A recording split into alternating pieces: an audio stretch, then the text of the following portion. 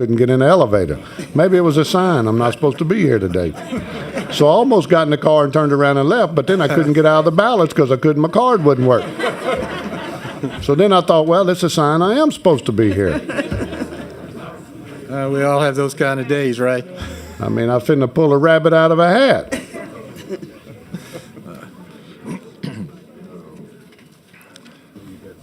And if we're going to all be together for a little while, we might as well enjoy ourselves.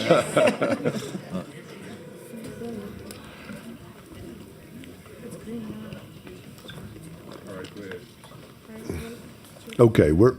Chairman, you can start. okay, thank you. We're ready. Thank you. Good morning, Mr. Chairman, members of the committee.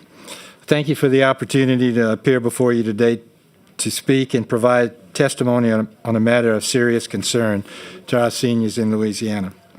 My name is Bobby Savoy. I'm an AARP volunteer. I've served 5.5 years as AARP Louisiana State President and currently serving as the Regional Volunteer Director for the South Region, working with the volunteer state presidents from the 9 state offices in the region. Sounds like a pretty influential job with a lot of pay. Well, if you multiply 9 times 0, you get the same number. But I'm also a Louisiana native and a resident of Louisiana House District 71.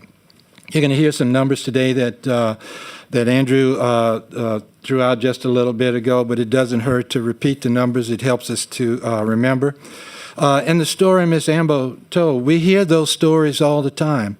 They're important to us. They're important to you. It could be you. It could be me, you know, that serve as these caregivers that need this kind of help.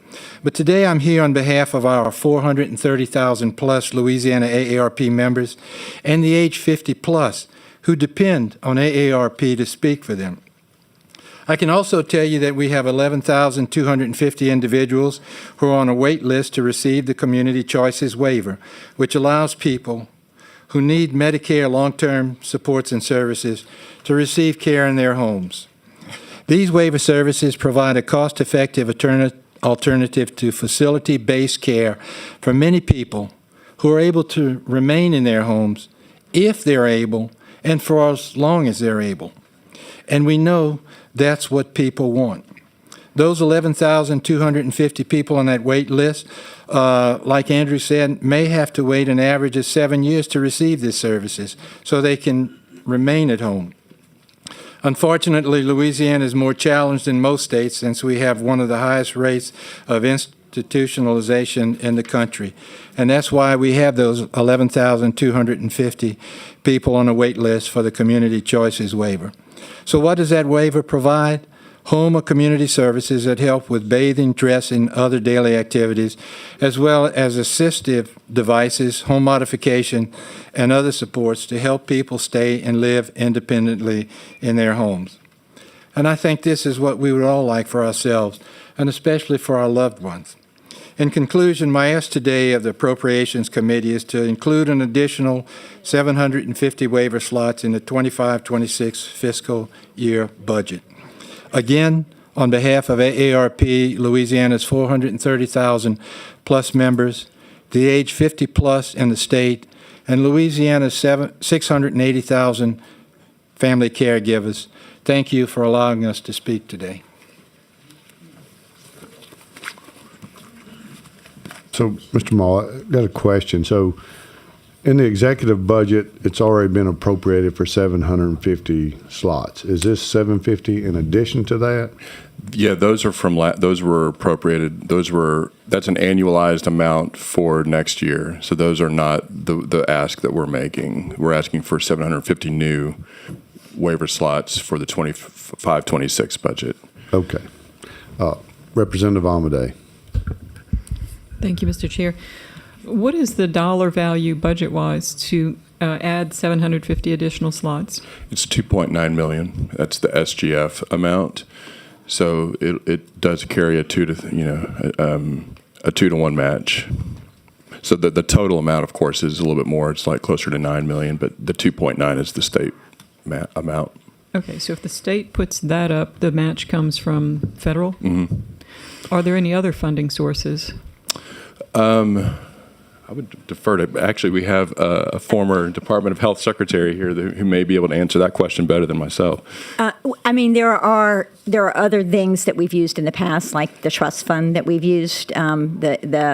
We use those for both now waiver slots and the. Would you please community introduce choices waiver. yourself? I'm sorry, Kathy Cleaver, former LDH secretary, current representative of the Live at Home Coalition.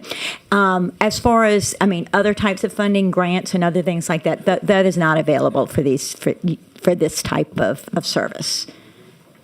We've not been able to use any. We've never been able to come up with other sources of funding other than the trust funds and state general funds. I wanted to put that out there. That way, if there's some very wealthy philanthropist who wants to contribute, maybe it'll happen.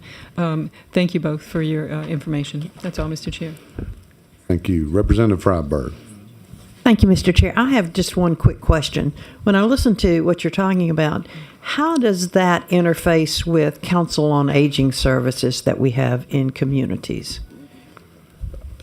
It's completely separate. I mean, this is a completely different program. Well, you were Council talking on about Aging. helping people in their homes, and I know they do that. They do, yeah. So I know it's a different program, but does it provide some of the same services? It really doesn't provide the needed assistance at homes. It'll provide meals, it'll provide some other types of assistance, but most of the community choice waiver is about things like modifications to the home, as well as assistance, actual, sitter assistance or help with your activities of daily living. And those services are not provided through the Council on Aging. Okay. I know that some in-home services are, not modifications, Right. which I think are very, very important, but I've actually been with them in the homes, showering and doing Bathing. other things, yeah. Yeah. But I think those services with like just a ramp are so important. Right. So thank you. Thank you, Mr. Chair. Right. Representative DeWitt. Thank you, Mr. Chair. How is it decided on who gets the voucher first? It's, well, I don't want to misspeak, but it's pretty much first come, first serve. There are ways to get to the top of the list. I think if you're institutionalized, that puts you at a higher priority. I think if you have a dementia-related illness, If you have do get priority. ALS, for instance, there's an ALS stipulation in the waiver as well to put you at the top of the list, knowing their lifespans are much shorter. That's all I have, Mr. Chair. Thank you.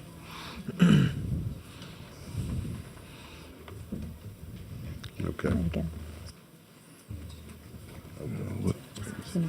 Questions? All right. Go ahead, ma'am. Chairman McFarland and committee members, as mentioned before, my name is Kathy Cleaver, former LDH secretary, current advocate representative for the Live at Home Coalition. Some of these numbers you've heard before, and I'm trying not to repeat the ones that you've heard. But what you need to know is that the aging population in Louisiana and throughout the United States is growing much faster than the rest of the population. Close to 20% of Louisiana residents will be over the age of 65 in just 5 years, compared to 2020 when it was just a little over 16%. U.S. Census projects that by 2034, people aged 65 and older will outnumber children for the first time in history. So significant growth in the elderly population. And 70% of all those individuals over age 65 will need some sort of long-term care. That means that many of the people in this room or their family members will need some sort of assistance. And for some of us or our parents, that time is going to come sooner rather than later. Seniors want to age in their homes and in their communities. And for many seniors in Louisiana, this is not possible, primarily because, as Andrew mentioned, we only spend 20% of our long-term care budget, Medicaid budget, on home and community-based services. And I want to give you what that is compared to the rest of the nation. The rest of the nation spends about 62% of their long-term care budget on home and community-based services, which means that most of us will end up in institutions, more costly institutions, rather than being able to stay in our homes. The long waiting list has been mentioned several times, and many of those 11,000 plus people will never have the opportunity to stay in their homes. You have the power to change this trajectory by supporting the 750 additional community choice waivers that advocates are requesting. We have a long way to go to change our long-term spending priorities, but if we continue to fund more costly institutional services and not fund home and community-based services, we're never going to change that direction. As the senior population continues to grow exponentially, our efforts will fall further and further behind the national standards, and more importantly, we will fall further behind in providing seniors the quality of life they so justly deserve. Thank you. Good morning, Chairman McFarland and the rest of the committee. My name is Susan Daigle. I am a volunteer for AARP and on the Executive Council for Louisiana AARP. I live in Mandeville, District 37 and District 89. As a 24/7-hour caregiver for my sister suffering from traumatic brain injury, I know the enormity of the burden of over 680,000 families caring for loved ones. They're often with long-term conditions, so it's not a quick care and then it's over. It goes on, and it's very difficult to get through. Caregivers age 70 and above face additional challenges since they are maybe navigating their own health issues at the same time. These individuals are less likely to get informal support, which can lead to social isolation and burnout. Add to that the challenge of locating appropriate services, advice, and respite. It is a fact that families, not institutions, provide most of the care to chronically ill and disabled persons.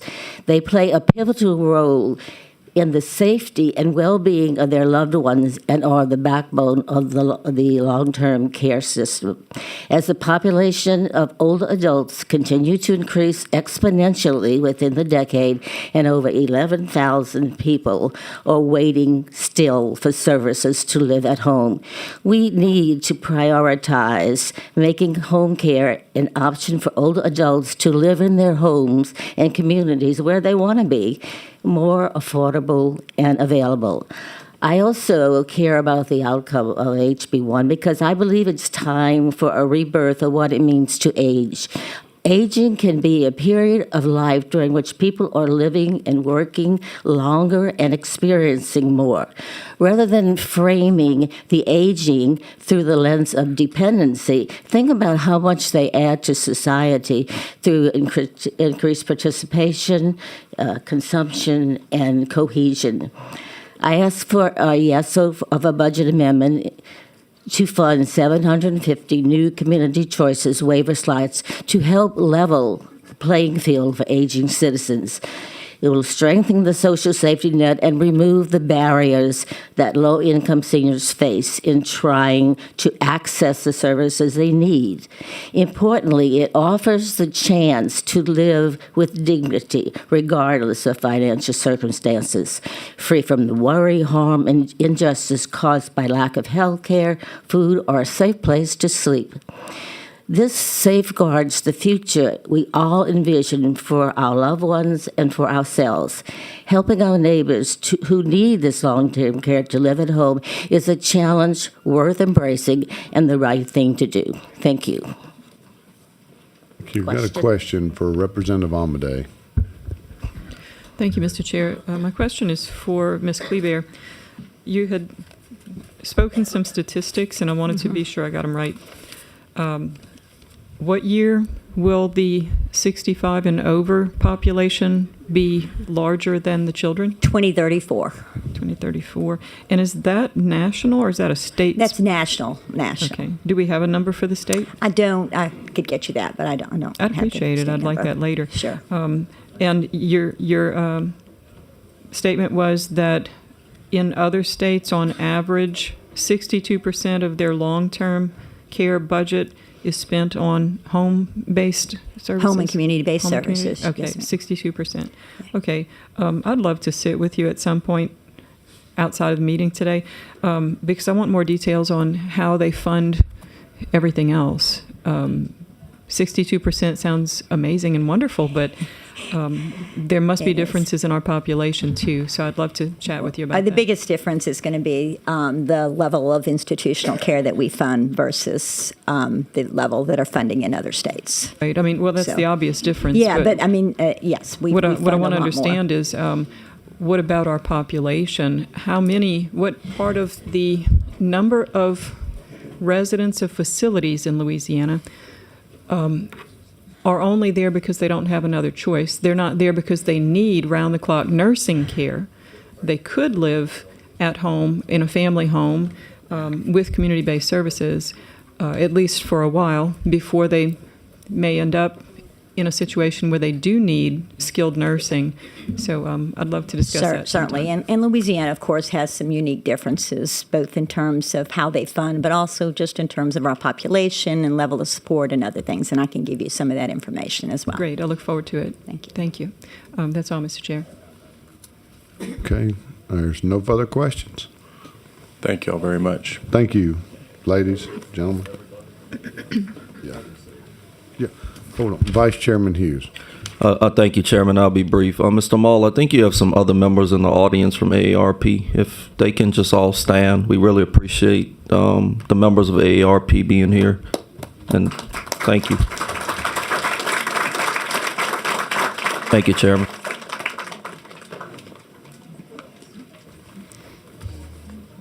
All right, I'm going to move as fast as possible. I got one more I need to do this morning, and that is the Red Cross. Are they in the room?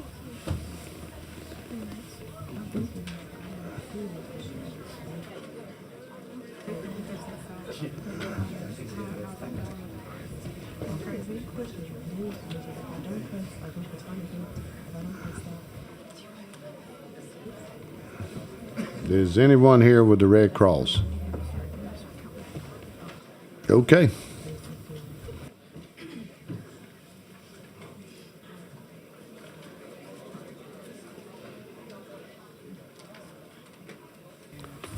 All right, we're going to go back to Schedule 1 now. Is anyone here that wanted to speak on Schedule 1? Okay.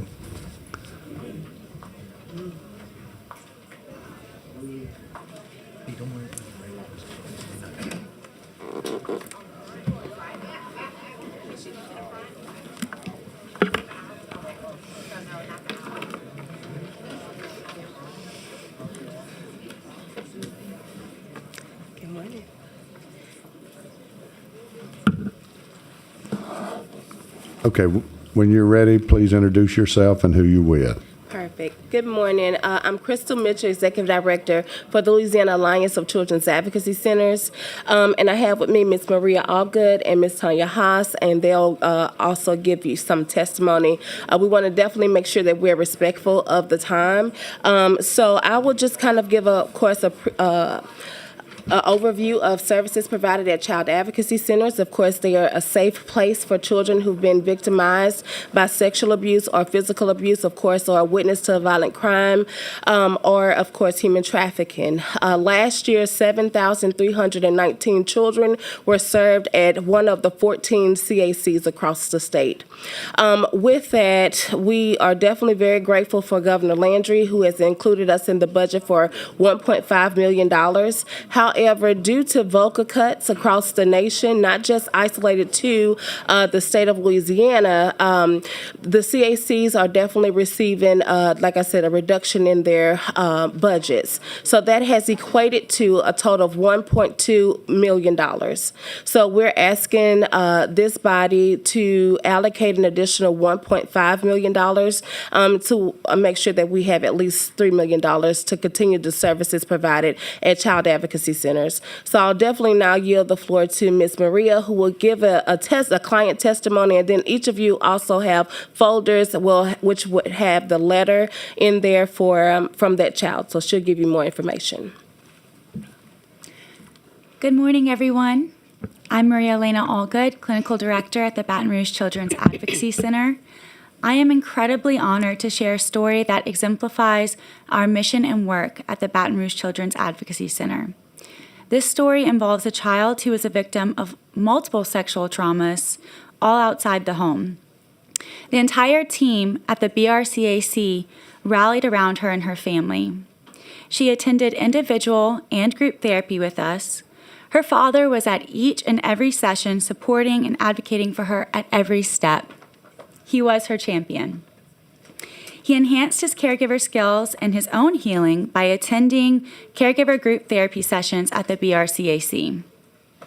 He often described us as a part of his village. With the support of the BRCAC and her father, our brave girl was preparing to graduate from the therapy program. She felt that she was finally starting to make peace with her past and felt stronger. Her father was so proud. Suddenly, everything came to a screeching halt.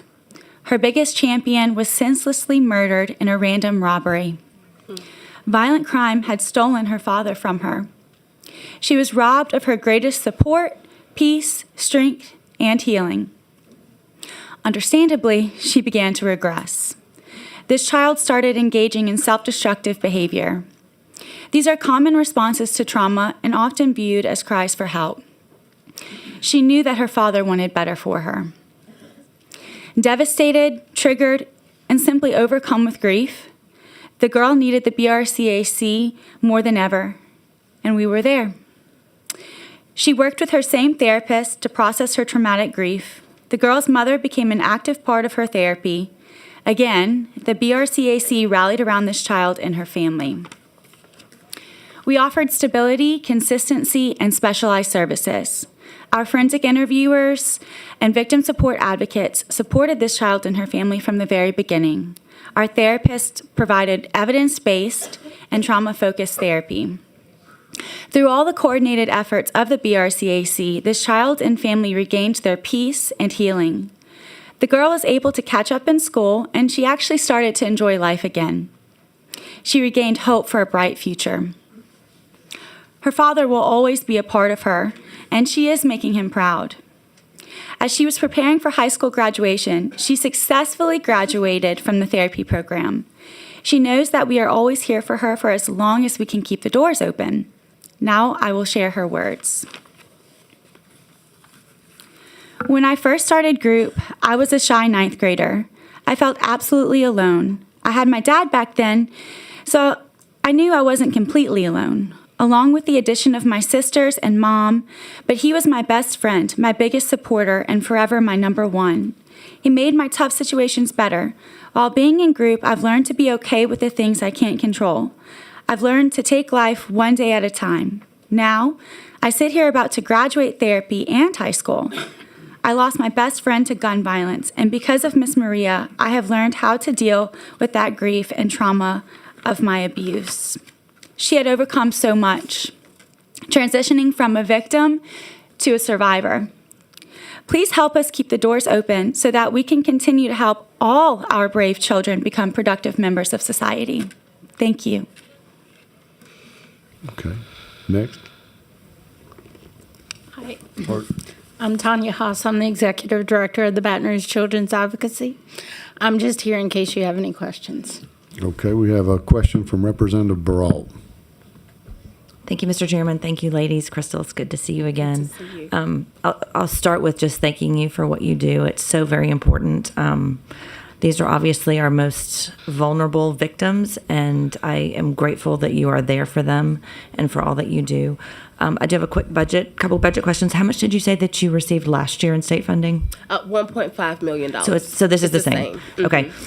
I also just want to confirm, I know we had some confusion last year about how the funding is allocated. So the state funding goes to you all and is allocated out, and each of the different separate agencies have their own fundraising separately. Yes. But anything that comes through us, through the general appropriation, is allocated out equally. Yes. Right. Okay. If we were able to get additional, I'm sorry. Well, I do want to say, because you said equally, so it's basically based on a funding formula. So it's child population as well as accreditation status with National Children's Alliance. Okay. The normal formula that you use. Yeah, yes. Right. Okay.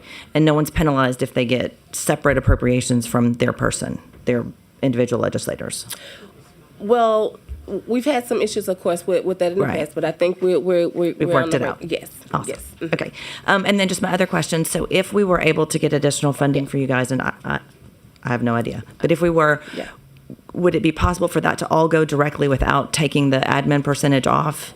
The admin from the first 1.5 would cover the centralized activities that you all do, but the rest of it, would it be possible for that to go 100% based on that same formula? Yes. Okay. That's it. Thank you. And Thank thank you. you sincerely for what you do. Yep. Representative Fisher. Thank you, Mr. Chairman. So, Ms. Mitchell, how many families do you all serve throughout the year? So last year, 7,319 children were provided services through a CAC. So, of course, it's not just the child. Of course, it's also their families. And, of course, anyone, when it's non-offending caregivers, they're also available to receive any kind of services that they may need. If it's maybe therapy or, of course, victim advocacy services, whatever it is that they may need. Okay. So generally, children that's been victimized, if they're not receiving services in an outpatient basis, they're normally hospitalized? Like, yes. Okay. And so do you know how much a hospital stay costs for a child that's been victimized? I don't have that. I think roughly about $1,000 a day. And so my point is, do we want to spend that kind of money a day for a child as opposed to, what you all ask them for the entire year and service those many people? Yes. Am I right? Yes. Yeah. Okay. I just want to just sort of point that out. Yes. So thank you so much. Yes, ma'am. Okay. Representative Lyons for a question. Thank you, Mr. Chairman. Good morning, ladies. Y'all again. Good morning. And I want to ask you just a quick question. I think it was a year or so ago, year and a half, we had some funding to actually help with some of your facilities. Yes. How is that going? It's going really well. Well, go ahead, Tanya. I'm sorry. She can tell you. So we were the beneficiary of some of the state general funding allocated for that. And we have one of our facilities on 626 East Boulevard. It's a 1910 two-story Victorian home, and we needed a lot of work. And we were able to do that with y'all assistance. And it's beautiful. And I invite you to come at any time to come see how amazing and safe and warm and comforting it is for the kids to come in. Good. I got to make sure we schedule that. So as of now, with I call it with those renovations and those moves throughout the parishes, is there any other need further for any other locations that you have that may be growing? Because I know the numbers that you actually serve has increased in the last year and a half. So I will say it definitely varies by location, right? So especially if we think about some areas who may have those satellite offices, definitely that's something that is definitely needed, so that those kids are not having to travel 2.5 hours for trauma-informed care. And I also want to say this about the state general funding. The supplemental funding that was allocated. We also had one of our CACs, which is the Jefferson CAC, who's in your district. Who was able to actually move into another facility. They had been in the same facility for 30 years, and so they now are able to conduct at least 2 to 3 forensic interviews simultaneously, and then also they have a medical exam room that's on site as well. So the kids don't have to travel. Of course, it's basically a one-stop shop for all the kids. So. Okay, so if you were to get any other funding for that purpose, would that be separate? I guess it would be in supplemental, separate than the other funding that you have, and earmarked basically for that purpose, right? Well, and I will just say this, because of the cuts when it comes to VOCA, though, the biggest piece is to retain staff. I will just say that. We have several centers who are definitely, facing some difficult decisions to, like I said, to keep the doors open or to, of course, keep staff in to be able to continue to provide services. So I would say the majority of that allocation would go to the salaries at the CACs, because definitely we want to make sure that we're keeping them there to provide services. Thank you. Thank you very much. Thank you, Mr. Chairman. Okay. No further questions. Any other comments? Thank you. Thank you very much.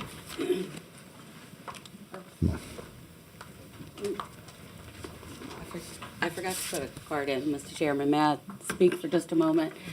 I'm on the CAC business. I'm Monica Taylor. I'm the Director of Human Trafficking Prevention for the Governor's Office. Just to give you guys a little tiny bit of context, and I'll be very brief, Mr. Chairman, but and I will put in a card.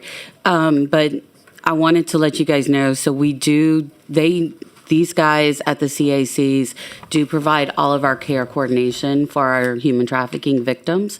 That is a separate act and allocation. But the infrastructure that this money that they're asking you for is so important to multiply the effects of that other money that goes to care coordination for these children who are victims of human trafficking. And one of the things, to Representative Fisher's point, I do want to make is that the work that they do, I really view it as, whether it's with trafficking victims or other victims that come to see them, it really is a method of crime prevention, in the sense that if someone can get help for the abuses and the things that have been done to them, they are less likely to end up in our criminal justice system, number one. And number two, we have found through child advocacy centers, domestic violence centers, and sexual assault centers that the longer a victim has advocacy services, the longer they will stay engaged in the criminal justice system and prosecute their perpetrators. And so for our administration, crime reduction is a really big key. And so that's why some of this funding is so important. And I'm happy to answer any questions if anybody has any. Okay, Representative Lyons has a question. Thank you, Mr. Chairman. So with this piece that you're talking about, and relative is important, how does that parallel with the services that they already offer? Does it require additional funding and additional locations for what they're doing to do that? Yeah, so the more locations they can have to service victims of human trafficking, the better that we are. Because what what we call our care coordinators, one of the main things that they do is they provide multidisciplinary teams. And so they put together the teams of DCFS, local law enforcement, prosecutors. And so it really is incumbent on the care coordinator to educate all of those groups of people on why victims of human trafficking maybe are acting the way that they're acting, why they don't want to participate in the system, and what some of those needs are. And so it really is an ongoing educational piece, because we ask our law enforcement and our prosecutors to do these cases, but we don't train them. There is a training, I'll take that back, for law enforcement that they have to go through online, but there is no in-depth training on how to deal with the victims of these crimes. So right now, to this date currently, how much funding do we actually recommend from the administration side that we put toward this right now? Yeah, so I'm not I don't really have those numbers right now. I know what they're asking is the additional. We did have the 1.5 that we put into our budget. I haven't had a chance, and I apologize for that, to look at those numbers to see. I've only been given the numbers by Ms. Mitchell. Okay, I just wanted to put a number to that, right, that request we're talking about, because it's very serious. Yes. And I just wanted to make sure that if it has to be, I guess you may have satellite locations throughout the state. They do have satellite locations, yes, that sir. We do that. So those incidents itself has to have another area of funding to make sure it's separate and apart. Exactly. And I'll give you an example of that. Hearts of Hope in Acadiana services 9 parishes, I believe. And so it really is important. They're based in Lafayette. It's important that they're able to keep their satellite center open that's in Opelousas to service St. Landry and Evangeline Parish, because sometimes that's difficult for someone to get to Lafayette. And then on the other side of it, it's important that they have, they also service St. Mary Parish. And so especially when you're talking about Lower St. Mary Parish, it's very important that they have those centers as well. Okay. Thank you very much. You're welcome. Thank you, Mr. Chairman. And no further questions. Okay. Thank you, Mr. Chairman. I apologize for just No, it's busting up. okay. Just make sure you fill out your card. Yes, sir. Thank you. When you're ready, Tatiana. Good morning, Chairman McFarland and members of the committee. My name is Tatiana Gonzalez Quiroga, and I'm the Public Policy Director for the Alzheimer's Association Louisiana chapter, urging your support for the establishment of a dementia care specialist program to assist those living with dementia and their family caregivers. $934 million. As of 2025, it is expected to cost the state of Louisiana's Medicaid program nearly $1 billion to provide care for Louisianians living with dementia. With Medicare not covering long-term care, few individuals living with dementia have sufficient resources to cover their cost of care, having to spend down their income to be eligible for Medicaid. With over 95,000 Louisianians 65 and older living with Alzheimer's, our Medicaid program is going to continue to take a hit. Alzheimer's is a public health crisis that not only affects those living with the disease, but close to the 200 unpaid caregivers in our state. Time and time again, families tell me the same heartbreaking story. Once dementia enters their lives, they face profound isolation with virtually no coordinated systems of support in Louisiana. Overnight, family caregivers become full-time caregivers, managing complex medical care, addressing increasingly difficult symptoms, providing hands-on assistance with the most intimate daily activities like bathing, dressing, and feeding. Currently overwhelmed caregivers must somehow find the time and the energy to navigate our fragmented system entirely on their own, researching services, seeking educational resources, and desperately searching for support while providing round-of-the-clock care. Left to face this complex disease on their own with little guidance, caregivers inevitably face a breaking point where placement in more restrictive settings becomes their only option, despite their deep desire to keep their loved ones at home. It is time for Louisiana to find a fiscally conservative solution that will support those with dementia and their caregivers while helping keep those living with dementia in their communities. An $820,000 investment for a dementia care specialist program within Louisiana's Aging and Disability Resource Centers will support those living with dementia and their caregivers to ensure the highest quality of life possible while living at home. Dementia care specialists provide community outreach, raise awareness, and provide training, conduct education for caregivers, and connect families to local resources like respite, transportation, adult day services, and provide support and care navigation with, again, local community resources. Dementia care specialists can help ensure that individuals living with dementia are able to remain in their homes longer if that is the most appropriate setting, which reduces the cost not only for the state, but also for family members. This program can be a huge victory for Louisiana by creating the fundamental structure to provide services and support with those living with dementia. I ask for your support in the establishment of a dementia care specialist program. Thank you for your leadership. Thank you very much. You do have a couple questions. Vice Chair Ilg is recognized. Thank you, Vice Chairman Hughes. Tatiana, we've spoken at length in the past. I'm from Jefferson Parish. I know that the aging population in Jefferson Parish is over a quarter of our population, and I deal with the Council on Aging there, and Yes, I know it's something that I've actually dealt with it with my mother-in-law. And the fact that we had it at home, people are new. They don't understand what they do because the first time they experience this is usually a family member, and they don't know. My wife, her sisters, thank goodness they were there. They traveled in from around the state to alternate shifts when they didn't have somebody stay at home. And I think it's a very worthy program and investment, and I thank you for being here. Thank you so much, Representative. Thank you. Thank you, Vice Chair Ilk. Vice Chair Lyons is recognized. Thank you, Mr. Vice Chair. And I'm going back to that question Representative Vice Chair Ilk was talking about. So tell me, if you can, that specialists in that program, what does that look like for an area as populated as Jefferson? Yeah, so dementia care specialists, we want to ensure that they're not the only ones, taking care of the entire population living with dementia. They essentially would help train other people within the Aging and Disability Resource Centers to be able to become more dementia capable.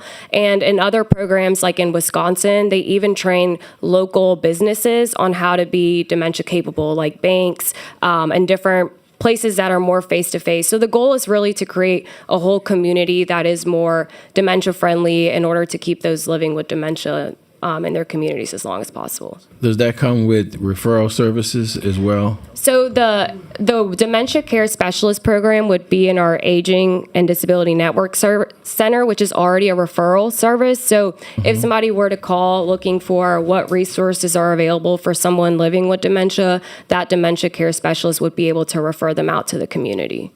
Okay, and one of the things that I encounter, and I'm asking that question because I have several senior networks that was in my district in the area, and they have caregivers to individuals with Alzheimer's and dementia, but most of the time they're family members who understands that particular piece of it. But outside of that, when you look for assistance from other agencies, they have people who, give services, but it's not specific to dementia or Alzheimer's, understanding that composite piece. So I wanted to know, if we look at this piece the way you're explaining it, is there a way to have that particular training that goes to other agencies that can also help them, in that regard? Yeah, and right now, let me get it actually.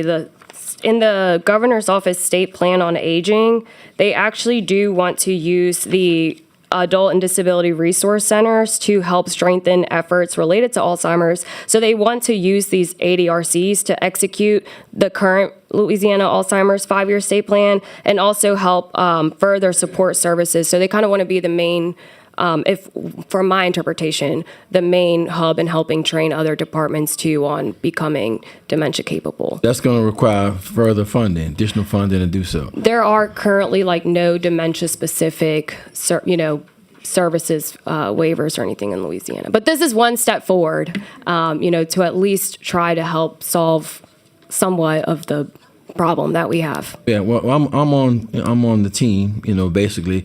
But when I hear the phrase you just said with the governor's office, disabilities have and things that we want to do, we know that there's numbers associated with that. So I want to make sure those numbers are known, so everything that comes out with it is substantiated by that, and we can see it, in real time for what it costs. Yes, sir. Thank you very much. Thank you, Mr. Vice Chair. Thank you, Vice Chair. The gentleman from Oberlin, Representative Carrier, is recognized. You know where I live? Thank you, Mr. Vice Chair. I live in a real rural area. It takes me an hour and 23 minutes to drive across my district, and your nursing homes are so far apart, and it can play a huge role in these rural areas. Yes. Can you say your name again? Tatiana Gonzalez Quiroga. And try to say it. Anyway, thank you for what y'all do, and look forward to helping you. Thank you so much, Representative Carrier. Thank you, Representative Carrier. Did you want to be recognized, Representative? He's funny. Okay. Board is clear. Thank you so much for being here today. At this time, I will recognize the gentleman from Logansport, Representative Bagley, for personal privilege. Thank you, Mr. Acting Chair. I'd like to welcome back an old friend, former Representative Pat Smith, who always sat right there in the middle on this. Good to have you back, Representative. Thank you, Mr. Chairman. Thank you, Representative, and it's great to see you, Representative Smith, who was a great champion not only for our children, but for our elderly population as well. Really great to see you. Ladies and gentlemen, anyone else present to speak on Schedule 1? All right, moving on, we'll now move on to... Okay, anyone else wanting to speak on Schedule 1, please come down. And I'd ask that you fill out a card.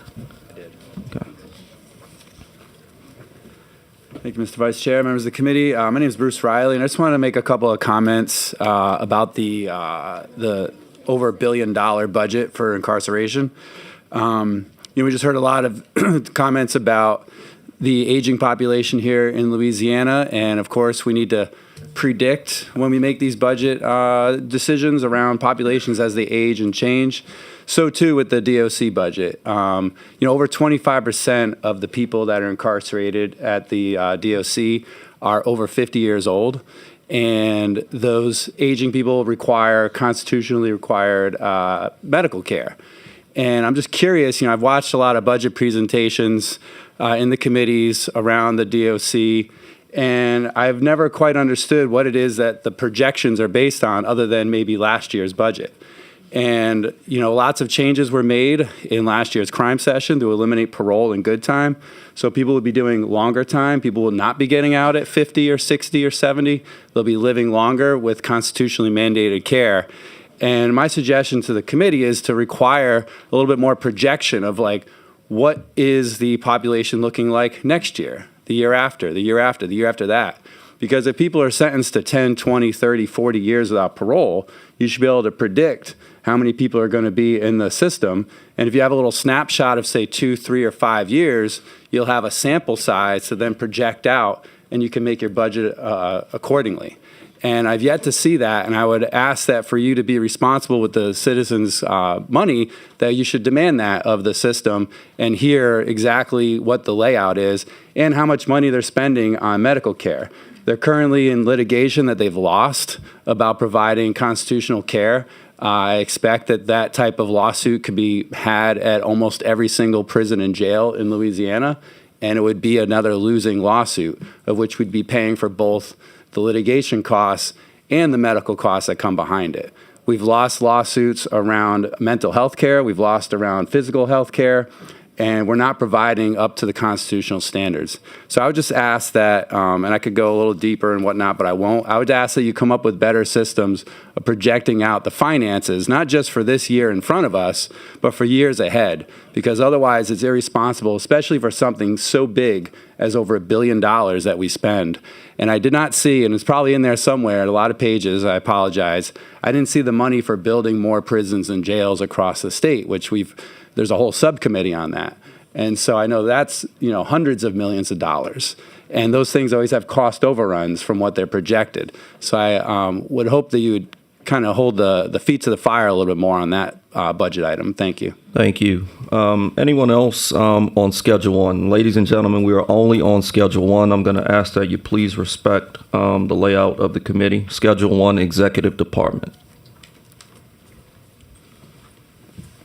Good morning. Hello.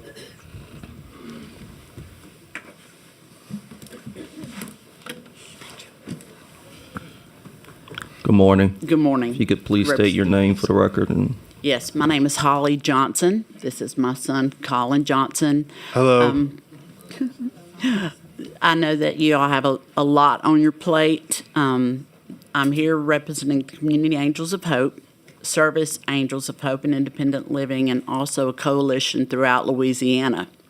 So I'm here to represent the people that can't be here to speak for themselves this morning. I have addressed items with Representative McFarland, Representative DeVilliers, Dr. Abrams, Drew. I'm from Dodie Horton's area. Thank you, Dodie, for all you do for us.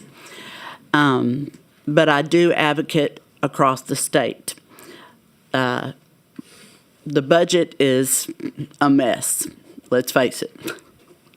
I know that you all have a lot to decide on your plates. Representative McFarland did let me know, Holly, you got to be in the top 10. So he did tell me that he was going to give you all a piece of paper to write down your top 10 priorities in budgeting. With that being said, I actually made my own top 10, guys. So, I don't know. It's a lot to decide. We have a lot of services that are great and so well needed across this state. Waiver services is definitely one of them. I have spoke with Andrew, the AARP organization. Our elderly, our disabled individuals, our autistic individuals. What we actually do is we have several programs that we work. We work through the state waiver services. We also have now Community Life Engagement Program where they come in, it acts as a hub.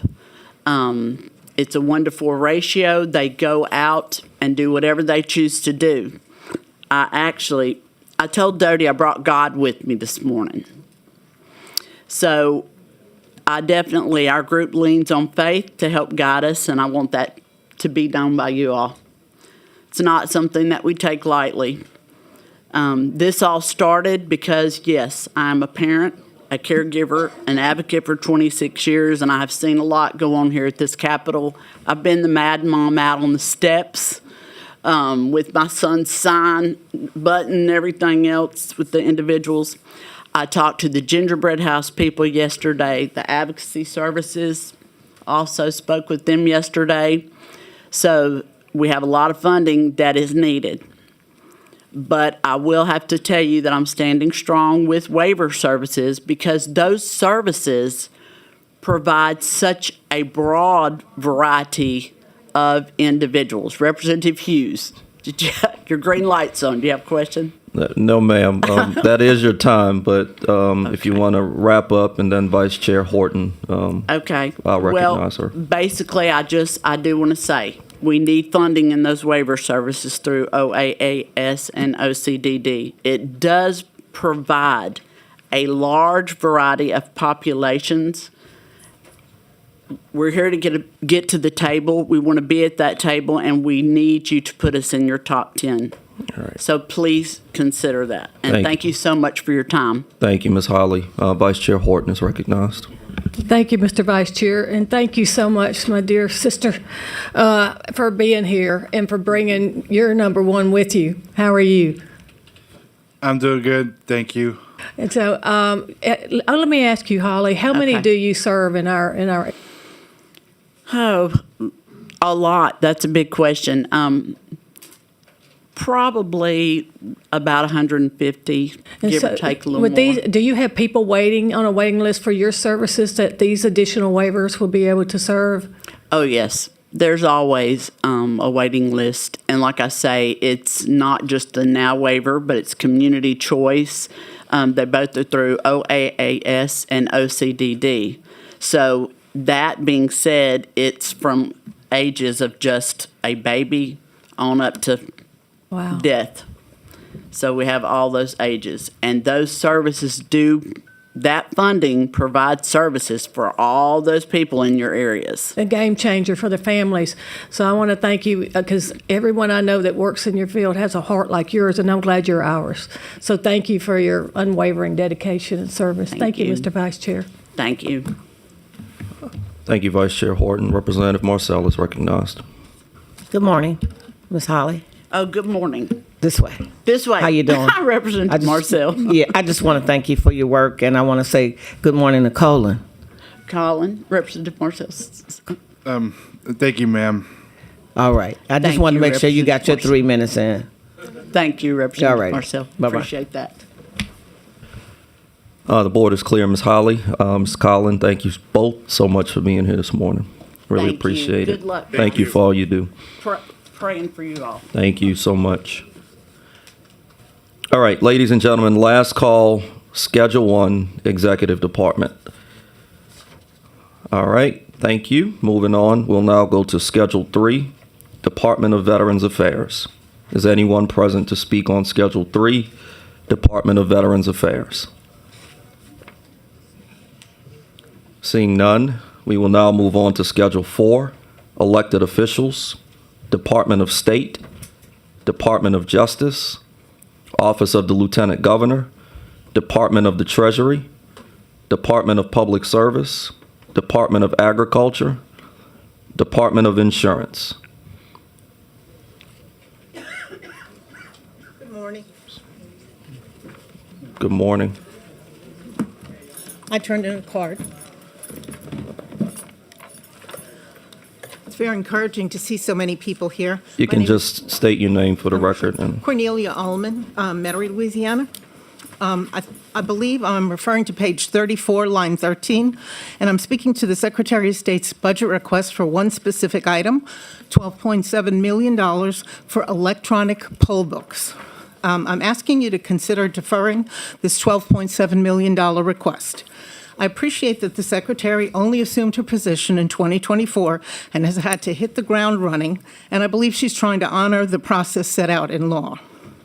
$12.7 million divided by 65, which would be 64 parishes plus the Secretary of State Election Division, is $195,000. If each of those 65 entities receives 20 electronic poll books, that's $9,700 per book. The request does not break down the ongoing expenses such as software, maintenance contracts, connectivity, and ongoing security measures. As you know, poll books are the gateway to be able to cast a ballot in a candidate's favor or in favor of a proposition. If someone is not in the poll book, they have lost their ability to vote. Electronic poll books should be carefully considered purchase with clearly outlined security and access measures. The budget request cites two statutes primarily related to the closed party primary system, but neither of those statutes mentions electronic poll books. Louisiana already has a system in place to accommodate the closed party primary system. For every election, a precinct register is printed. That's the book you sign when you come in to vote. The current precinct registers already provide party affiliation. If there's a runoff, a new precinct register is printed. When a voter signs a precinct register, their name is called out and handwritten in two books, one pink and one gold. The gold book is forwarded to the Secretary of State, and the pink book is forwarded to the local registrar of voters.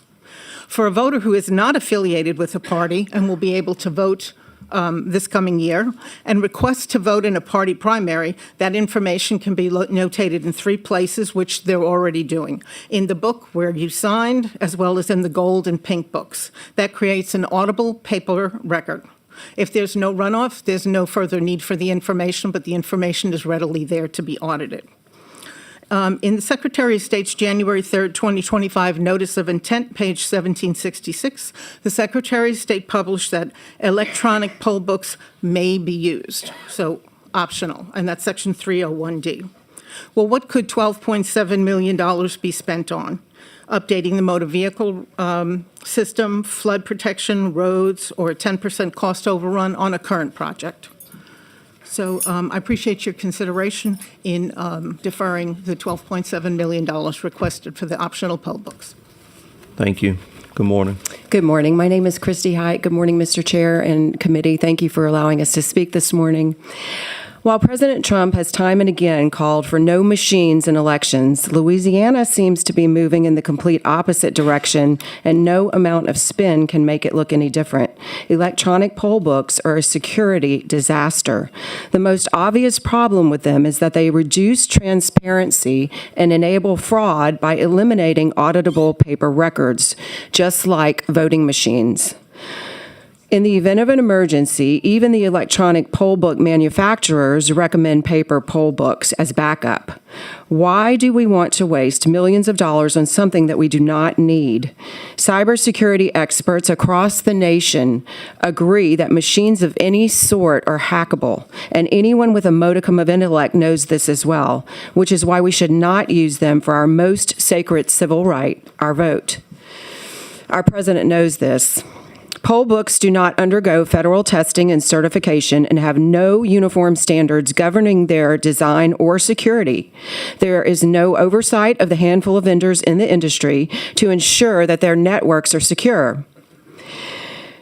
E-poll books can communicate wirelessly because they connect to the internet with each other and with back-end voter registration databases, which offers a potential pathway for hackers who get onto that wireless network to delete or alter voter records, to indicate falsely, for example, that someone has already voted.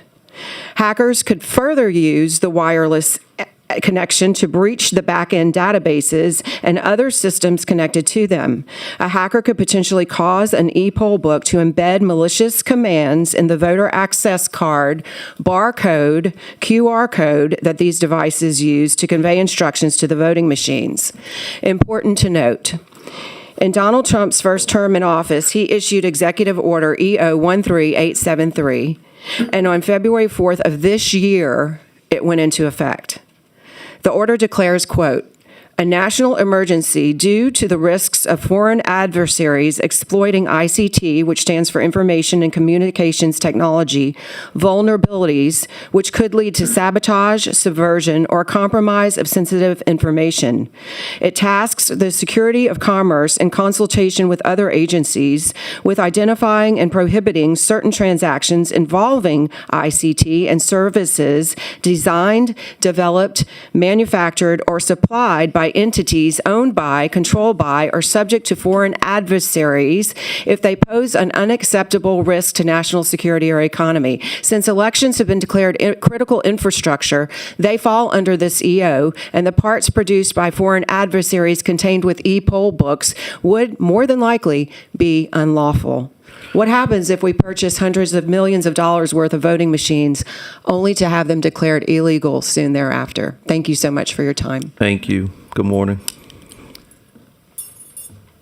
Good morning. My name is John Odell, River Ridge, Louisiana, and I wanted to talk about this issue because currently we do have an electronic poll book system that we're using internally now. Have any of you ever early voted? You were using that system. I voted every way there is to vote in the state of Louisiana. Just to learn, I'm also an election commissioner in Jefferson Parish. And this system is called ARIN, Electronic Registration Information Network. I'm not sure about the last two letters, but it's a proprietary system that was developed years ago to comply with the HAVA Act, Help America Vote Act. You may remember that, 2010 or so. Anyway, we find that that system works reasonably well, and when used in conjunction with, as Ms. Hake said, in conjunction with a paper system, like we would also want to do our balloting and voting, it would be a very rational, auditable, and reasonable way to keep our registration systems working all through the process, whichever way you choose to vote. I also would also like to point out that $12.7 million for this piece of our voting system, which I see as basically three different blobs. One is the front end, the registration, the electronic poll books. The middle blob, number two, is the voting machines themselves and the way in which we do it, whether it's a hand-marked paper ballot or an electronic device. And finally, the aggregation and counting of all those numbers at the end of the day. And that's where our process gets very blurry. But this front end and the back end are extremely important as well. And I believe that $12.7 million could be spent, as Ms. Ullman said, Department of Education, Children and Family Services, roads, bridges, and many of the folks who appeared here before me today. Thank you. Thank you very much. You do have a question, Vice Chair. Ilg is recognized. Thank you, Vice Chairman Hughes. Mr. Odell, a constituent of mine, we've spoken about this in the past. Thank you all for being here. So what system would you like to see? Paper ballots? Is that what we're looking at? I think that's absolutely a hand-marked paper ballot. And I think that there are some word games being played with regard to a voter-verified paper, what is it? Receipt or, that sort of thing. I think a hand-marked paper ballot is definitely the way to do it, Big. And I think we could also consider backing it up with some sort of scanned device that is offline and able to read the ballot and have both of them done like they're currently doing in Fredericksburg, Texas, in Arkansas, Missouri, Shasta County, California. Hey, let me stop you there. I know we're under time today. when we had these machines at the Hilton a few years ago, did y'all attend that when you got to see what ones were available? Yes, I did. Which one, do y'all approve of any of those? None of those? No. Okay, so all the work they did that the Secretary of State did in the past is not sufficient? I mean, I'm I sorry went to and say saw that, some of the but- machines. Some of Yeah. them had receipts, and you know, I know the system that we have now is aging out. I mean, it's barely Right. hanging on. So what do you do in the meantime? We got elections coming up. What do we do? I mean, what's you know, to hold the 12.7 million? We're not making any progress. We're just kicking the can. Good question. We have a paper ballot system. It's called early voting or absentee voting. And that's the way I choose to vote these days because I know that is the only way. Somebody's going to have something in their hand with my hand-marked ballot. Right. And so all we would have to do is print out enough ballots to put in every precinct. Okay, I know there's a substantial cost for election officials like yourself, commissioners. I know we have a shortage in Jefferson Parish and throughout the state. Is that an added cost? Which end to hire more people to count ballots? Does it slow down the process? A recent survey by Rasmussen showed that about 60% of Americans would volunteer their time to hand count ballots. No, but when you volunteer somebody, maybe they haven't been vetted I mean, to go ahead and go through a vetting process. And it's hard. Some people would, but some communities may not. I've got to look out for the entire state. If I may, it would cost to get a new voting machines-based system $100+ million, and that's just to buy them. That's not even to store them, which is more hundreds of millions of dollars per year. Right. So the money that we would save on using paper ballots, hand-marked secure paper ballots, which, by the way, almost every European country does successfully and counts millions of votes by election night, we could use some of that money that we save for paying people to come and count votes. We've done this election demo with hand-marked paper ballots for the last 3 years across the state with great success, and we've had hundreds of people say that they would volunteer their time absolutely to do this. You make it, one-day voting. The citizens count their own votes at the precinct level, and they are happy to do it. Republicans sitting next to Democrats counting their own votes in their precinct. Okay. What parishes have you done this in? We did it across the state in a lot of parishes. I could give you a list. Give me a list. We did it in Ascension. We did it in East Baton Rouge. Okay. We did it in. Afterwards, you can get send you me literally the send me list. Okay, I can do that. Jefferson and Caddo. Have there been any? What other states use electronic poll books that you've referred to as bad? As something that you have concerns about. Are all other states doing this? Y'all don't have that information. I don't know about that. We're just concerned with Louisiana and the. Get it? When you say that, you could. I'm just asking for my colleagues because we're here to appropriate the money, and it's a system that the Secretary of State said they need to move on, and I don't want to mess up the process without knowing some of the other facts that you said there've been documented issues. Have there been documented issues around the country with this problem? Eric was dropped by 14 states, and that was an interstate. There are still about 35 states using it. Because of hacking? We were the first state to drop Eric, by the way. I don't know the reason. Because Eric is a George Soros-funded voter roll cleaning system that ostensibly cleans the voter rolls, but takes the names that it uses and gets off the voter rolls to cheat. That's a fact. Okay, why don't you send me that information as well? Sure. John has my email address. We've spoken before. Thank y'all for being here. If anybody else has any questions, I'm done, Mr. Chairman. Thank you very much. The board is clear. Thank you all for being here Thank this you. morning. Ladies and gentlemen, we're still on Schedule 4. Is there anyone wishing to speak on Schedule 4 elected officials? Good morning. Good You can morning. please state your name and begin. My name is Bert Colley. Serve on my parish board of election supervisors. When it comes to e-poll books, I just want to emphasize that the best form of protection against any cyber attack is not to go there in the first place.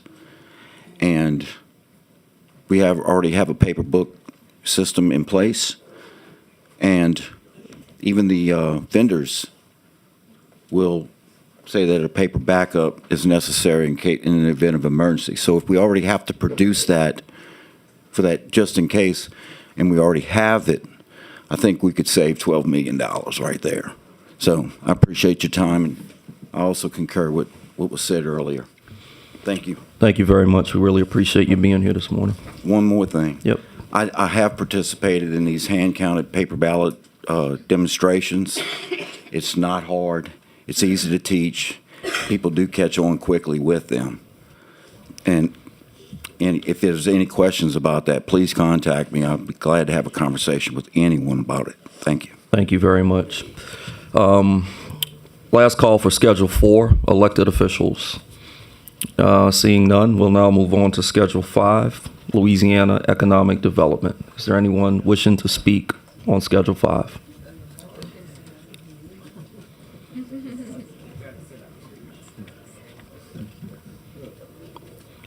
Last call for Schedule 5. Think we have a little one wishing to speak. Seeing none, we'll now move on to Schedule 6, Department of Culture, Recreation, and Tourism. Is there anyone wishing to speak on Schedule 6? Seeing none, we'll move on to Schedule 7, Department of Transportation and Development. Is there anyone wishing to speak on Schedule 7, Department of Transportation and Development? Seeing none, we'll move on to Schedule 8, Department of Public Safety and Correction Services. Is there anyone wishing to speak on Schedule 8, Department of Public Safety and Correction Services?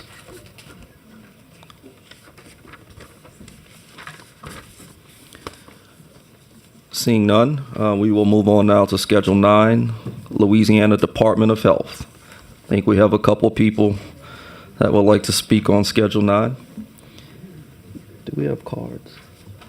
All right, so this is how we're going to handle Schedule 9. We have several cards, so I'm going to call folks in the order in which we have the cards. First up, Ms. Susan East Nelson, Mr. Stephen Wright, who's already at the table, and Mr. Charles Romero. If those three could come to the table. They'll be followed by Chanel Jackson, Vivian Webb, and Melinda Elliott. And please forgive me if I'm messing up your name. Ms. Nelson, good morning. Good morning, Representative Hughes. My name is Susan East Nelson, and I'm the Executive Director of the Louisiana Partnership for Children and Families. Let me start by saying that I'm not here to ask for money on behalf of myself or my organization. As a matter of fact, our organization does not take money from the state or the federal government in any shape or form. We rely on private donations and donors that give us funds. But I'm here today to talk to you about a crisis that we have in this state, and this is just the beginning. If the federal cuts that are coming through on Medicaid continue like we predict they will, we are going to see a dramatic cut to the federal funds that come to our state that take care of our most vulnerable citizens. And I will say that these are our most important citizens, the mamas and the babies of our state. Medicaid reimbursement rates remain woefully inadequate, resulting in extremely dire delays in accessing care and folks in rural areas having to travel enormous distances just to access a doctor or a physician that can meet their needs. I urge you to increase reimbursement rates for Medicaid and urge the Department of Health to invest in services that give us the biggest return on our dollars. Simple programs like home visiting, doulas, midwives, remote patient monitoring, things that cost us very little upfront and save us incredible savings on the back end by preventing things like high blood pressure after the birth of a child, bleeding that causes death in mothers, postpartum depression, and once again, things that prevent our mamas from dying while their babies are still young. These are things that cost us immense social capital in our state because now we have a child without a mother, and now we have to rely on a series of services to help raise that child without that mother. We have a maternal child health crisis in this state, and we can fix it with the right investments in the right places at the right time. I urge this committee to be comprehensively smart and increase Medicaid rates so that we can address these issues in the most financially expedient way possible. I appreciate your time today, and thank you. Okay, Stephen Wright. Good morning, Mr. Chairman, members. Stephen Wright, start on behalf of the Louisiana chapter of the American Academy of Pediatrics. I want to thank the administration, I want to thank LDH, and I want to thank this committee for its support this year and its initiative in regarding to bringing close to parity between Medicaid to Medicare rates on many primary care and preventative codes. Just to touch on all the things that were just mentioned, part of the reason that we have such the access problem that we have, part of the reason that we have trouble recruiting physicians to our state, especially to those areas that are in the most critical need, is to make sure that we can provide the competitive reimbursement that we need for them to be able to have solvent support to quality care for those individuals.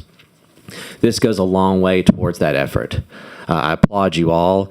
I ask that you continue to steward this through the budget process. I know that this is a multi-year plan that continues to move us towards parity with Medicare, and I think that this is a fantastic step in the right direction. I also want to pivot and thank Chairman McFarland and this committee directly in regarding to the mandate to continue addiction services funding in the upcoming year. I think what this committee did last year spoke very loudly and really spoke to our addiction community and what those needs are and helped us get back to a place where we can provide quality services. So please let me know and all the stakeholders here how we can continue to support you and your leadership on those issues. Okay, Representative Marcel with a question. Thank you. I'm sorry. What's your name, ma'am? Susan East Nelson. Susan. Okay. Thank you for being here. You mentioned federal cuts that was going to be disastrous for Louisiana. Can you be a little bit more specific and exactly which dollars you're speaking of that we're getting the cuts? So we've already seen in the budget proposal from the feds in Congress that they actually have to make significant cuts to both Medicaid and Medicare because of what the budget process has initiated in Congress right now. I don't know that a lot of people know this, but I think about 80% of our LDH budget is Medicaid funding. So if those cuts have to be made, those cuts are going to come out of that federal funding that we receive from them. Okay, and that would affect all of the programs that you all are talking about, Medicaid, Medicare, addiction, all of that? Everything. Yeah. Absolutely everything. Okay. Thank you very much. Because I've asked each department as they came up before us, what potential cuts were we looking at now? And everybody who came to the table said they were uncertain of what the cuts were going to be. So the House passed the budget last week, and okay, so Congress, you're pretty certain. It's okay. pretty certain what they have to do.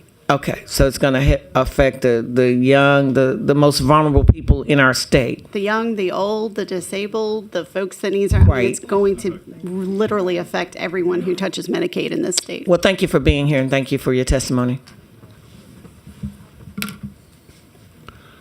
All right. Yeah, I want to highlight that it was the efforts of this committee on the addiction services. When the House Bill 1 came out, that those additional dollars were put in. It had been over a decade or longer since any additional resources had been given. We continue to discuss mental health as it relates to not just addiction, but to many other parts of our daily lives. And I think it's vital that if we're going to truly have a conversation about incarceration and other things, then the ability of the state to address the mental health part, whether it be through the addiction or other resources, is a priority. And I think we should do more, but at the bare minimum, do what we did last year. Any other comments? No, sir. All right. Thank you. Thank you. I got several red cards here. I'm just going to call your name. If you want to come forward, Charles Romero.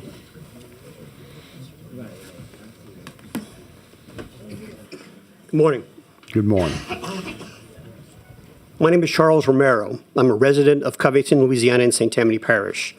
I would like to thank Senator Beth Mizell and State Representative Peter Egan for the opportunity to share my testimony. I ask that you restore the $500,000 in state general funds to the DD Council's budget, and I request this funding to be recurring so that Families Helping Families centers throughout the state can continue to provide vital services to individuals with disabilities and their families. I am a retired state employee. I wear this pin with pride. After 25 years with state probation and parole, I came back to work as a contractor for the State Pardon and Parole Board as a victim assistant coordinator. I assist and advocate for victims or survivors in the most horrible of cases. As good as I am at advocating for rape survivors or families of murdered victims, I found myself useless and inept in advocating for my own son through the school system. My boy has had learning problems starting in the first grade. Year after year, I just went along to get along with the SPED teachers and the IEPs. I trusted them. I should not have. I accepted what they were telling me because who am I to question the school educators? By the time he entered the 8th grade, I realized my son's best interest was not the focus of the school. So I had my son privately tested. To my horror, the private test revealed my 8th grade son was reading at 3rd grade level, and he was seriously dyslexic. Before the private test I had done, his teacher looked at me with a straight face and told me he was doing just fine, and he was reading at 6th grade.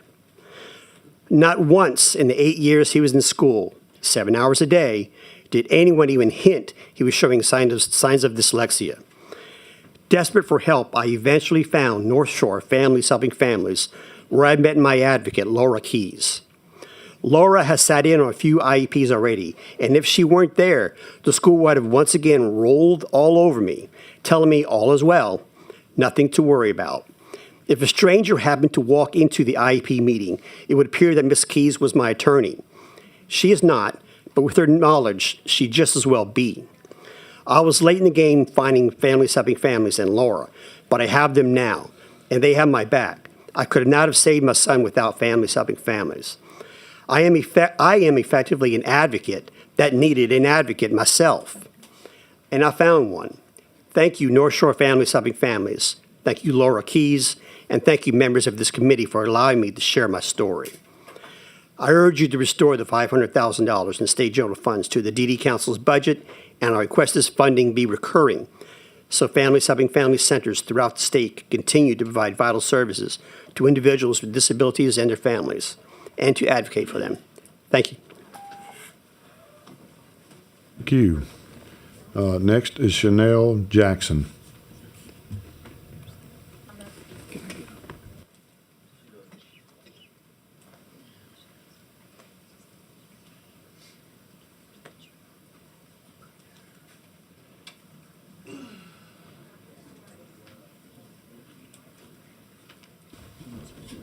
Okay, all right. Present in opposition, not wishing to speak, Vivian Webb. Present, willing to provide.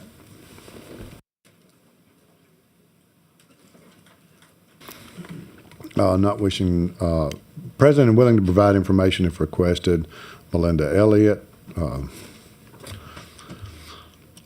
In opposition and present, but not wishing to speak, Angel McGee. April Young, present and would like to speak, Whitney.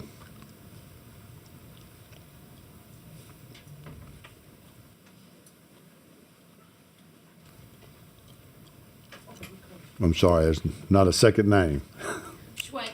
Schwegman.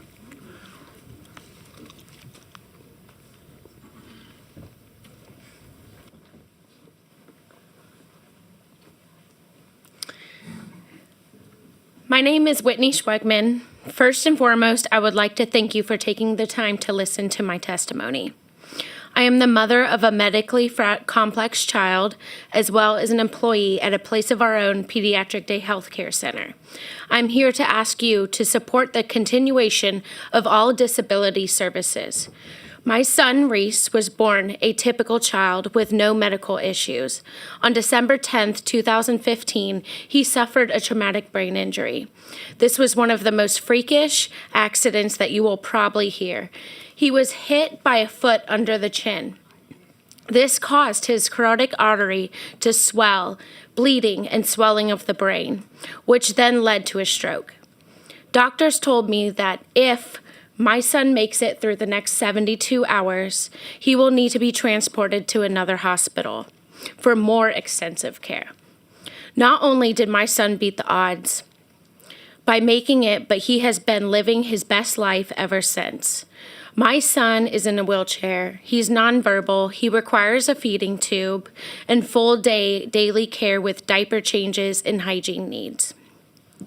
When we were introduced to a place of our own pediatric day healthcare center, they became lifesavers.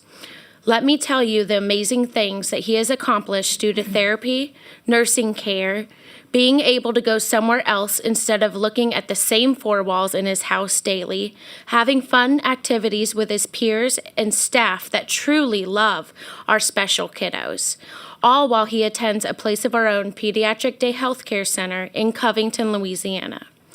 Many people that do not live the life that us medically fragile parents do, you think of therapy completely different from us. The average person may think of therapy learning to walk, learning to talk, stretching. To us, it means stronger muscles, not losing bone density due to being unable to walk, moving around to prevent sicknesses, and so much more. You see, if we cut Medicaid, if we cut funding for Pediatric Day Healthcare Center, my son will deteriorate.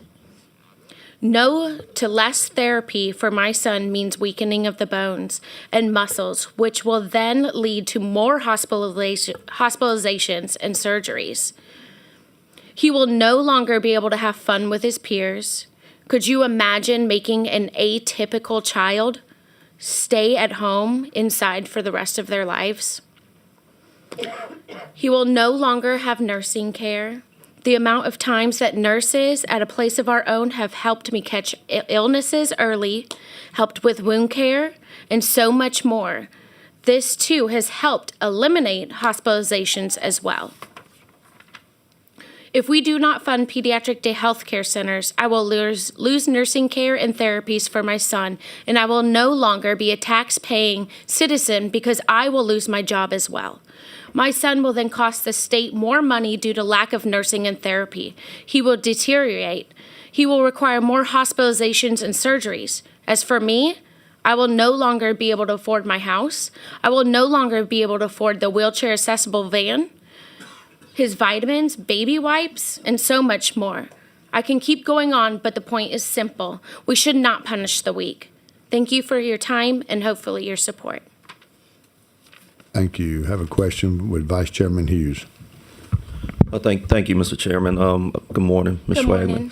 Schwagman. I just really wanted to say thank you for coming today. Where are you from? Covington. Covington, yeah, thank you. I know it's not easy for folks to traverse from all over the state, but I really appreciate you coming to remind us the importance of this investment, and just thank you so much on behalf of all of us for your testimony. We really appreciate it, and I just want you to know that we hear you loud and clear. Thank you, Mr. Chairman. Okay. No further questions. Thank you. Thank you. Present, willing to provide information if requested. In opposition, Shannon Bordes. And if I say your name incorrectly, forgive me. Present, in opposition, not wishing to speak, Logan Bonton. Madeline Young. Summer Stevenson. April Hampton, Mimi Webb, present and would like to speak, Sierra Papillon.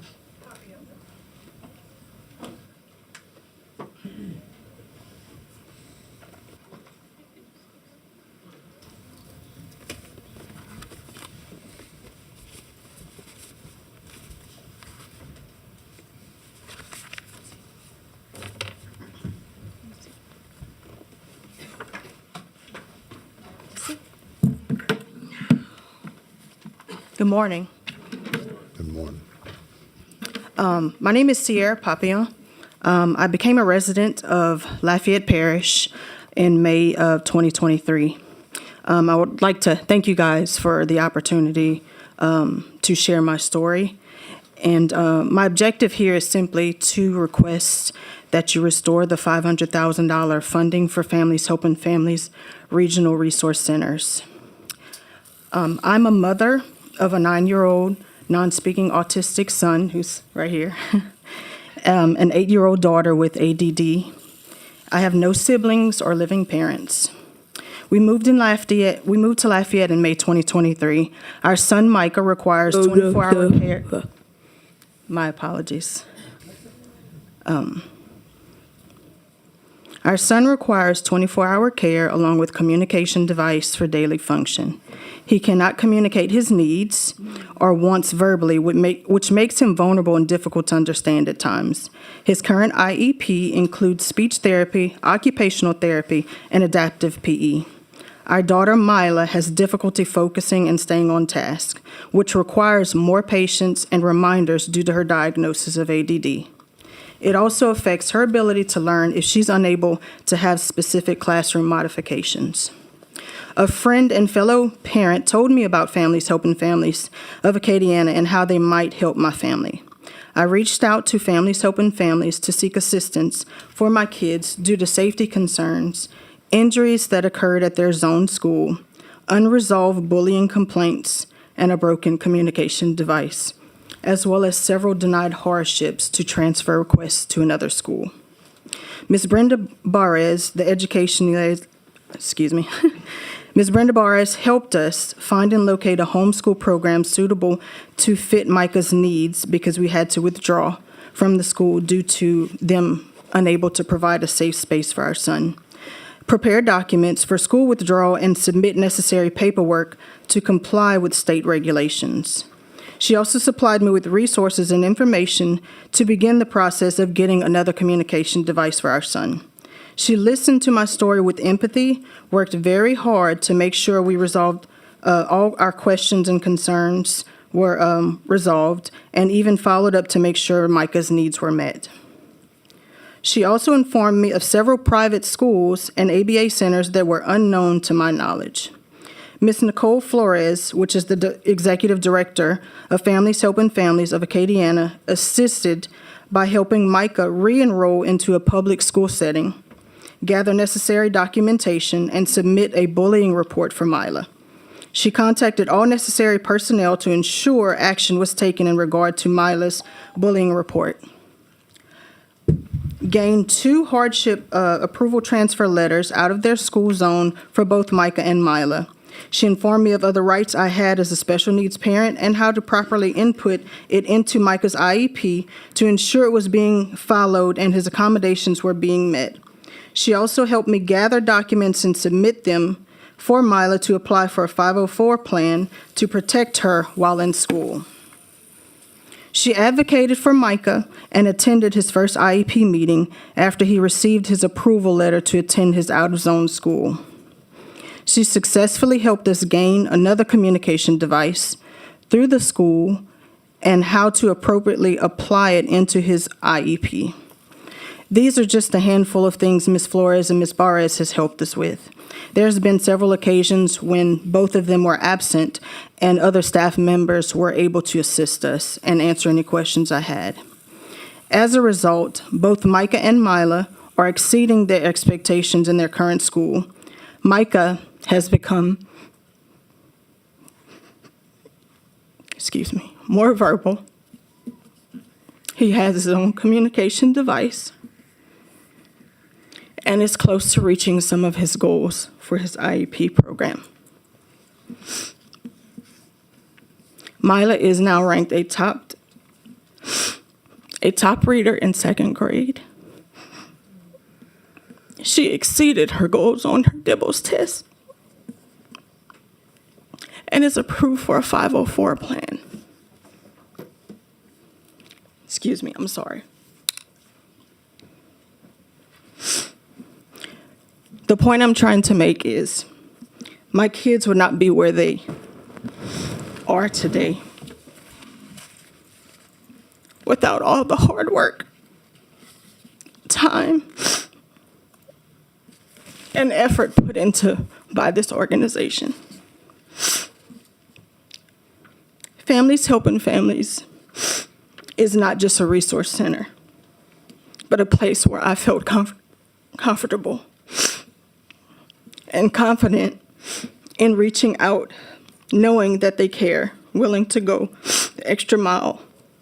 I consider them family, and I will forever be grateful for what they've done for me and my family. Again, my apologies, but I want to thank you guys and everybody that's involved for allowing me the time to share this testimony. And again, the ask is simply to restore the $500,000 funding for Families Helping Families Regional Resource Centers. Thank you. Thank you for sharing. There are no questions.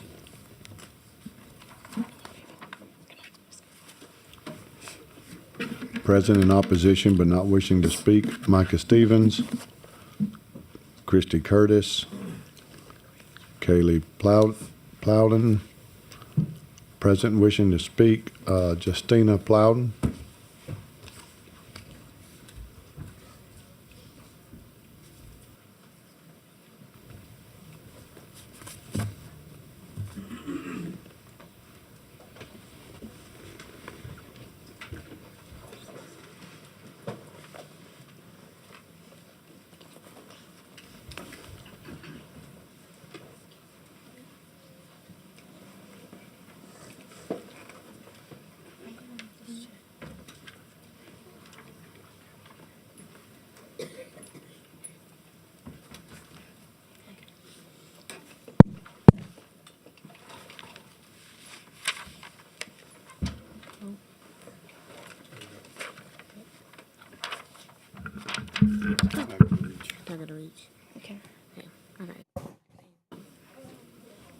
Hello. Good morning, everyone.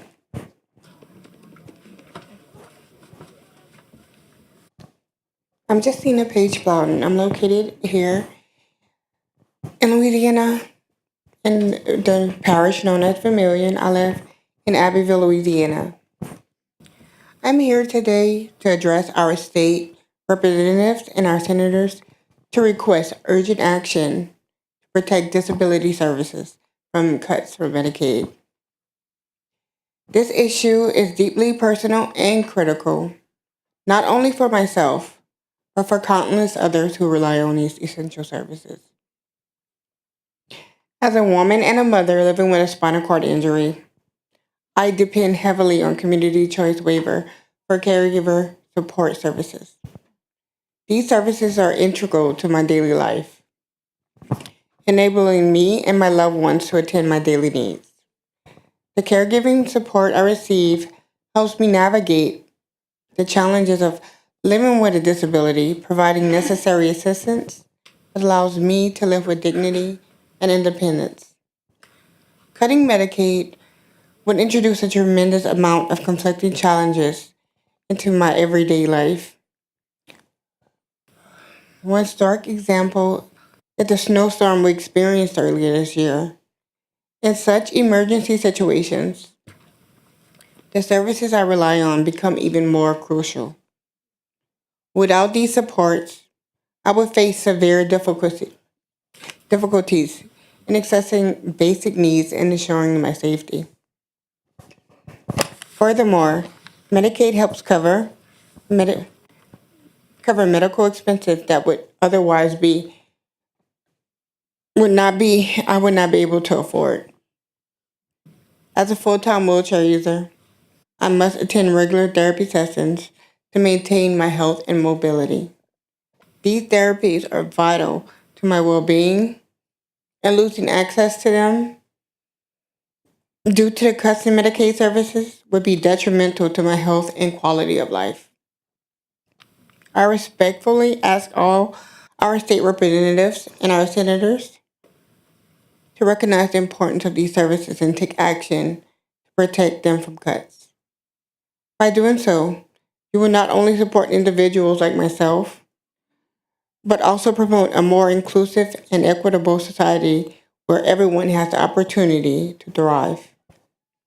I want to thank you all for listening, and thank you for listening to bringing attention to this critical issue. And I ask you once again to protect disability services for cuts. Okay, Representative Marcel for a question. Thank you. First of all, good morning. Good morning. And thank you for being here. You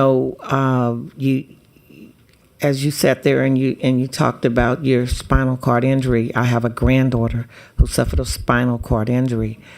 And a lot of the things that you're facing, of course, she's permanently in a wheelchair. And unless you're dealing with someone on a regular basis, a lot of the things that you all go through, I never would have dreamed. And so I'm certainly going to do everything I can to make sure that those funds are there for you all, because people have no idea. And it's difficult for you to even get here. Yeah. And I watch her as she's independently gets in and out of her car and really doesn't want help. But the pain and the stuff that she goes through, I can only say that, I appreciate you going through everything to be here to testify for Diamond. She's not here, Yeah. and I thank you so much. I want to talk to you outside and give you some information of an organization that she has started called Will Queens. Yeah, I'm familiar with her. She's very sweet. Oh, wow. Oh, okay. This girl is everywhere. Okay. She has absolutely taken lemons and made lemonade out of Yes, it. ma'am. You have to. Oh, this is awesome. I'll let her know that I met you. But thank you so much for being here. Yeah. Can I say something? I like your hair.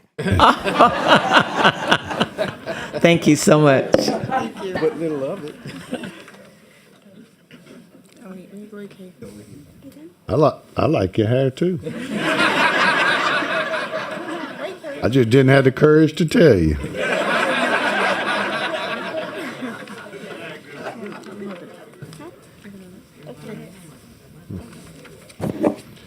All right.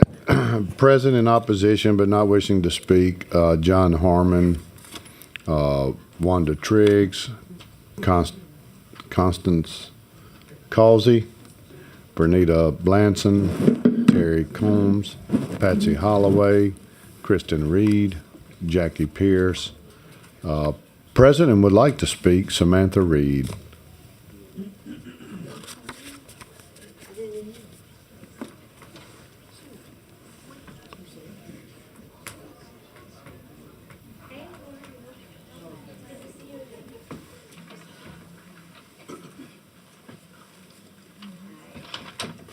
Right here is fine? It's fine. Okay. Do y'all mind if I stand? Is that okay?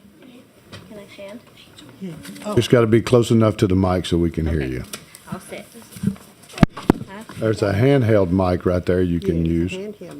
Just testing? Yeah, you're good. Okay. Hi, my name is Samantha Reed. I am the mother of Asher Runyon. He's got Down syndrome, and Ocean Reed. He has autism. I am writing to urge you to protect disability services and to appropriate an additional reoccurring $500,000 to the Louisiana Developmental Disabilities Council for Families Helping Family Centers. My children and my elderly mother, who passed in August of 2024, have all greatly benefited from the vital disability services made possible through continued legislative approved funding.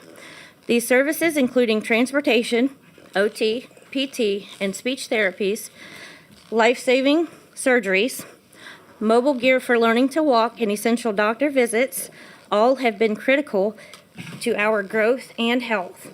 They are not optional for us. They are lifelines for families like mine and so many others across the state. Families Helping Families has been an incredible support system for us.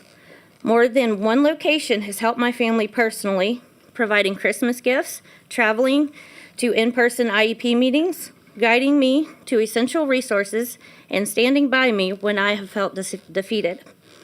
They've empowered me to confidently advocate for both of my children and navigate a complex system with hope. Families Helping Families is truly a hero to countless families across the state. Every DD Council state dollar directly funds services like these through organizations such as Families Helping Families. I urge the legislator to restore the additional $500,000 in funding and make it automatically reoccurring. Every year, they have to fight for this funding. By doing so, we can protect this vital support network that no other organization replicates and ensure individuals with disabilities have access to the services and advocacy they need to remain safe, supported, and included in their homes and communities. Please consider this crucial matter and take action to support families like mine who rely on these essential services. Thank you for your time and your consideration. Okay, Thank you. Thank you.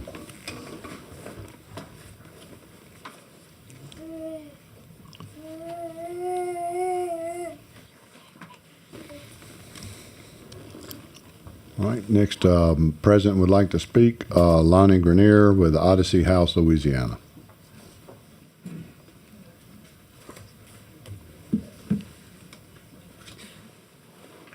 Good morning, Mr. Chairman and Committee.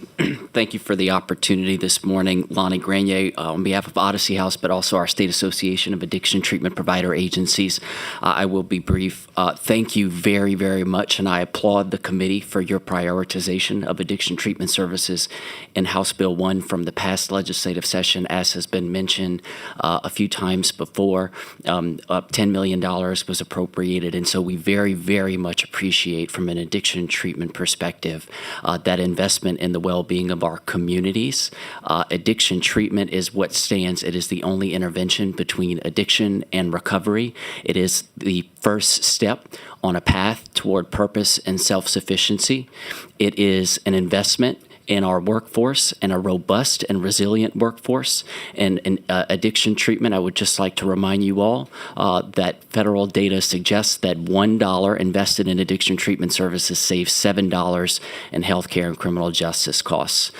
So we very much appreciate and applaud this committee and this legislature for prioritizing addiction treatment services, and we ask that the funding that needs to be present to make those temporary rate enhancements recurring be inserted in the form of an amendment into House Bill 1 this session so that addiction treatment rates don't see a 20% reduction. Thank you very much.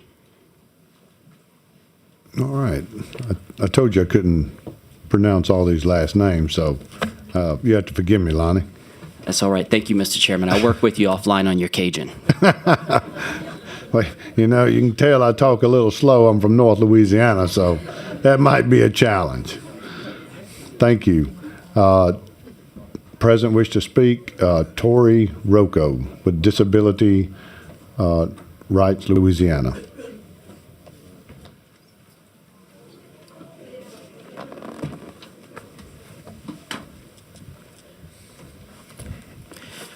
Thank you very much, Mr. Chairman and members of the committee. I will be brief because Andrew Moll from AARP and our partners in the Live at Home Coalition spoke extensively on this earlier, and you have a very busy day.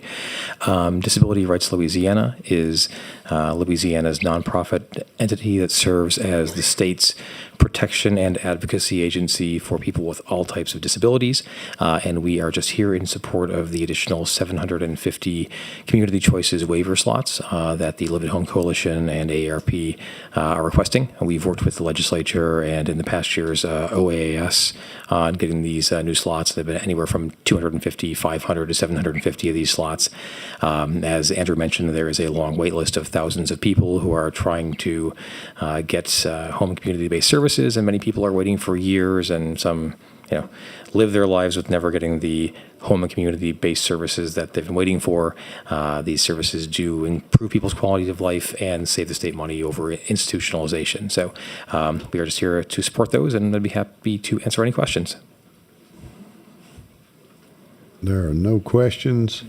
Remind everyone that the baby boomers is the largest generation. Thank you very much. Thank you. All right, President would like to speak. Mariah Bowen. She waves. President would like to speak. Christopher James. People first.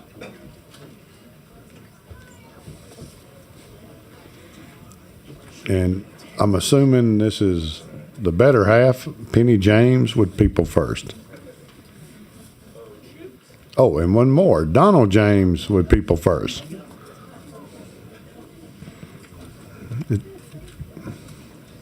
It's a family affair.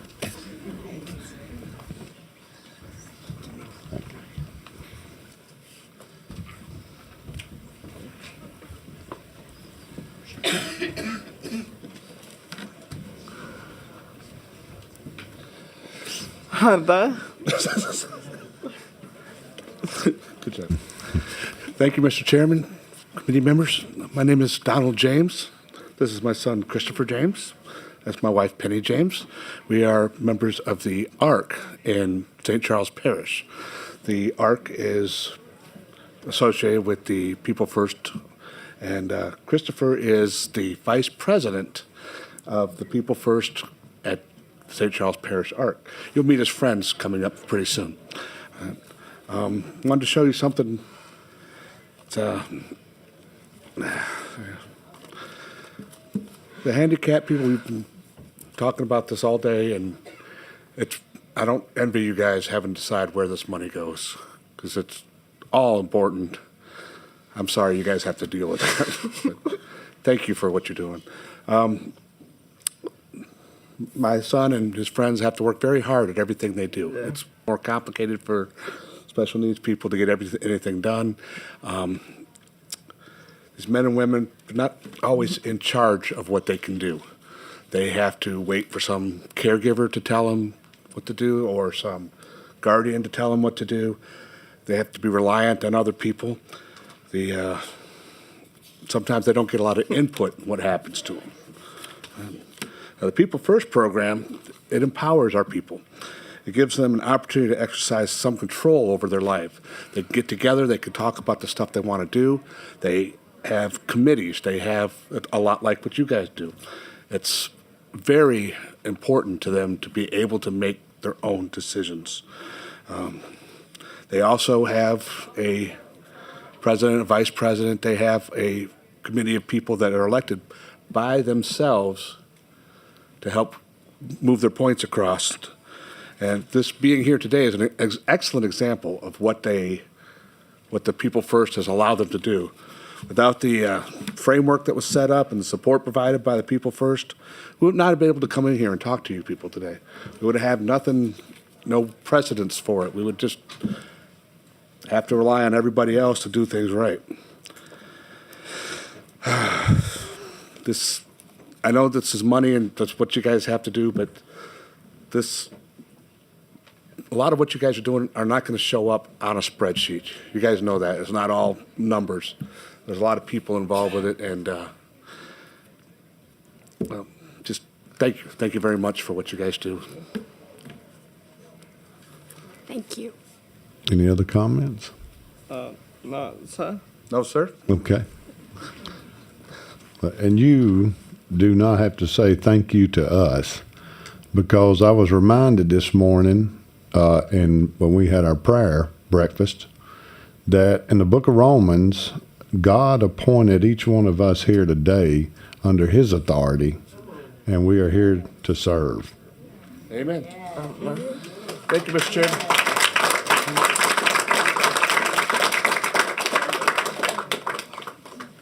Had knee surgery, so I'm walking a little. You take your time.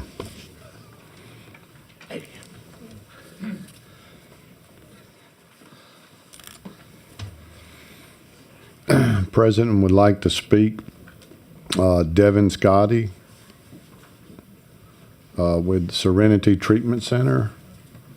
Maria Oh, I'm sorry. See, I told you, you got to get me. Mario And I'll let you just introduce yourselves. How about that? Good afternoon. My name is Devin. I'd like to thank the House and for allocating the $14 million last year for substance abuse treatment. We asked that it be reoccurring. Substance abuse is getting rampant lately. We're seeing younger children come in. They're mixing the drugs with a lot of different things, so they're having to have longer detox period. I'm a recovering alcoholic myself. Me and Scotty was actually in treatment together. Substance abuse is real important to our younger generation. I grew up in an impoverished neighborhood. Was introduced to drugs at a young age. I've been shot twice in the head. I've been shot twice in the chest. I've been to prison 5 times. I was introduced to the same treatment center that I went to, the Serenity Treatment Center. There I learned about the nature of my disease. It wasn't until 1962 that the American Medical Association classified alcoholism as a disease. I was taught about the disease of alcoholism when I went into treatment, and that was approximately 8 years ago. Since then, I've changed my life. I went back to school. I got me a bachelor's degree.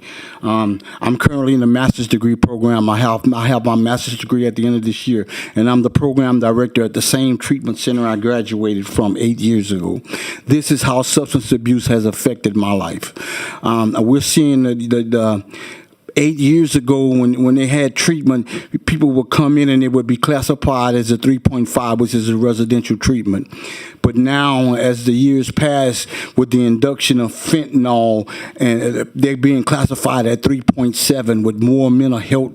They having to stay in detox for a longer period of time before they can transition to a 3.5. With the institution of crystal meth, they're making this crystal meth with all kind of different chemicals, so they're coming in under psychosis, and they're staying in psychosis for approximately a month before they can even transition into a 28-day residential treatment program. So it's costing us more to provide the services that's necessary for them. I want to thank you guys for allocating the $14 million for substance abuse treatment, and we ask that you continue to be passionate about this thing called recovery, because younger people, just the other day, I had to have a talk with my 16-year-old about marijuana. They're putting marijuana in fentanyl. I have a friend whose son uses marijuana occasionally. She has to buy fentanyl tests for her son to test the marijuana in. This thing is getting ridiculous, and our kids' life are at stake here. Thank y'all so much. Good morning. My name is Scotty Thompson. As Devin said, we represent the Serenity Treatment Center. I'm a plant operations supervisor, transportation supervisor. And just to go a little further with it, once they get out of detox and they go to the 28-day, then we offer what's called our IOP, the Intensive Outpatient Program, where we provide transportation for them freely. What it is 28 days is never long enough for anybody. So with the IOP, we provide transportation from the sober living houses and some residents. Then now we've offered another program called OP, which is the outpatient, which allows our clients to get more of a family oriented instead of saying, okay, you've done 28 days, you're cured. We know that this disease does not work but 28 days. Then we go further now. We're working more with the judicial system to where we're helping people when they're in drug court or whatever and they mess up. We're bringing them into the facility. We're taking them to court. We're taking them here. We're taking them to doctors. All this has to be funded.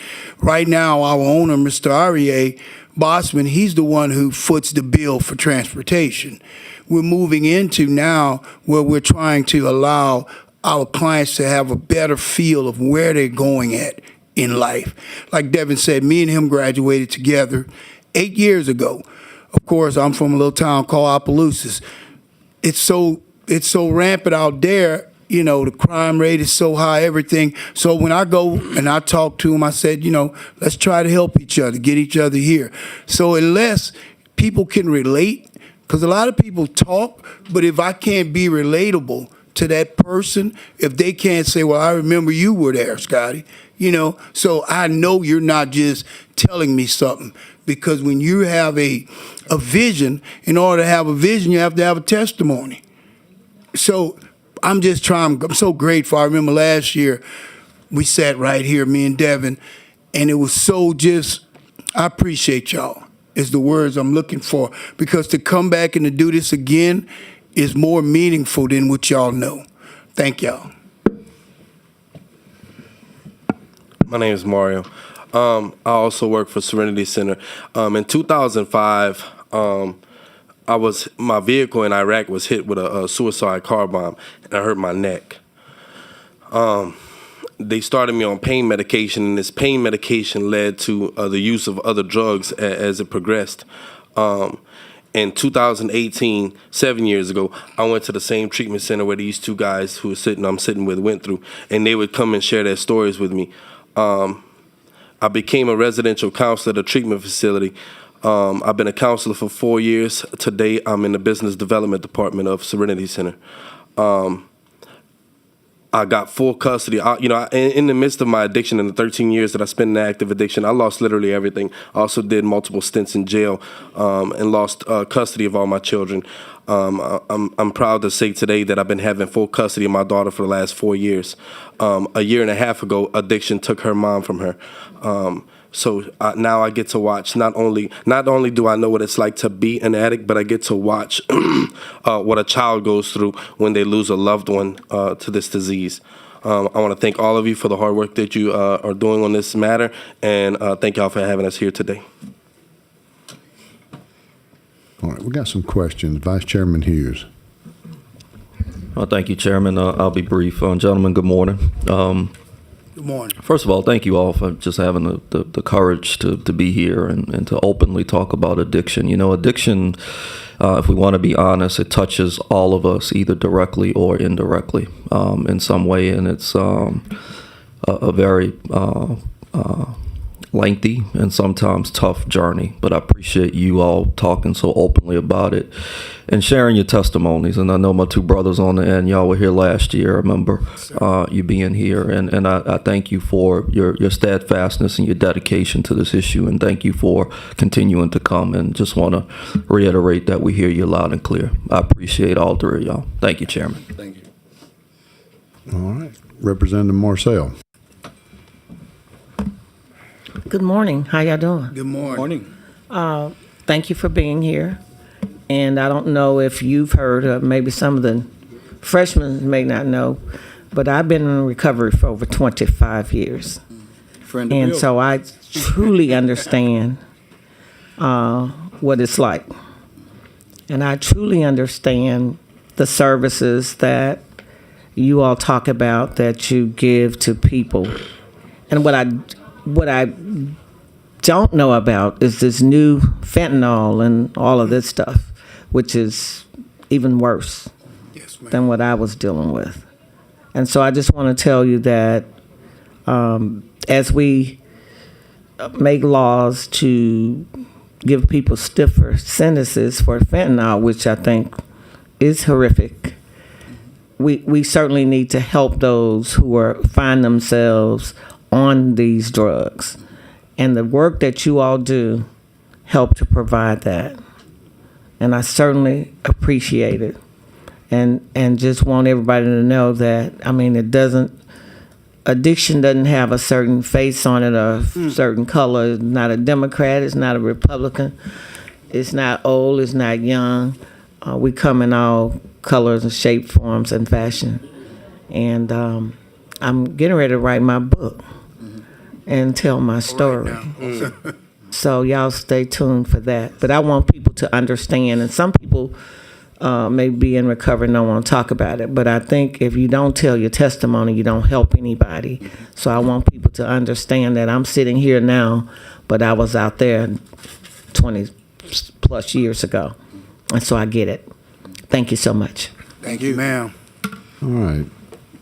Devin, Mario, and Scotty. See, I got it right that time. Yes, yes, sir. I'm a quick learner, contrary to what people believe. I think it's important that everyone remembers that these services, the additional dollars that were put in last year and why it's vital to make sure we put them back in this year is those opportunities of recovery and then to tell that story does influence others and encourages them. It gives them, I believe, a glimpse of hope. There's not a family that I believe, if it is, I mean, you might be unique, but there's not a family here today, probably even in this room, that hasn't been touched by some form of addiction. And that if truly we wanted to confess and really say on our own individually, each one of us have had some type of obstacle in our life that we had to overcome. Representative Marcel shared hers, and so I hope that encourages you to keep up the good fight. Thank you. Thank you, sir. Thank you, sir. Thank y'all. Okay. Sia or Gia, I can't tell if it's a C or a G. Service with People First. Okay. Can we get a couple of others to go with her? Yeah. Me and JP. I guess you got that, Kelly. We've been summons, JP.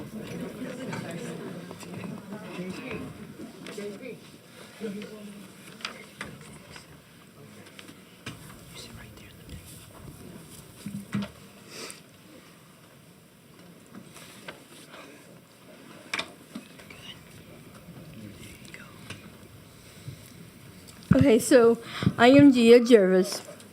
My name is Gia. I am a member of the Baton Rouge People First.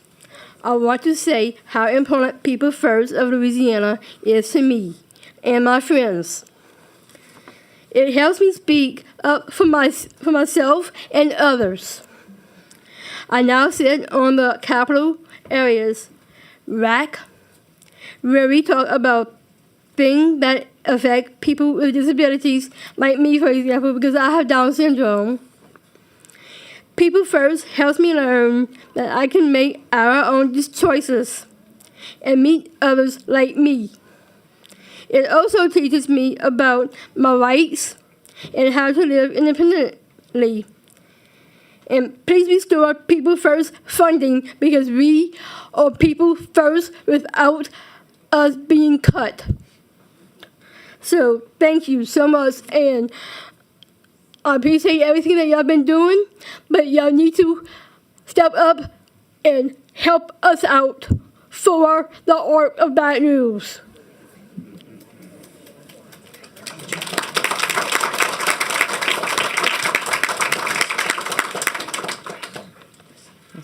That was not a request. And we got your message. I appreciate And I fight for it. Yeah. Yes, you do. And you did very eloquently. Just a little background. My name is Kelly Monroe. I'm with the Arc of Louisiana. And a little background of this is yesterday, very late yesterday, we found out that LDH did cut all of People First money out of the budget. And so we were not aware of that until late yesterday. So there were lots of people who wanted to come today, but because of transportation, we weren't able to gather them all. But we do have probably about 6 people here who are here to speak on behalf of People First and what it means to them. It's a very small budget. It's $110,000 that was being matched federally.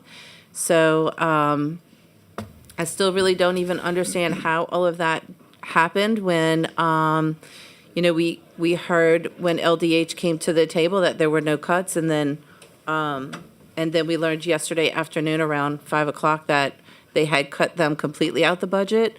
And so we're here to ask that you restore the $110,000 back into the budget for People First. And do it ASAP. That's right. Okay, we got a couple questions, so bear with us. Representative Horton. Thank you, Mr. Chairman. Thank you so much for coming. Is the money that was in the budget the only funding that you get? That's it? Yes, ma'am. I appreciate it. Thank We you. have about, I think it's 11 local chapters across the state, People First chapters. Some of them are inside of the ARCs, and some of them are just groups of Standalone. people that, yeah. So, and the funding goes to help fund the meeting spaces, the staff that help them, things like that, so. Thank you so much. Thank you, Mr. Chairman. Okay. There are no further questions. Thank you, Gia. Thank you. Thank you. Thank you so much, everybody.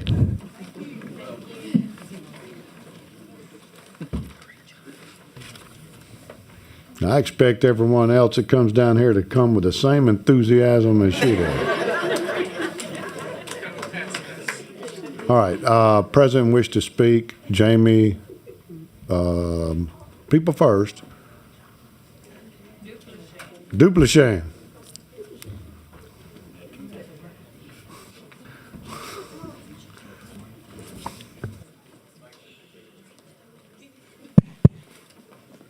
Where's your microphone? Let me get it. Okay.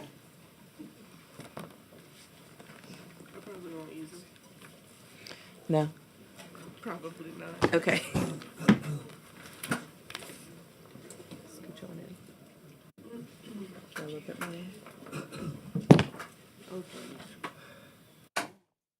That's good. Oh. Hold on. Sorry, guys.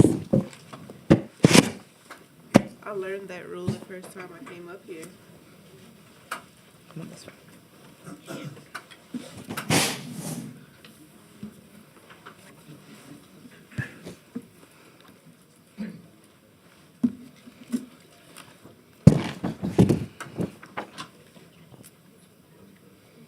Good morning.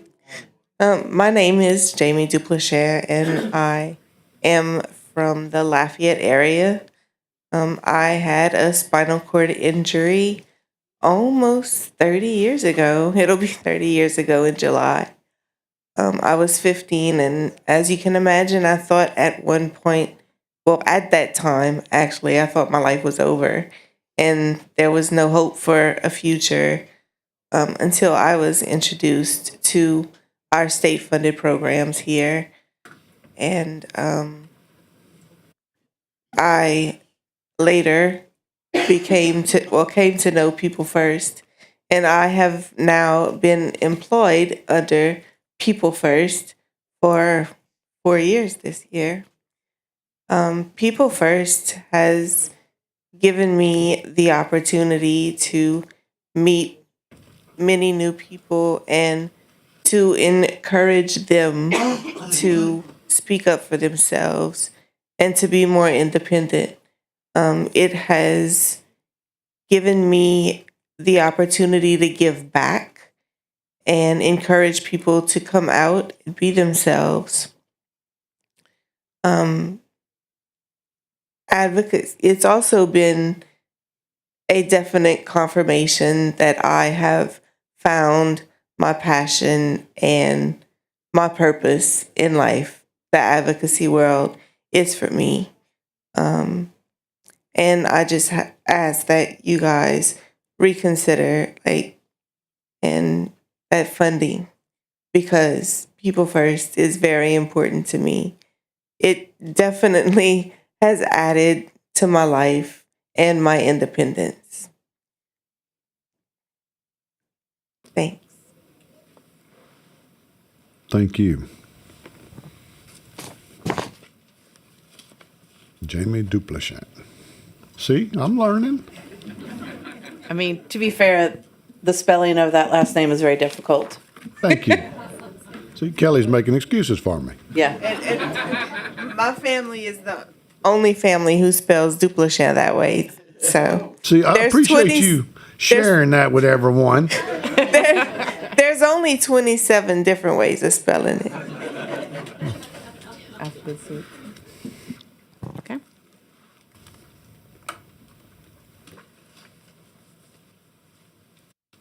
present and wishing to speak, Michael Rogers with ARC Baton Rouge People First.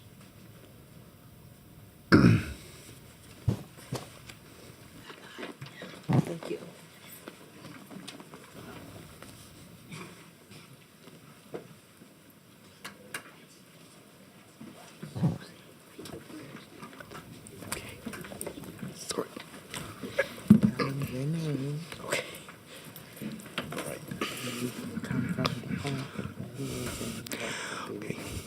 Good afternoon, ladies and gentlemen. My name is Michael Rogers, and I come from the ARC of Baton Rouge.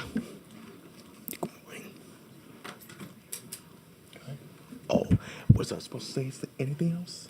You can say whatever you want to say. Oh, thank you. Well, anyway, with me is Mr. Derek, and he is a supervisor of Vivid Ink Graphics, and it's just such a pleasure and a absolute honor. And this is the first time I've not ever done this before, but I'm just so excited to take extreme part with you, council members. So thank you so much for having us. Thank you. Hi, my name is Derek Arbor. I work at Vivid Ink. We started about 6 months ago a vocational rehabilitation program through the ARC. So I have a little testimony of what we've done so far. So I manage a department of 20 people. We manufacture printed and embroidered shirts, hats, and other garments. 6 months ago, we reached out to the ARC Baton Rouge about a job opening we had for a shirt stacker. The ARC BR came out to our facility to get an idea of the job requirements, and about a week later, had a group of candidates touring our facility, gauging Michael and his peers' interest and aptitude for the opening. A couple weeks later, we had 2 new employees starting from that group that toured, Michael being one of them. In the time between their tour and the start date, ARC had assisted them in filling out all the forms required when you start a new job, in addition to signing the onboarding paperwork and the employee handbook, even going so far as to ensure they had transportation to their work. We were also assigned a job coach to help train the employee for a longer period than we would normally spend training, but who could act in my place and give the employee the best chance for success. Working with the ARC provided me with connections to individuals who are great members of my crew, and they are hardworking, dependable, and consistent. And Michael is entirely enjoyable to be around, as y'all can see. In all my time working in this industry, this job position has been the hardest to consistently fill. It's a very repetitive job that requires attention to detail, and it's hard work. But Michael has done a great job, and he enjoys it. And he's been great to have around. I don't think that these individuals we've hired through the ARC would have found us without the ARC. And I don't think they would have been able to navigate the interview and hiring process. And I don't think we at Vivid would have found these candidates on our own, but they have been a net positive to our company. I've heard the excitement in Michael's voice as he clocks in for his shift. Our ARC hires are happy to earn a paycheck, but they are also happy to be a part of our team, to fulfill a desire to learn and grow, and to accomplish shared goals. In the specific case of this role at Vivid, our productivity is tangible and measurable. At the end of the shift, we look out and see how many stacks or cases of t-shirts we've made, and we can see that feedback visually. I think that's very powerful for Michael. I've also noticed a positive influence on my other employees, their coworkers. They have worked on building communication skills and becoming better teachers, and in many cases, refining how we teach and train new hires. We've worked to put in place more consistent and clear operating procedures, and I think our department has improved. We've all learned to approach any individual as their own person with their own strengths. We have greatly benefited from working with ARC to fill these roles. We tried a couple other similar services before we tried the ARC, and they do really good work. They've been very personal and personally involved, and they've seen it through all the way to the end of the job. So, thank you. Representative Amade with a question. Would you like to speak, ma'am? Yes. Okay, go ahead. I'm sorry. Hi, everybody. My name is Beverly Hills. I work for the ARC of Baton Rouge. I am a coach at Vivid Inc. for Michael and another guy. What I do as they come, the job that has to be done, I'm there with them. I document what they do, make sure they're doing what they're supposed to do. When Michael first started, Michael had never had a job, and he's 26 years old. He is so enthused about the job. Every day he comes in looking forward to working. Also, what I want to say, there are other people that calls into the ARC looking for jobs, but they don't have the funds.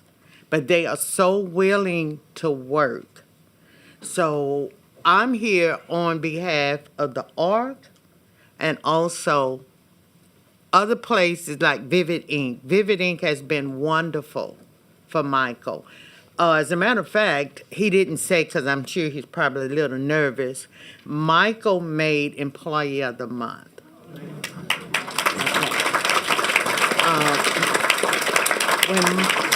When Michael first started, he had never had a job before, so he would just stop working, just go sit down and take him a bite to eat. He didn't know that you cannot just walk off a job. So I'm his coach. I was a little hard on him. I wanted to push him to see just how far he can go. So Michael is doing wonderful. Everybody at Vivid Inc. loves Michael. I want to say to the board up here, please, whatever funds that y'all can give, because there's a lot of people with disabilities that want to work, but the ARC don't have the funds. So whatever y'all can do, I'm sure, JP, you have something you want to say. Okay.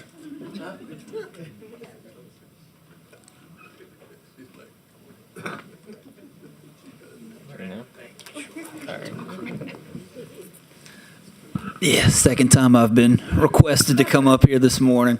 I appreciate your time. My name's JP Gaspard. I'm the executive director for the ARC Baton Rouge, so appreciate you having us up here. So Michael recently became a part of the ARC, but he doesn't have a waiver through OCDD. So we were able to help him find employment through the Louisiana Workforce Commission, specifically through LRS. So that allows us to receive funding through the state to support Michael, so he has that additional training. They now want to hire him full staff, and like you're the employee of the month. So just absolutely incredible. So proud of him and thankful for Beverly. But like Beverly mentioned, we need additional funding to help those individuals, because we have a list currently right now of over 10 people that call and say, hey, I need help finding a job. But one thing that the ARC and a few other organizations has asked to have the Appropriation Committee look to completely fund the LRS funding. So I believe it's around $19 million or so, but by allowing them to receive all of their funding, they'll receive more federal funds, which will then allow people across the state like Michael and others that need help finding a job, LRS will have the funds to help them as well. And as I saw Representative McFarland this morning, we're also thankful for the money that was put into the budget for home and community-based services last year to increase our night rate. We're very generous to that, and I know that you all are working to see where the first quarter went for us. So thank you for your time, for allowing us to be here this morning. Thank you so much. All right, we got a question from, go ahead, I'm sorry. With Barbara's Red, this has been such a pleasure. Thank you so much. Thank you. You got a question for you from Representative Amadei. Good morning. Morning. And thank you for being here. Thank you. And Michael, is it Williams? No, Michael Rogers. Rogers. Mm-hmm. Sorry to confuse that That's name. okay. Hey. Well, Mr. Rogers, you mentioned in your remarks that it was your honor to be here, and I just wanted to tell you that we're here because we're working. This is our job. So in reality, it's our honor to have you and all of the others here today, because when we hear from you, it helps us to do our jobs better, because we know with the state budget, the decisions that we make can be difficult, but the reality is that it affects people in their daily lives, and that's what makes it so important. So thank you for taking the time out of your day to come and address us. And it's a pleasure to have you here, and your enthusiasm is contagious. So if you ever just want to come hang out at the Capitol one day when you're not working, I would be honored. we would be honored to have Anything. you. I would be honored. Thank you, sir. It's a pleasure to meet you. You too. That's Thank all, you. Mr. Chair. All right. No further questions. Mr. Arbor, I'd like to thank you and your company, Video Inc., if I said that correctly. I don't have the card right in front of me, but for working with ARC to create these opportunities to allow these individuals to show how productive they can be. So I think it's worth noting that we do have business owners like you and others that work with us, and with them, most importantly, and I think it should be recognized that you should be recognized for giving Mr. Rogers that opportunity. So thank you. Absolutely. Thank you, Mr. Rogers. Thank you so much, Mr. Chairman. Thank you. Appreciate it. Thank you.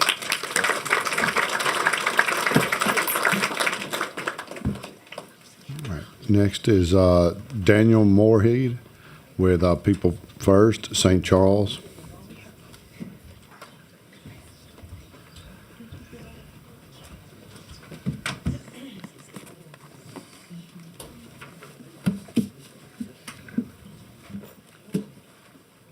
Thank you, Chairman. I'm Mr. Daniel Moorhead.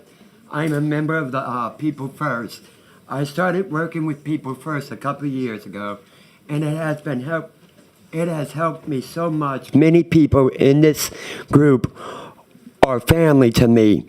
People First has given me a reason to stand up and fight for myself. This group is very important to me and others. So please restore People First funds at $110,000 so we can continue to learn and work together as a group. Thank you very much. Thank you, sir.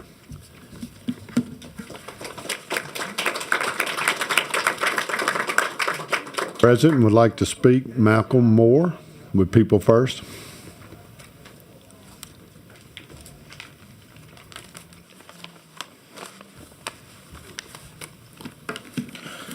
Good morning, and thank you for having us. My name is Malcolm Moore. I am the president of the St. Charles People First branch. I'm here today to express my strong support for the continued funding for us here in People First, a vital organization decades strong, empowering those of us with with disabilities across the state to speak up for ourselves. It's more than an organization, it's a movement. It's run by we, those that are differently abled, so that we can show the world that we do have a voice and that we want to be heard. Through People First, we learn not just our rights, our responsibilities, or our powers as citizens, but we come together not just as individuals, but as a community, as a whole, in order to connect across the state, across the country. We support one another just like a family would. We advocate not only for change, but for all with disabilities. If you eliminate or reduce support for us, you could silence many a voice that already struggle to be heard. It would take away somewhere safe for us to learn the skills to advocate not only for ourselves, but for others just like us, to lead and inspire each other. So we ask you to continue investing in this powerful movement, not just for us, but the future of Louisiana and the world as a whole. Please consider restoring the $110,000 to the OCD budget for People First Louisiana. Thank you. Thank you. Next is Jenna Johnson with People First, St. Charles.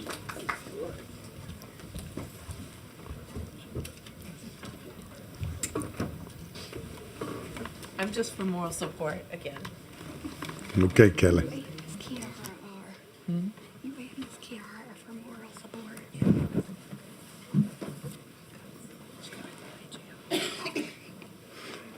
Hi, my name is Jenna. I want to share why it's important to keep supporting People First of Louisiana. People First is a group run by people with disabilities. It helps us speak up for ourselves and make our own choices.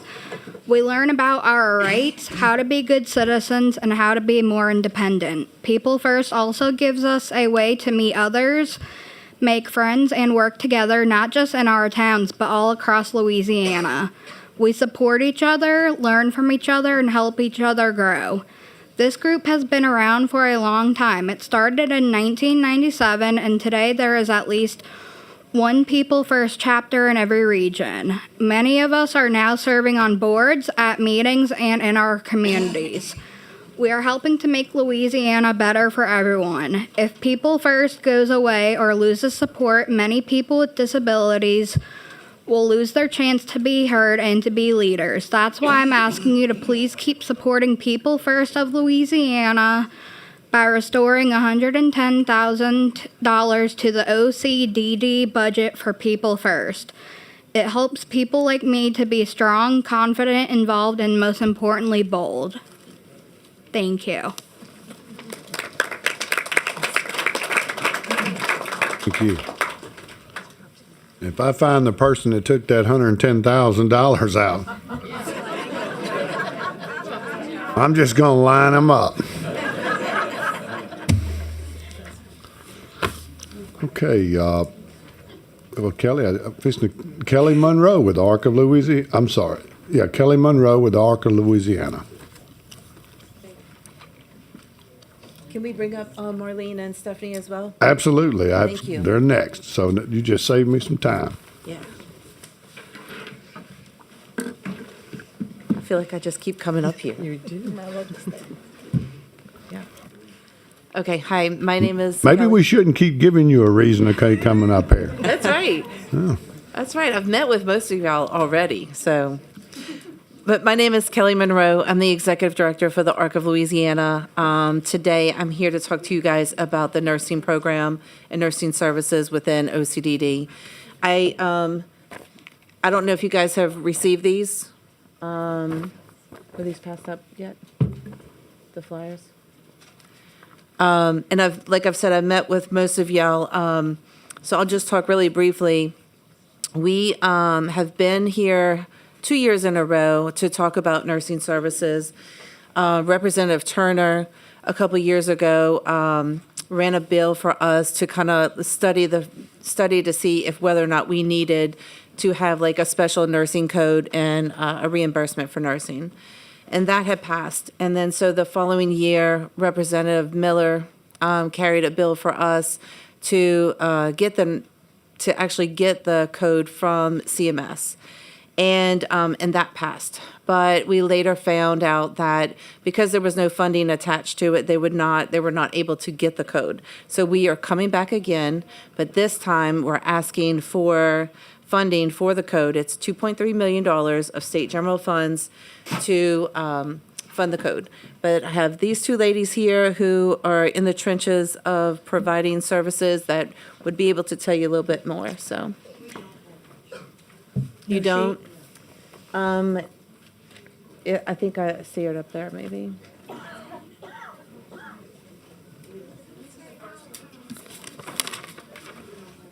No? They found it. Okay. Okay. Yeah. Hi, good morning. My name is Stephanie LeBlanc. I am the Director of Waiver Services with Ark of Acadiana. I have been in this field for about 16 years now, and within the last 10 years, we have seen a good bit of shift in the way the waiver service started to what it has now become. And what used to be on a physician delegation basis is now on a nursing delegation. And what comes with that nursing delegation is 16 hours of new hire training for all of our employees. This is for all agencies who provide services to individuals with disability that require medication administration. We provide care for those who have colostomy bags, urostomy bags, trachs, PEG tubes. All of that requires hands-on direct training by a registered nurse. Anytime there's a medication change that requires a training by the registered nurse or an LPN, only certain tasks can be delegated by an LPN. The RN has to oversee all initial training, as well as trainings throughout the year. If there's a diet change, nurse has to train. So everything that is medically involved with our aging population has to be delegated and trained by an RN. And that is why we're asking for the funding, so that way we can continue to provide those type of services to our participants. Hold 1 minute. Representative Horton for personal privilege. I got you. Thank you, Mr. Chairman. I just want to recognize our students from our Bossier Youth Leadership that are here visiting Capitol today. Can y'all stand up for us? Wow. Thank you so much, Jana Morgan, Lisa Johnson with our Bossier Chamber for bringing these our brightest with you. And y'all, that is an amazing group. Thank you for traveling. I hope you have a good time while you're here. Thank you, Mr. Chairman. Thank you, and welcome to Appropriations. I'm sorry, go ahead. That's okay. It's nice to have the room full again. Hi. Thank you so much, Mr. Chairman and the committee, for hearing us today. My name is Marlene Domingue. I am the Executive Director of the Donaldsonville Area ARC, which is located in Ascension Parish. I am also a registered nurse and have been for the past 40 years. Half of my nursing career, more than half of my nursing career, has been spent at the Donaldsonville ARC, serving and supporting people with intellectual and developmental disabilities. The push in the last 25 years, if not greater than that, has been to get individuals out of institutions, living in their homes or in their communities with their family or independently with supports. In order to do that, it takes a team of people that meet and discuss their strengths and weaknesses. And over the years, moving people out into the community has become more complex, requiring not only psychologists, psychiatrists, but also nursing. Without the support of nursing, some of these individuals would not be able to live where they live in their community. They want to do like you and I. They want to live in their community. They want to work. They want to have fun. And they want to enjoy their lives where they choose to live. So nursing is important. The waiver services, we do assessments. The state starts with the assessments, and we say we're going to ensure someone's health and safety. So for someone to remain healthy, it requires sometimes non-professionals to do medication administration and non-complex tasks where they're living, working, and having fun in their community. So the ask today is the testimony today is to fund the nursing services to be able to afford these individuals to stay where they choose to be. So I thank you for your time, and we'll take questions if you have any. Okay, Representative Zarang for a question. Thank you, Mr. Chairman. Thank you all for coming here. And Kelly, just to make sure, when you were talking about the codes and the legislation, I think there were resolutions that were passed. Yep. Since the funding wasn't there, the code's not there, do we need to pass another piece of legislation? All you really need is the funding. So Do you need now both? We just need the funding so that they will go and request the code. But they wouldn't request the code unless we had a means to fund it. Okay. So that's why. So you don't need supporting legislation. It's primarily the funding. And it's important because in the long run, it actually saves money and provides a lot more services for those in need. And I think it'd be great if we could support you guys on that. So thank you all for coming here. Thank you so much. Thank you. Mr. Chairman. No further questions. Thank you. Thank you. All right, that's all we're talking about? Is there any more on schedule? Okay, is there anyone else here that was willing to speak on Schedule 9 that did not fill a card out? I filled the card out Okay, must not have put Schedule 9, but that's okay. If you want to speak on Schedule 9, go ahead and come forward. Okay. Do I fit in here? This is Susan Labrie. Okay. Go ahead. Hello, I'm Susie Labrie. The reason I'm here is I found out that I am disabled with autism, Asperger's, and I was 54 years old when I discovered that I had it back in 2008. I'm an adult with autism, and this is a disability that you don't see, and it's a lifelong of struggles, social skills and skills in getting work, and I've been to an Autism Speaks convention in New Orleans, a national convention. About 90% of the people are either underemployed or unemployed because with Asperger's, you know. And I've done everything I could. I had a hard time finding the right places to go. Like if you have a foot disorder, you end up at a gynecologist or vice versa. And with Family Helping Families and with Lacan, and now I hear about People First, which is very encouraging. I feel like it's a group that people like me could fit in. People like Susan Boyle and Brian Potts, people that can overcome these obstacles. Like Warren Mitchell, who has a premiere of a movie coming Friday the 25th about the struggles we go through with Asperger's. There's a lack of support. There's no support group that we could go to, especially adults with Asperger's. And this is what I'm seeking when I hear of all these groups. More and more, I'm finding that there is a place that I could fit in to get services. And I stand for the disabled people, and I'm in a Yellow Shirts advocacy group with developmental disorders, and I proudly stand for them. And I want to tell you, I have learned a lot from these different groups.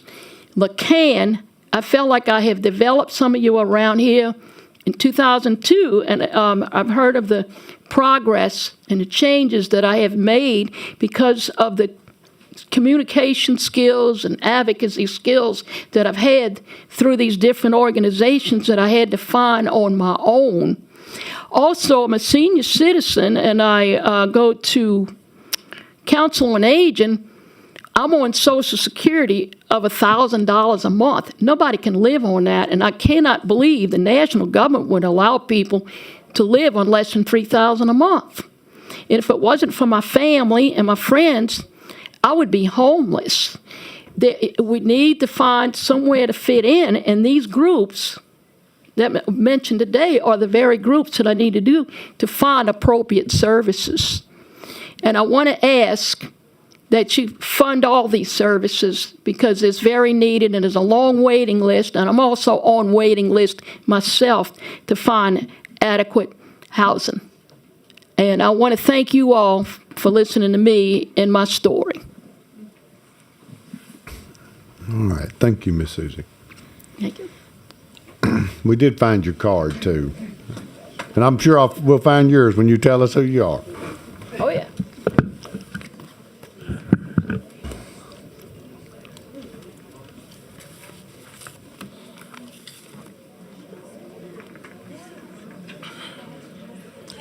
Good morning. My name is Odell Wilmer Jr. And I want to say that God Almighty is the head of my life.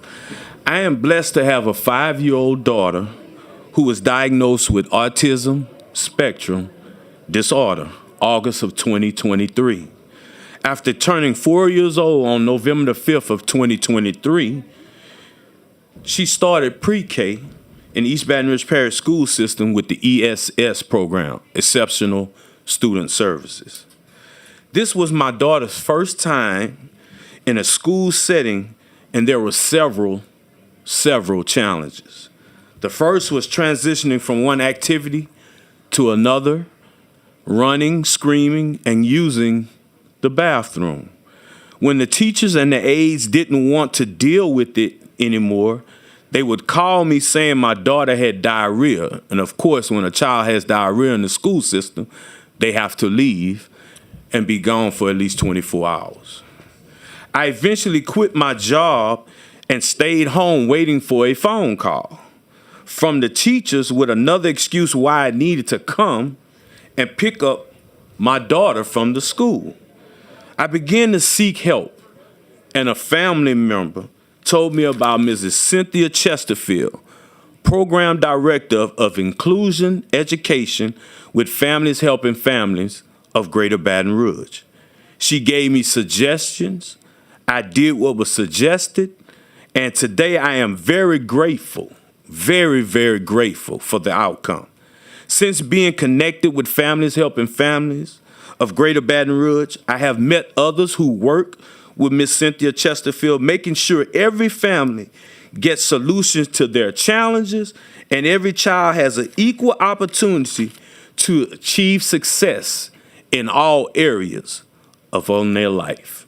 Upon connecting with Families Helping Families of Greater Baton Rouge, I have received certificates of completion in the area of behavior management, reducing antisocial behavior. Everyone is a self-care day, and families' involvement and treatment of mental health. There's an old saying, if we always do what we always did, we're going to always get what we always got. And there are three truths: your truth, my truth, and the truth. And my grandfather used to always say, if it walks like a duck, if it acts like a duck, if it talks like a duck, sings or sounds like a duck, it's possibly a duck. My hope is that you all would please restore funding for Families Helping Families centers, allowing them the opportunity to continue their mission, providing information, support, and resources for individuals with disability within our community. Not my community, our community. Thank you for allowing me to share my experience, my strengths, and my hopes today. Thank you. We got a question. Vice Chairman Hughes has a question. I'm sorry. Thank you, Chairman. I'll be quick. Good morning. Where are you from? What district do you live in? Do you know? I'm from East Baton Rouge Parish. Whose district you live in? Who's your state rep? I'm looking at one that I've been knowing for 30 years, but I don't know if she's my rep. Only reason I'm asking, if you lived in my district, I'd be a little nervous. I wouldn't want you to run against me. Your testimony was powerful. I mean that. You should really think about offering yourself a public service one day. Thank you, Chairman. Thank you, sir.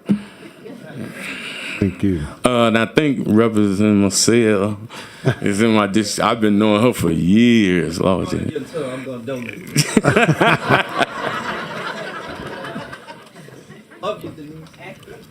Hey, Representative Marcel. Actually, I want to thank Mr. Odell. He does volunteer at my office quite a bit. Amen. So thank you so much for your work and for coming out and helping us with so many events in the district. And I'm term limited, so if you want to run for my seat, go right ahead. No.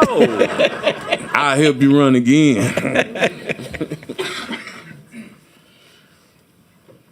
All right.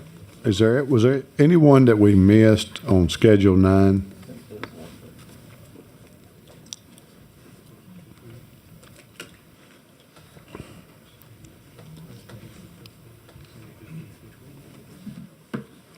Good morning. Stephanie Anthony? You got my card? I'd like to begin by sincerely thanking Representative C. Denise Marcel and Representative Barbara Carpenter and Representative Freiberg for welcoming me during my visit to the Louisiana House Appropriations Committee meeting last week and invited me to come back to share public comments. I'm here because of a deep concern for funding for the disability community. Last time I was here, you may have noticed that I wore a yellow apron, and I want to explain that for a minute because I know some people were very curious. The apron was worn in honor of my Aunt Lizzie, who left a one-room plantation school in Dubuisson, Louisiana, to move to Baton Rouge. Her elementary school teacher, who was also her cousin, understood that she had maybe 4 years to give her students everything they needed to carry them for a lifetime. Education at that time in that place had a deadline. Aunt Lizzie followed in the footsteps of my grandmother, Rebecca, working in the homes and kitchens of the more well-off to make a living here in Baton Rouge, long before she had a chance to go to junior high school.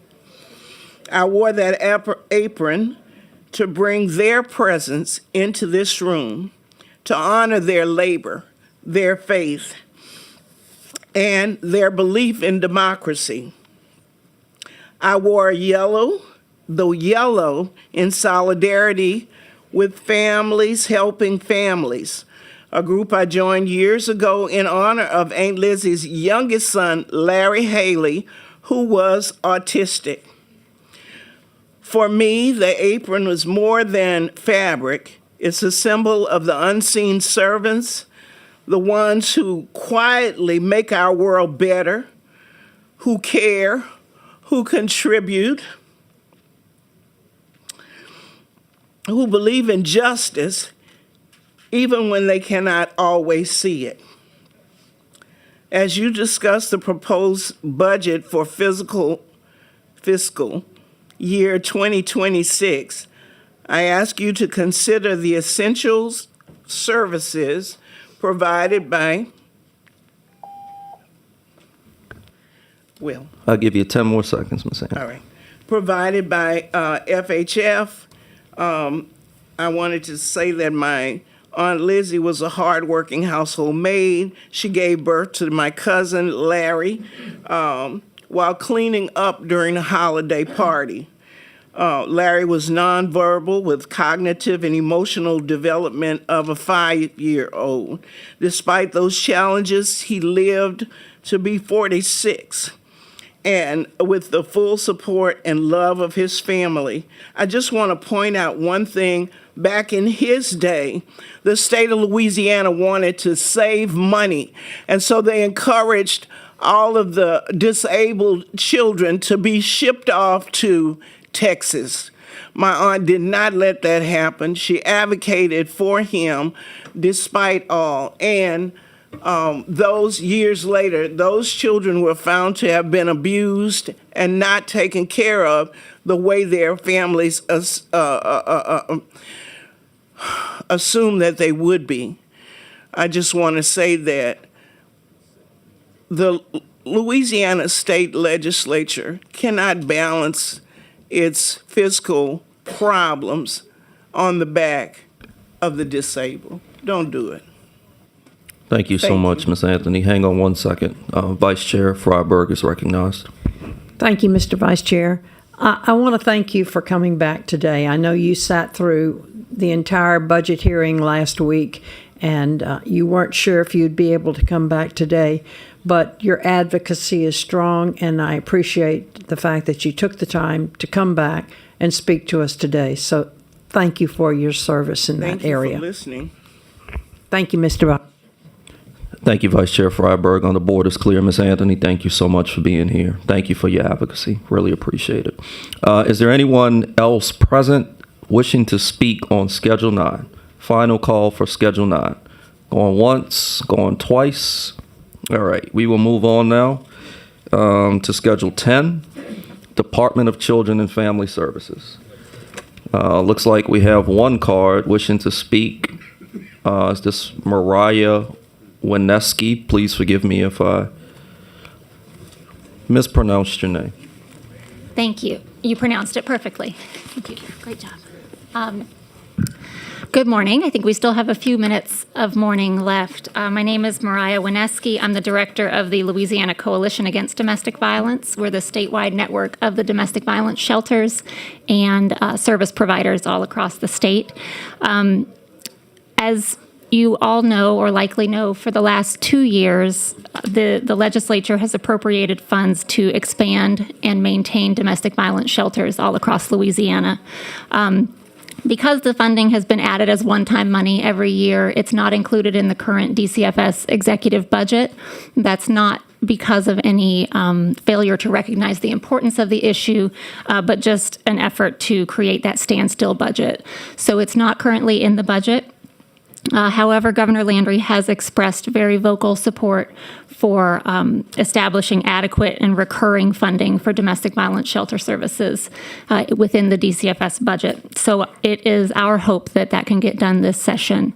For the past 2 years, we have worked in very close partnership with DCFS to implement vast expansions of domestic violence services all across Louisiana, specifically in the areas of highest need in our state.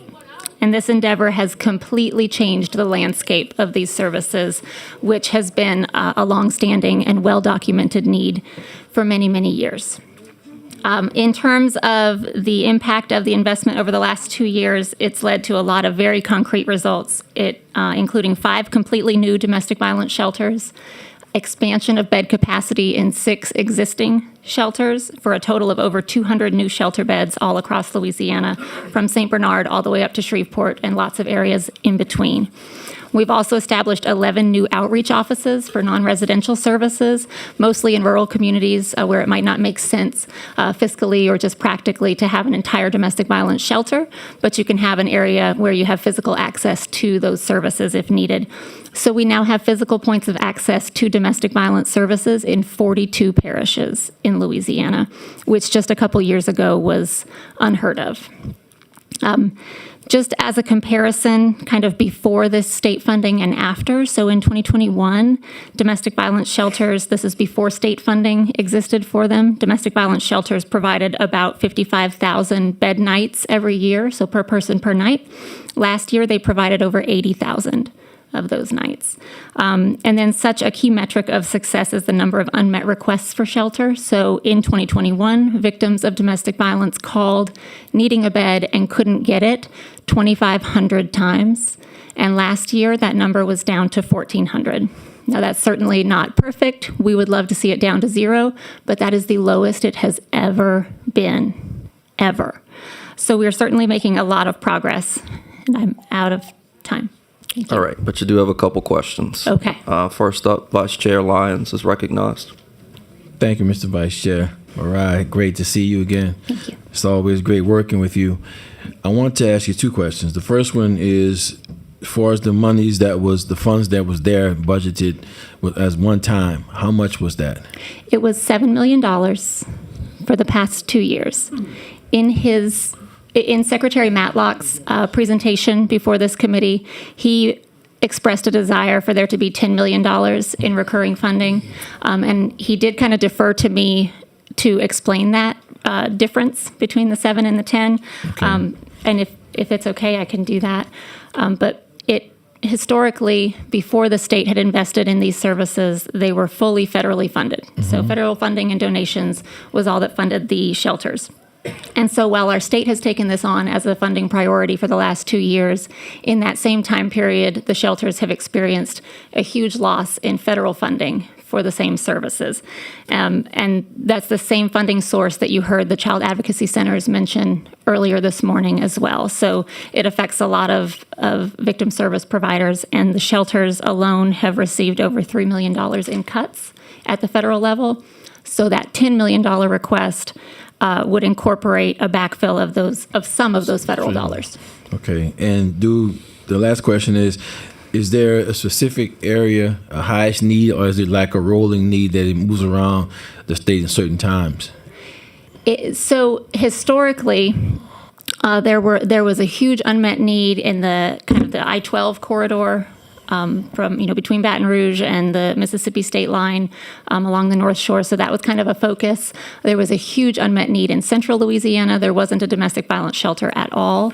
There now is. We just had a grand opening of a new shelter in Avoyles Parish as well. So we're able to kind of match the number of unmet requests and the population and a few other metrics to kind of determine where to focus new resources. And then those 42 parishes you mentioned, are those locals actually partnering with you all with some resources and what have you? I know we do some of it in Jefferson. I just wanted to see how much of it throughout the state was actually forming those partnerships. It can't make up all the federal loss, but somewhat, partnering with you.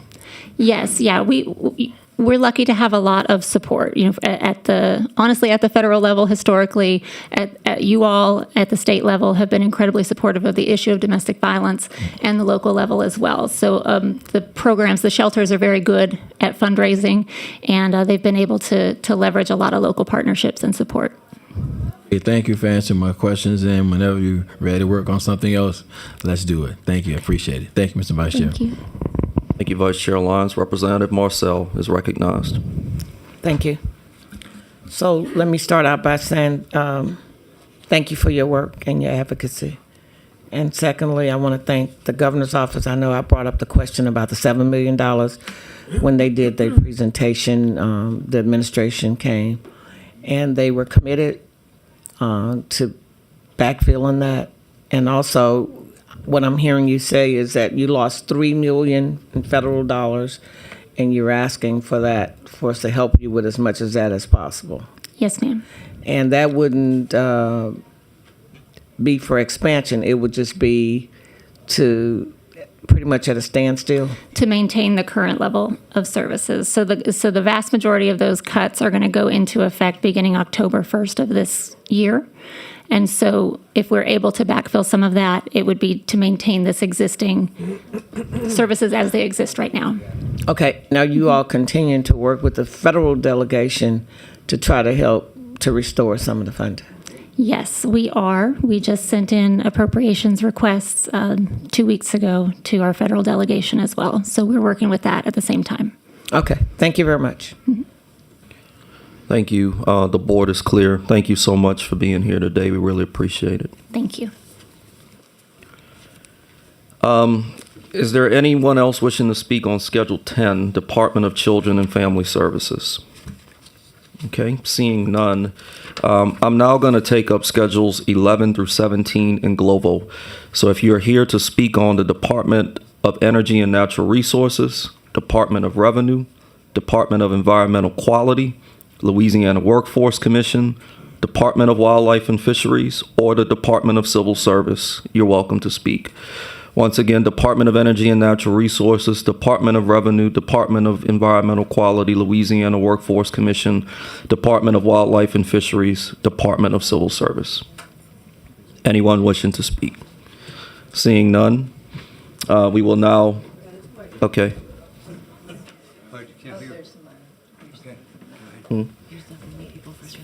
14. If you're here for any of those schedules, you're welcome to come to the table. We can take 3 at a time.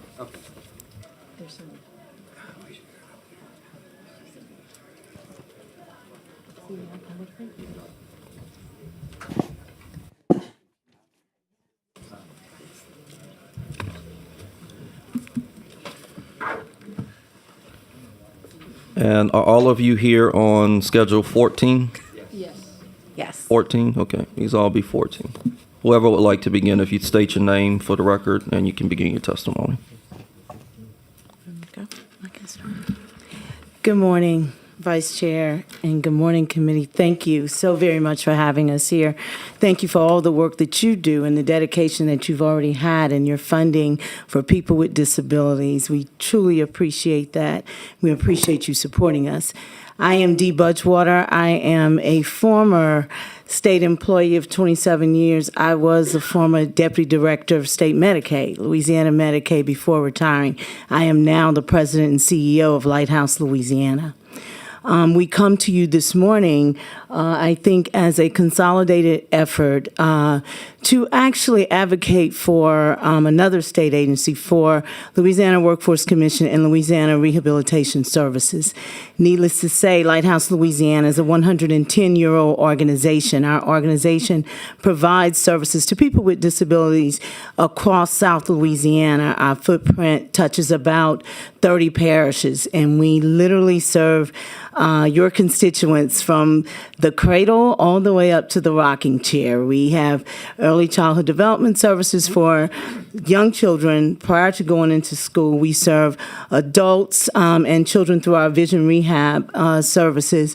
But we also provide services when it comes to workforce development and employment opportunities. We are very unique in Louisiana, and we are steadfast in what we do to support people with disabilities who want to work and who need those supports to be able to do that. We partner as a LRS vendor coalition with some of our partners who have been in this space as agencies as well, nonprofit agencies, to give those people a voice through the work that we do with our agencies. Kelly and I tend to advocate together around these populations because we truly believe in it. I have the very unique position of having worked on the side of Louisiana Department of Health as a state employee, but now advocating for those same groups of people that we put administrative rules in place for many years. So I have a dynamic look at what it looks like to do advocacy from both sides. So I thank you first and foremost for what you do, but our reason for coming this morning is to truly support and ask you to make sure that LRS is fully funded. That's what we're trying to do, because what they do and our partnership with them, and it allows us to move the needle for people with disabilities when it comes to workforce development across the state. We get to do it in all regions of the state working with them. They are successful as long as they have the right support that they need from within our vocational rehab system. We do that by partnering in order to support the system with the services that each one of our agencies provide. So I want to start by that, but I want to also say that I have some of my employee advocates with me today from Lighthouse, Louisiana, and I want to give them the opportunity to speak after Kelly and then Brian Patchett from Louisiana Association for the Blind speaks. Thank you. Good morning. Good morning again. I'm going to be super brief because Dee really kind of covered everything. But the appropriation that we're asking for is $11 million of state general funds to fully fund Louisiana Rehab Services. With that fund, they are able to serve an additional 30,000 people across Louisiana in employment services. So, and just very quickly, for every $1 that you spend, you get a $9 return on investment when people with disabilities go to work. So I know Jamie's up here. She wants to say a few things, so I won't take up any more time. Thank you. Good morning. Hello, it's Jamie again. So I just want to speak on LRS and what they've done for me. I was injured in '95, and 6 weeks after I got home from a paralyzing injury, I was focused on learning to live again and went back to school. I finished my last 2 years of high school in a year and a half and moved 3.5 hours away to go to college, and that was all done because LRS was there and funded me. And which brings me to today and the last 4 years.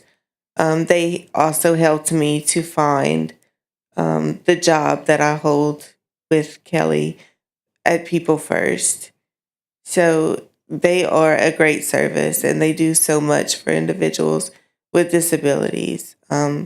It's been a game changer for me to actually have a job and be able to live my life as though nothing's really changed. Thank you all so much for being here. The board is clear. Really appreciate you all being here this morning. Thank you. Thank you so much. I'm going to call 3 more people to come up at this time. Norman DeMoyle, David, Green, Horace, Grayson. If those three individuals would like to come up.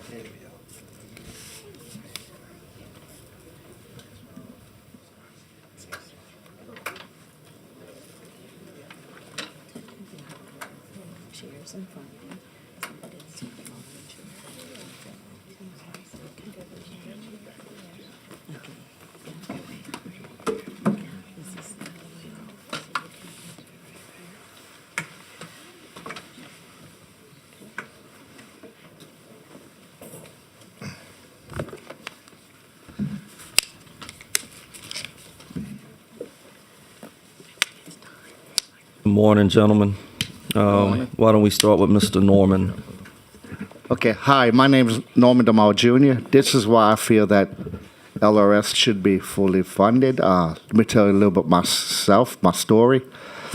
I have been blind since birth. I weighed only 1 pound 6 ounces when I was born, but I've never let it stop me. LRS has helped me because in 2001 and again in 2013, I went to computer class at UNO. It's called TRAC, T-R-A-C. I don't know exactly what it stands for, but it's called TRAC, and they teach you how to use computers even though you had no vision. And they also helped me find a job at Lighthouse, Louisiana. And if you're ever in the area, come check out our facility. We'll give you a tour.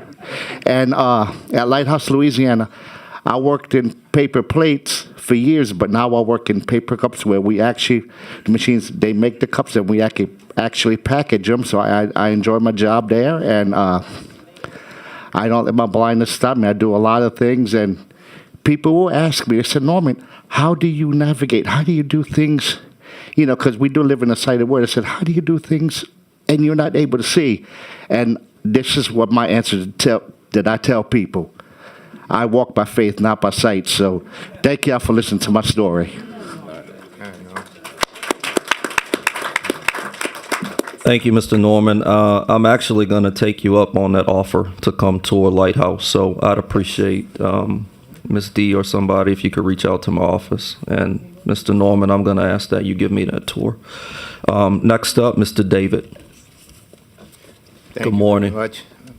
Trying to locate the mic. I want to thank y'all for having us here today, and we here, on the behalf to speak about, how important those fundings to LRS is. I'm a 21-year employee at Lighthouse, Louisiana.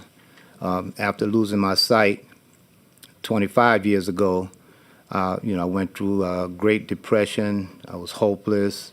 I had a family, didn't know, how I was going to take care of them, how I was going to support myself, what I was going to do, and how I was going to do it. Until, one day I was introduced to LRS, and the person told me that, they can help me. And I said, well, they can't give me my sight back. I don't know if they could really help me. But I gave it a shot, went there. I was assigned to a rehabilitation counselor.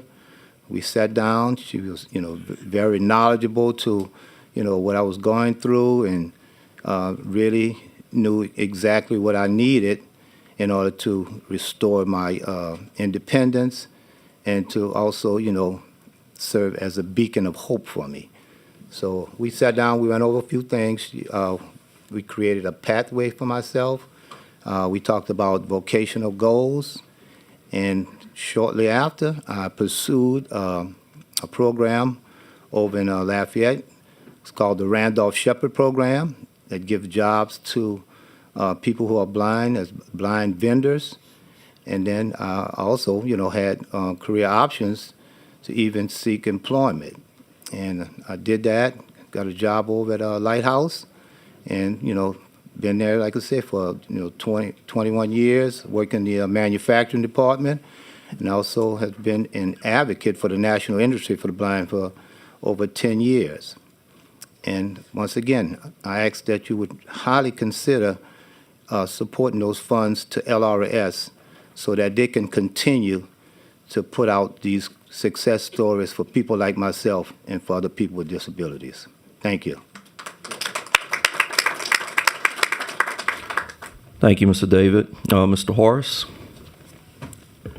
Good morning. Good morning. Thank you for having me. I'm not going to make my story so flowery, but LRS is a great program.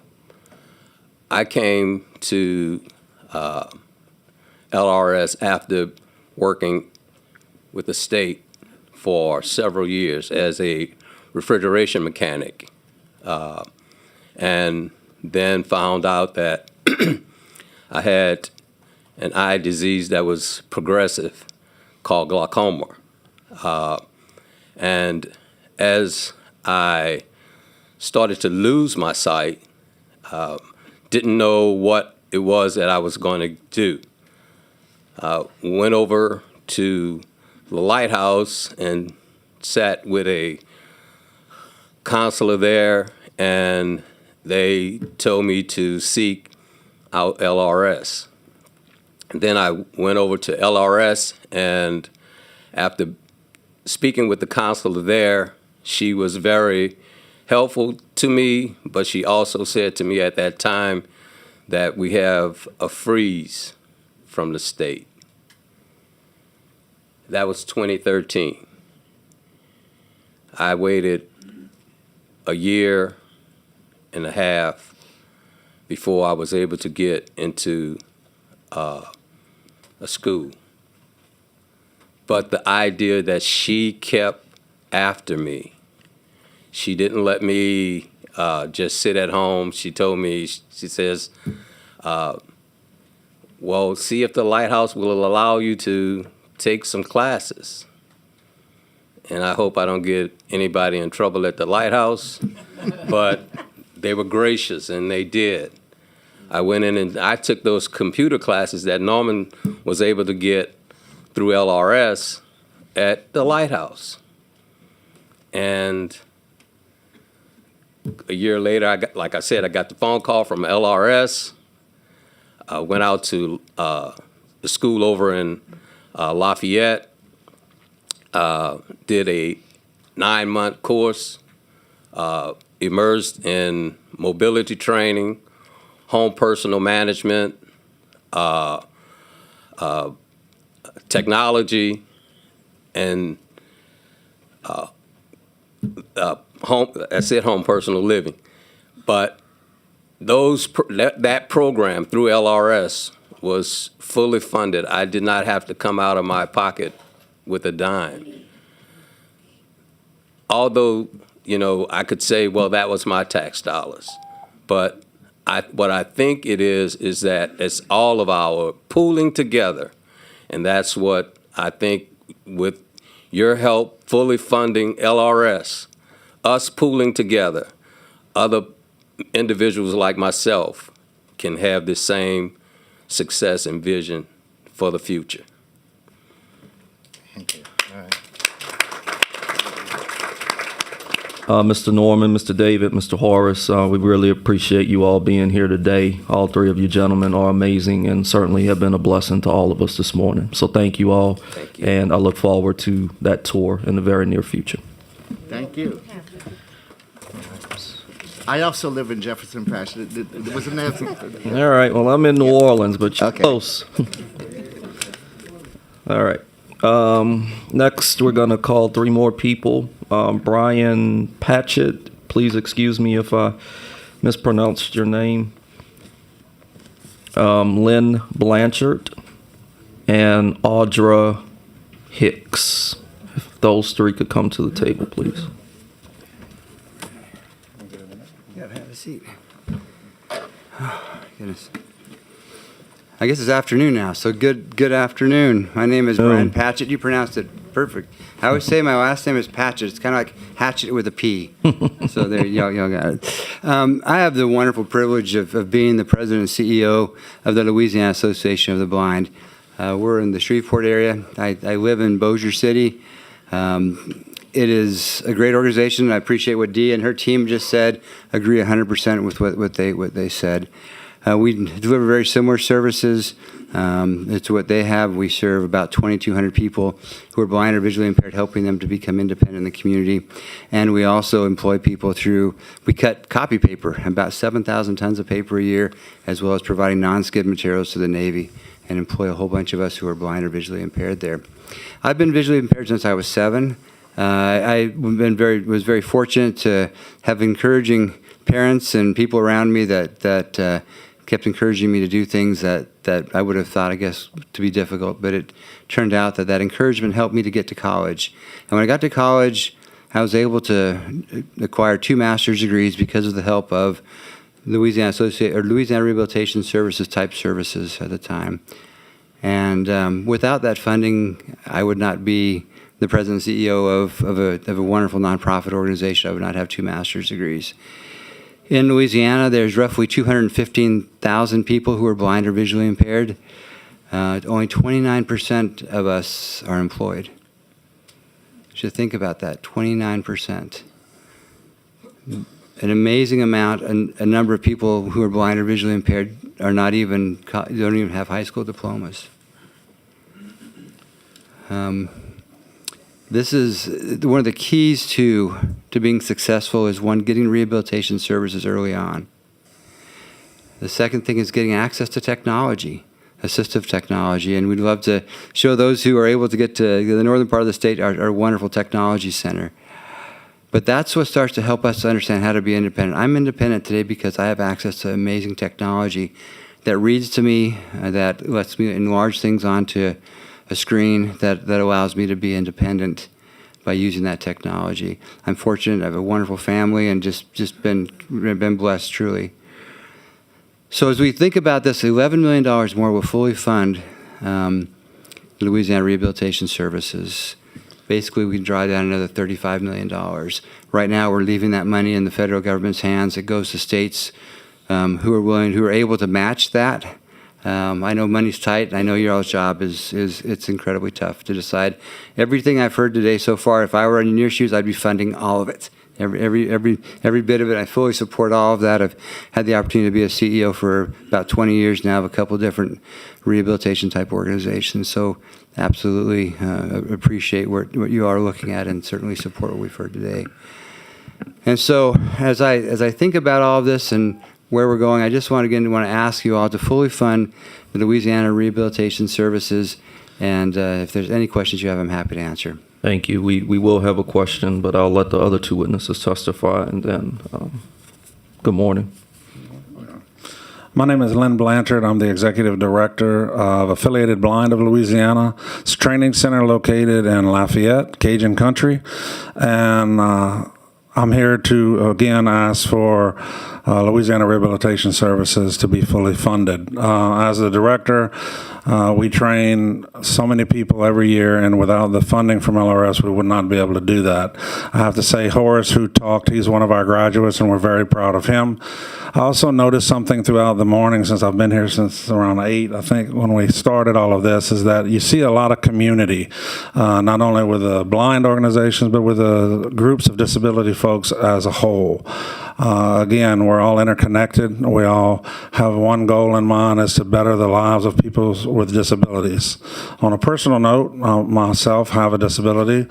I'm visually impaired. I'm originally from a small town, a bayou town called Pierre Part, Louisiana. And I grew up going to the Louisiana School for the Blind, which later became Louisiana School for the Visually Impaired. Ironically, Norman and I actually went to school at the same time.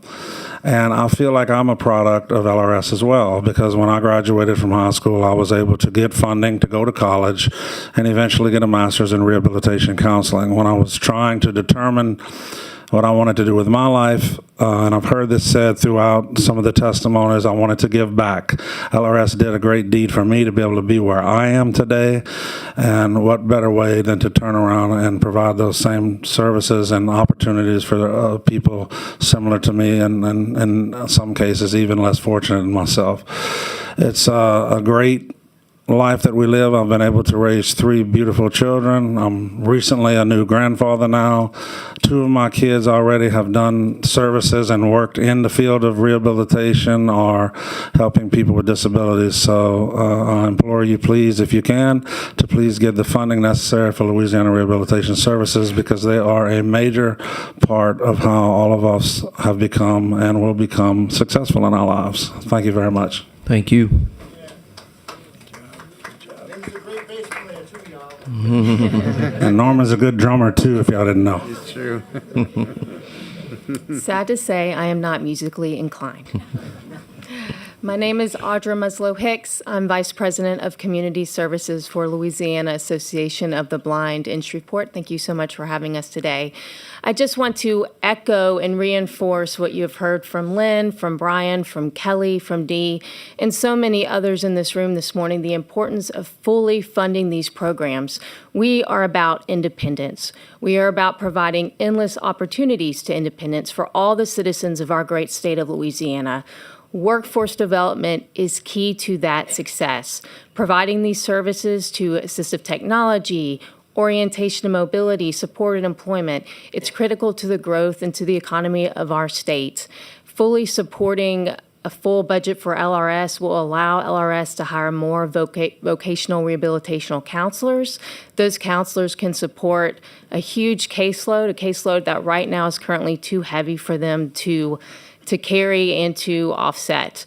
Being able to hire more counselors will able to expedite those services to the citizens of our great state.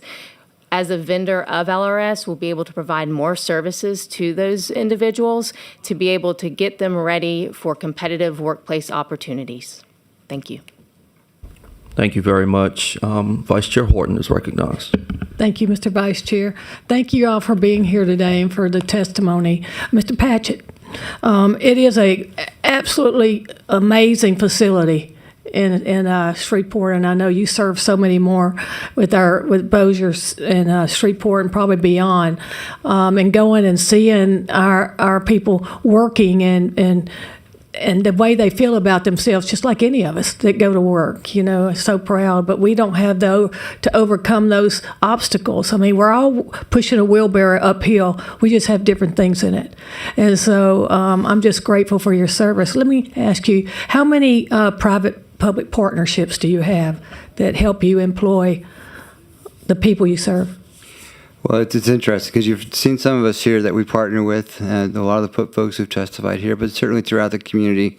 We've got several private partners that we work with, people throughout the community who help us employ people who are blind or visually impaired in the community, not just working for us at our facilities, but we have an incredible team of job developers that are very successful in working with our private partners to help people become employed. We work with the universities and colleges to help people to get access to education. And yeah, thank you. I appreciate that question, Representative Horton. And let me ask you, what does fully funding look like to y'all? What it looks like to us, I think, is exactly what Audra just said, and that is that, and certainly all of us, that we are able to serve so many more people. I threw out that number of 215,000 people who are blind or visually impaired. Only 29% in Louisiana are working right now. That means we could employ significantly more people. We could, unfortunately, right now we're on.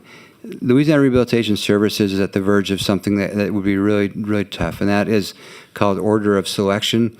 And with their funding issues, they're concerned that what could happen is they'd have to only serve the people who have to be the most needed or have maybe the most significant disabilities, which is wonderful. And also, unfortunately, it basically means that a whole bunch of people don't get served, and that's called order of selection. We would see even more cuts to what we have right now. We see fewer counselors. And I also think the other thing is we want to have counselors who stay around, who actually, are there long-term with us. And I think there's some things we can do that can help with employment and retaining people instead of seeing them leave and go to other states. Thank you so much. I appreciate you, sir. Thank you, Mr. Vice Chair.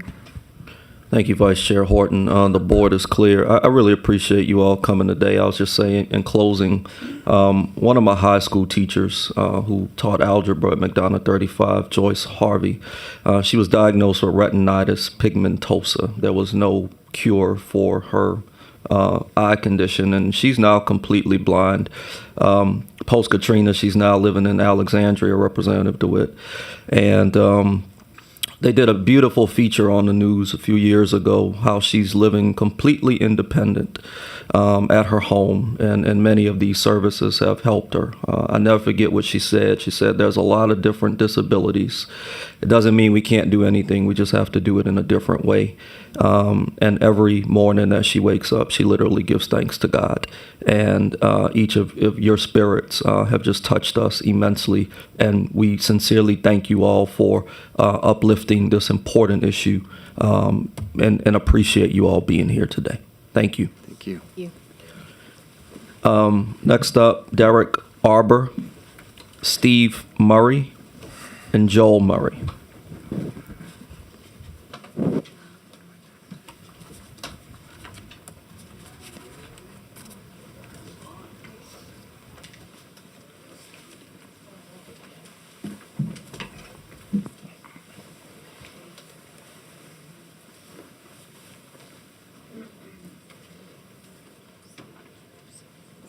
Is Derek Arbor here? If not, Diane LeJean, I'm so sorry. Thank you. If you want to come to the table as well, you're welcome to come. I did not sign up to speak. Okay. I just wanted to request that LRS be fully funded at the state level so Yes. we can draw down all of the federal money. Yes, ma'am. Thank you. Thank you so much for being here today. Okay. So we have Mr. Murray and Mr. Murray. Two Murrays. Good morning. Hi, I'm Good Steve. afternoon. Yeah, thank you. I'm Steve Murray, and this is my son, Joel. Want to talk, the subject is the LRS support, and give you an example as a parent of how important LRS is. Joel was an exceptional athlete growing up, competed in Special Olympics, 15-time gold medal winner in golf in Louisiana, national winner in Special Olympics and gold medal 2 times, competed in Greece, won the silver medal. Heck of a golfer, but we couldn't find work for him. And we didn't know how to bridge that gap to go from what he enjoyed doing to get him to a place where he could actually start working. Very capable person physically, deals with, as a lot of people with disabilities, intellectual issues. And it was hard to find businesses within the Monroe, West Monroe area that would give him a chance. And then LRS reached out to us and said, we got a new company coming into West Monroe, and we think Joel would be a fit. And so they bridged the gap for us between Joel being unemployed to getting a job at Academy Sports. And it's been a blessing because, as we said, and as Kelly said, for every $1 you put into LRS, $9 comes back in the terms of wage earning, taxes, et cetera. And that's what Joel is the example of that. He has been at Academy Sports for 18 years now, the longest term employee at that store since it was opened up. He hired in the month before it opened, has been there ever since. And they like him so much, they say, well, when Joel works, there's Academy time for getting things done, and there's Joel time. And Joel time is a lot faster than Academy time. And he sets the example. And my point in all this is I really appreciate what you all do in supporting it financially. LRS support is a wonderful, wonderful thing. It gives people with disabilities the opportunity to live a full life and to contribute to the community, pay their taxes, not be a burden on society. And that's what Joel is now. And the only burden he is I'm his taxi service to and from work. If you have any questions, Joel, you want to say anything? No. No? Okay. Well, we certainly thank both of you for being here, and thank you for your very inspiring testimony. We really, really appreciate it. Thank you. Thank you both. Okay. Are there any individuals wishing to speak on Schedule 14, Workforce Commission, Schedule 11, Department of Energy, Schedule 12, Department of Revenue. Schedule 16, Department of Wildlife and Fisheries. Schedule 17, Department of Civil Service. Okay, hearing none. If not, we will move to Schedule 19. First up, Christy Gilmore, Lynette Rivers, and please forgive me if I mispronounce the name, Lametris Rogers.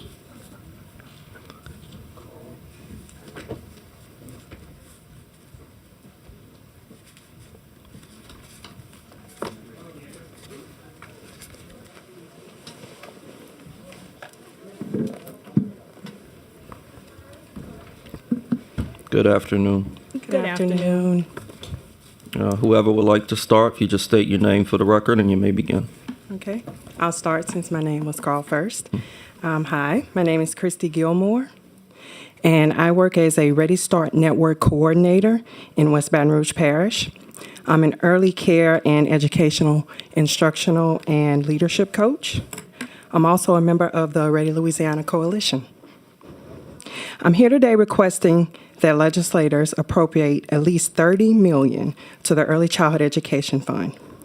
This fund provides a dollar-for-dollar match to local investments in early childhood education to specifically expand access to our most underserved population, which is birth to 3-year-olds.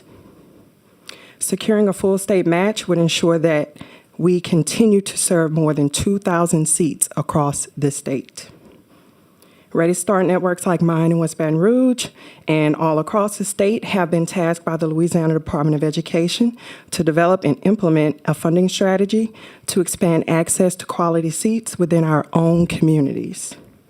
In West Baton Rouge, we've begun the process of educating stakeholders on specific childcare needs, one by hosting a Tri-Parish Parish President Roundtable this past December, and then another Tri-Parish Mayor's Breakfast just 2 weeks ago in March. Markedly, the Early Childhood Education Fund serves as encouragement to local governmental municipalities to invest in their own families. Though we are excited about what our efforts can produce, without additional funding, the state risks falling short on its promises to local communities. While the Louisiana legislature has dedicated funding streams to support the early childhood education funds, these revenue sources do not generate enough to fully cover the state's share each year. In just 3 fiscal years, we have gone from 4 localities receiving a match to 13. Ascension, Assumption, East Baton Rouge, Bossier, Caddo, Grant, Jefferson, Natchitoches, Orleans, Point Capee, Rapides, Tangipahoa, and Webster all have successfully raised funds to be put up for a match. And the Louisiana Department of Education estimates that the local investments will total more than the $30 million in the upcoming fiscal year. To sustain its commitments and continue incentivizing local investment, the legislature must allocate at least $30 million in one-time funding and ensure future legislators uphold annual matching commitments. This way, Ready Start networks like West Baton Rouge's can avoid reneging on its commitments as well. Thank you for the time, and thank you for your thoughtful consideration on this issue. Thank you very much. Good morning. Good afternoon. Whoever would like to go next. Good afternoon. My name is Lynette Rivers. I'm the director at Kids Kingdom Academy and Daycare, located in Orleans Parish in the Mid-City area. Currently, Governor Landry's executive budget for the fiscal year 25-26 maintains the current $78 million investment in child care assistance programs. I do commend this continued support. However, with nearly 7,000 children currently on the CCAP waiting list, I'm urging to not only preserve but restore prior funding levels to meet the urgent needs of working families across Louisiana. In the fiscal year 23-24, CCAP was funded at $87 million. That investment helped thousands of families access quality care and supported early learning for our youngest Louisianians. Despite a request to maintain that level for the 24-25, the final appropriation was reduced by $9 million, down to $78 million, resulting in the loss of nearly 720 early childhood seats. These cuts have a real consequence. Fewer children in safe, nurturing learning environments where they can thrive, and more working parents struggling to remain in the workforce. Restoring the full $87 million is not just an investment in early childhood education, it's an investment in Louisiana's workforce, economy, and future. I respectfully urge the committee to prioritize our children and families by restoring this critical funding that was taken away. Moreover, with 50% of Louisiana children having all available parents in the workforce, child care is a necessity. It enables thousands of families to stay employed and financially stable while giving children access to high-quality early childhood education that supports their healthy development and school readiness. Research consistently shows that quality early childhood programs lead to better health, social, and academic outcomes, setting children on a path to long-term success. While myself and many other child care providers are grateful for the current investment of $78 million, adding back the $9 million will greatly benefit many families and children who are in need and deserve high-quality child care. Again, I ask for your support to please restore the CCAP funding back to $87 million for the upcoming year. I want to thank each and every one of you guys. Many of my families, over 50% of my families at our child care center depend on CCAP. Most families cannot afford to come out of their pocket for the full cost. I know my time is up, but nevertheless, it is crucial that we add that back. So many children are on the outskirts trying to get into child care centers, but the parents can't afford it. And they need to, because that social emotional development at a young age and we setting that foundation is very critical. It will help them thrive long-term as young adults. Thank you. Thank you very much. Good afternoon. Good afternoon. I'm Lametris Rogers, the owner of Tender Touch Nursery Child Care Center in Richland Parish and Franklin parishes. Honestly, I had this nice drawn-out speech that I was prepared to give y'all today, but instead I decided to just take y'all on a journey into child care. My colleagues have laid out to y'all the cost that it's going to take for us to offer this quality child care that we're trying so hard and so desperately to get back to. And I just wanted to share a couple of stories with y'all. I've been in child care for 14 years. The hardest thing that I have had to do is terminate a single mom with 3 children. And the thing about that crushed my soul was going into the local Popeyes a couple of days later in the middle of a lunch rush, and those 3 babies were in the lobby because mom had nobody to keep them. It crushed me. But as an owner, what am I to do when she can't afford to pay and I can't afford to keep them? We talk about the $30 million that we're asking you for. This is to sustain child care. We talk about the $87 million that we ask that you put us back at. This is to get us off our knees. Because imagine, I've been sitting in session and just listening. Imagine if you were given all the funds you needed to fully fund People First, to fully fund the Lighthouse, to fully fix the roads here in Louisiana, because you know we have the best roads ever. So imagine you had all of the resources you need to not just pick your top 10 things that you wanted to choose to fund and put funding towards, and you could fix it all. You could offer quality. You could offer good pay to people who so deserve it, and you just had this and you saw what that looked like, and one day it was just wiped away from you. Early child care providers, this is what it was like for us during COVID. We finally got to see what it looked like to offer a quality child care center, and in some cases pay ourselves for doing it. And then the budget cuts came and that was taken away. So now we're back on our knees and we're asking you to please bring back at least that $87 million to at least get us up off our knees. And we don't need just to get there, we need to sustain it.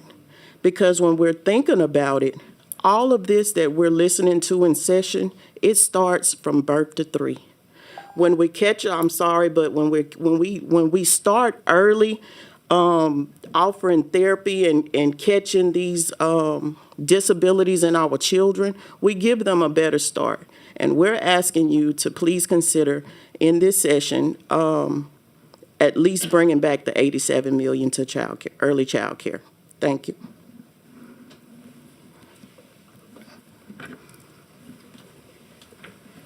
We have some questions. Vice Chairman Hughes. Thank you, Mr. Chairman, and I'll be quick. Ladies, thank you all so much for being here. I can feel your passion, and I just want to say thank you for what you do. There was a little young toddler this morning who was trying to get to the table, and I had a chance to go out there and talk to him. In fact, he's still back there, my little buddy, Caden. I actually had a full conversation with Caden. Caden's 2 years old, and we had a full conversation, and I found out he's at the Columbia Park Child Care Center in New Orleans, and he wants to be a doctor. What you all are doing by stimulating brain activity, you're not only ensuring our children are more likely to be kindergarten ready, which then closes that third grade reading gap that we saw when 67% of our third graders couldn't read a few years ago. And then we put our kids on the path to prosperity rather than prison, and so they become taxpayers. But this is also a workforce issue, because I've heard directly from so many parents that said, I just can't afford childcare, so now I have to stay home and take care of my child. But what you do is really a labor of love, and I like to reiterate to people, this is not daycare. No. Because you're stimulating brain activity and investing in our next generation of leaders. And Caden, my new little buddy, is a prime example of that. So I just wanted to say thank you. Thank you. Okay, Representative Freiberg for a question. Thank you, Mr. Chair. Thank you for your testimony today. Let's go back to and reiterate, when we dropped to 78 from 87, how many seats does that mean? Approximately over 720 seats. And right now, seats. we have approximately 7,000 children on a wait list. In 2022, they started a waiting list. It had hundreds of parents and children on the waiting list. So right now, as the years and months go by, it increases. And definitely, if we look at society and the people that we pour into, they can't afford it because they're trying to manage home. They're trying to manage their job, bills, etc. And we've all been there where we've been trying to manage something. And that CCAP deficit is definitely needed to be poured back into childcare, because our little ones is where we started at. It's the foundation. Yes, it started at home, but sometimes home doesn't get it for some of them. And I know childcare and early childhood, high quality, it definitely will give that ground-based foundation for our little ones. You wanted to add something? Yes, thank you, Representative Freiberg. The 2,000 seats that I was referring to, is important to understand that we are using all different types of funds and funding sources and revenues of trying to sustain these seats. So the one that I'm talking about in particular is separate from child care assistance. It's separate from child care assistance birth to 3. This is the matching fund at the state level that serves 2,000 children. And that matching fund really needs to be twice what it is, because I think we're seeing more and more districts coming to the table with money that they would like to see matching funds for, and it certainly is an incentive to locals to make sure that they are kind of doing their share too. And I think if we could increase that $30 million fund, it would be great. I don't believe we can spend money in this state in any better way than early childhood education. It's the number one economic development tool that we have. And so thank you for coming and thank you for your advocacy. Thank you. Thank you, Mr. Chair. Okay, I see no further questions. Thank you, ladies. Thank you.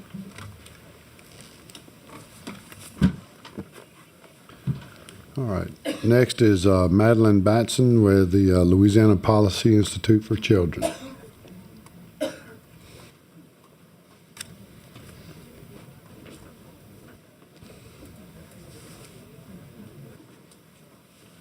I'm going to go ahead and call a couple more. Megan Garrettson with the Young Scholars Academy. Are they still here?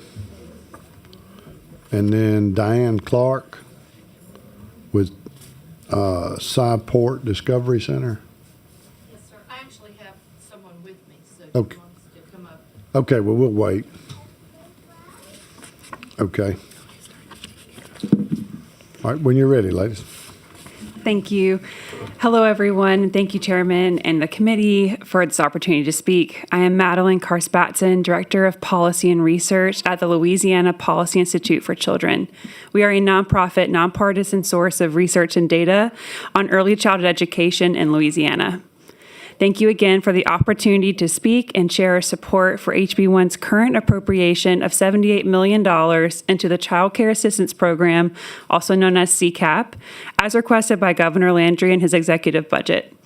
With 2/3 of children under age 5 in Louisiana having all available parents in the workforce, our current economy is such that our young children are spending a critical amount of time in the care of someone else. This is why early learning programs are so critical for our state.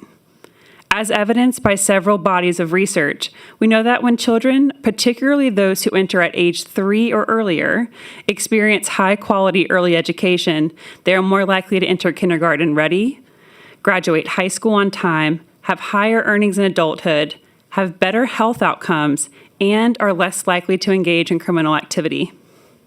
The reality for our working parents, though, is that childcare is often the largest budget item for their family, often outpacing the cost of in-state college tuition in Louisiana. We found in our recent parent survey of over 3,400 parents across Louisiana that families making up to $150,000 a year say that they are worried about being able to afford childcare. You can imagine the strain the cost of childcare then has on our asset-limited, income-constrained but employed, or ALICE families, who make up nearly 1/3 of families in our state. This is why programs like CCAP, that base eligibility on income and a parent's employment or their schooling status, is so critical for our state. CCAP enables parents to be productive members of our workforce, serve as an economic engine for our communities across Louisiana, and prepare our youngest learners for a smart start to life. With a 13% return on investment, investing in these early learning programs mean that we will spend fewer state dollars over the lifespan of the child when they get access to early learning, high-quality early learning. Rather than spending money on remedial academic, adverse health, or correctional services, we could spend our money on building a bright future for our children and their parents. Again, I urge that you maintain the $78 million for the Child Care Assistance Program, if not increase that, as has been stated before me in House Bill 1. And thank you again for your time to speak today.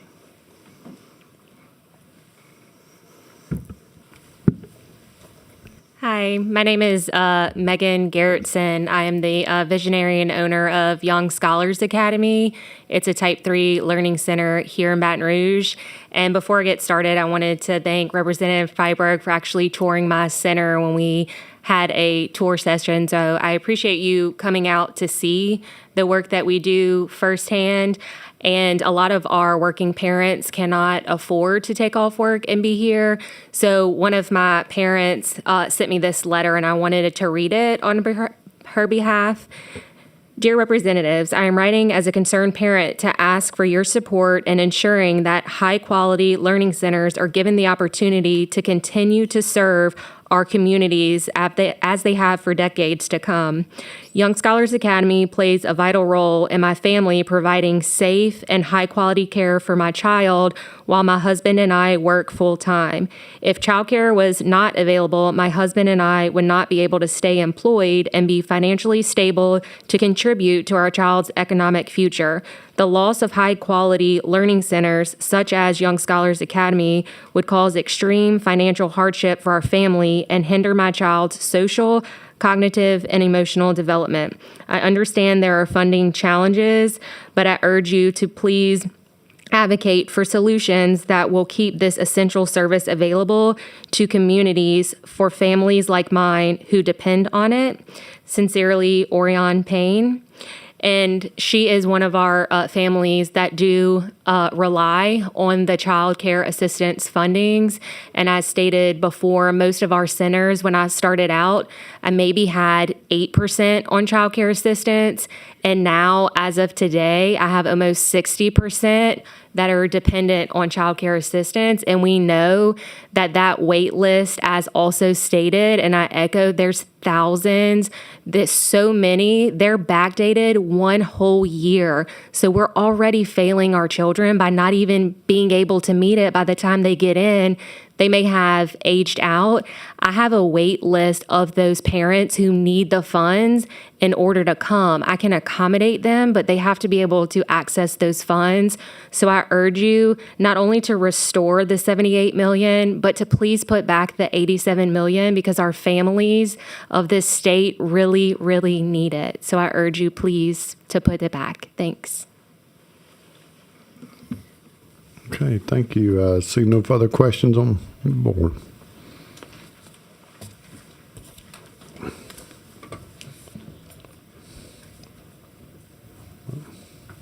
I'm assuming this is Diane Clark and Cade McDonald.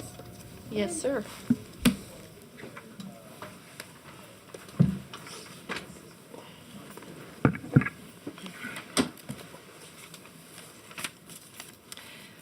Thank you, Chairman McFarland and committee members. I know it's been a long day and you've heard a lot of numbers and statistics today. You have a sheet in front of you. It's full of information. I'll be happy to stay and talk with you. I want to hit on the successes. I want to talk about the positives, the things that are happening through Cyport Discovery Center. I'm Diane Clark. I'm the executive director. Been there 7 years. And in that time, we have brought Cyport back. It was once a fabulous institution for the entire state, and that's where we want to go again. And so we're here today asking you to provide some funding that will allow us to expand our services and once again represent the state, rather than just the northwest corner of Louisiana. So some of the highlights that I want to go over with you just include the fact that we're a 92,000 square foot facility. We're city owned. We're located on the banks of the Red River in downtown Shreveport. Everything we do is aligned with the Louisiana student standards, down to the programming, the exhibits that we select, so that we serve as a resource to our teachers when they can't quite come up with the way to talk about physics in their classroom in a way that works with their students. They can come to Cyport and they can get that experience. Or what a lot of people don't realize is that we can go to them. And we have outreach services. So in 2024, 30 states out of the 50 were represented by visitors to Cyport Discovery Center. 62 of our 64 parishes were represented with visitors to the center. And I can tell you later who the two weren't if you want to know. We had over 17,000 students attend Cyport on field trips, and of those that came, they represented 26 of our parishes. Now, we did have students from Terrebonne Parish. There's a map included in your handout when you flip it. Those are the numbers representing the students who did come and the parishes where they traveled from. But there's some inequity here. It's a lot easier for students to get to us when they're only a few miles away. When you're coming from South Louisiana, that makes it very difficult. So in addition to all of the things that we're doing on site, we've also been appointed by the Board of Regents to be the Region 7 STEM Innovation Center. So we are serving the pipeline for STEM as well. Everything we do is STEM related. Problem is we're working on a $1.8 million budget, which is better than zero when I started, but it's costing almost that much just to keep us up and going. We had a net revenue last year of $55,000. That's not enough to be talking about expansion across the state. So our ask is for $400,000, and with that money, we could serve 20,000 on-site visits free of charge, or we could serve about 18,000 school students to see an IMAX in the state's only IMAX Dome Theater, or about 500 outreach visits. So we appreciate your consideration. Thank you so much. Yes, I'm Cade McDonald. I'm chairman of the board of Red River STEM, the entity that operates Cyport Discovery Center. I wanted to start by thanking each and every one of you for your efforts and service to my lifelong home state of Louisiana. I think that Cyport Discovery Center is important and vital for a variety of reasons. I'm both young and old enough to have visited the facility when it first opened, and I still have vivid memories of taking a field trip from Ruston, Louisiana over to the big city of Shreveport. Now have 3 young daughters with another child on the way, and I'm looking forward to them enjoying Cyport just as I did when I was a child. I think the most important thing about Cyport to me is that it does not lend itself to any specific socioeconomic or demographic group. It's just a great way for all the children of Louisiana to learn STEM in a very fun, immersive, and hands-on way. About 18 months ago, volunteered to be the chairman of Red River STEM because we were in a tough spot financially. And I'm not sure if y'all are aware of this, but there was a previous entity that operated Cyport that actually went under about 8 years ago. And I just didn't want to sit idly by and let this important, vital facility go under again with the possibility of it never returning to what I remember. And I think that this funding will help us as we have, what I and Diane mentioned, we've restored Cyport, but I truly look to renew it. And we're going to apply for federal funding. We've obviously already applied for state funding, and we are in the early workings of a private capital campaign to rebuild our donor base. As we truly look to restore and renew Cyport for future generations. And thank you all for your consideration of this request. All right. Representative Horton for a question. Thank you so much, Mr. Chairman. Thank you all for your patience today and for being here. Cyport is, and I love the way you pointed out, it's not just a Shreveport or Bossier treasure, it's a regional treasure with statewide benefits.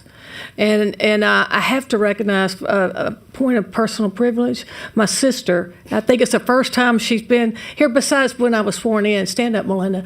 Yeah. She just made the 4-hour drive because that's how important Cyport is to her. So I appreciate you being here, Melinda.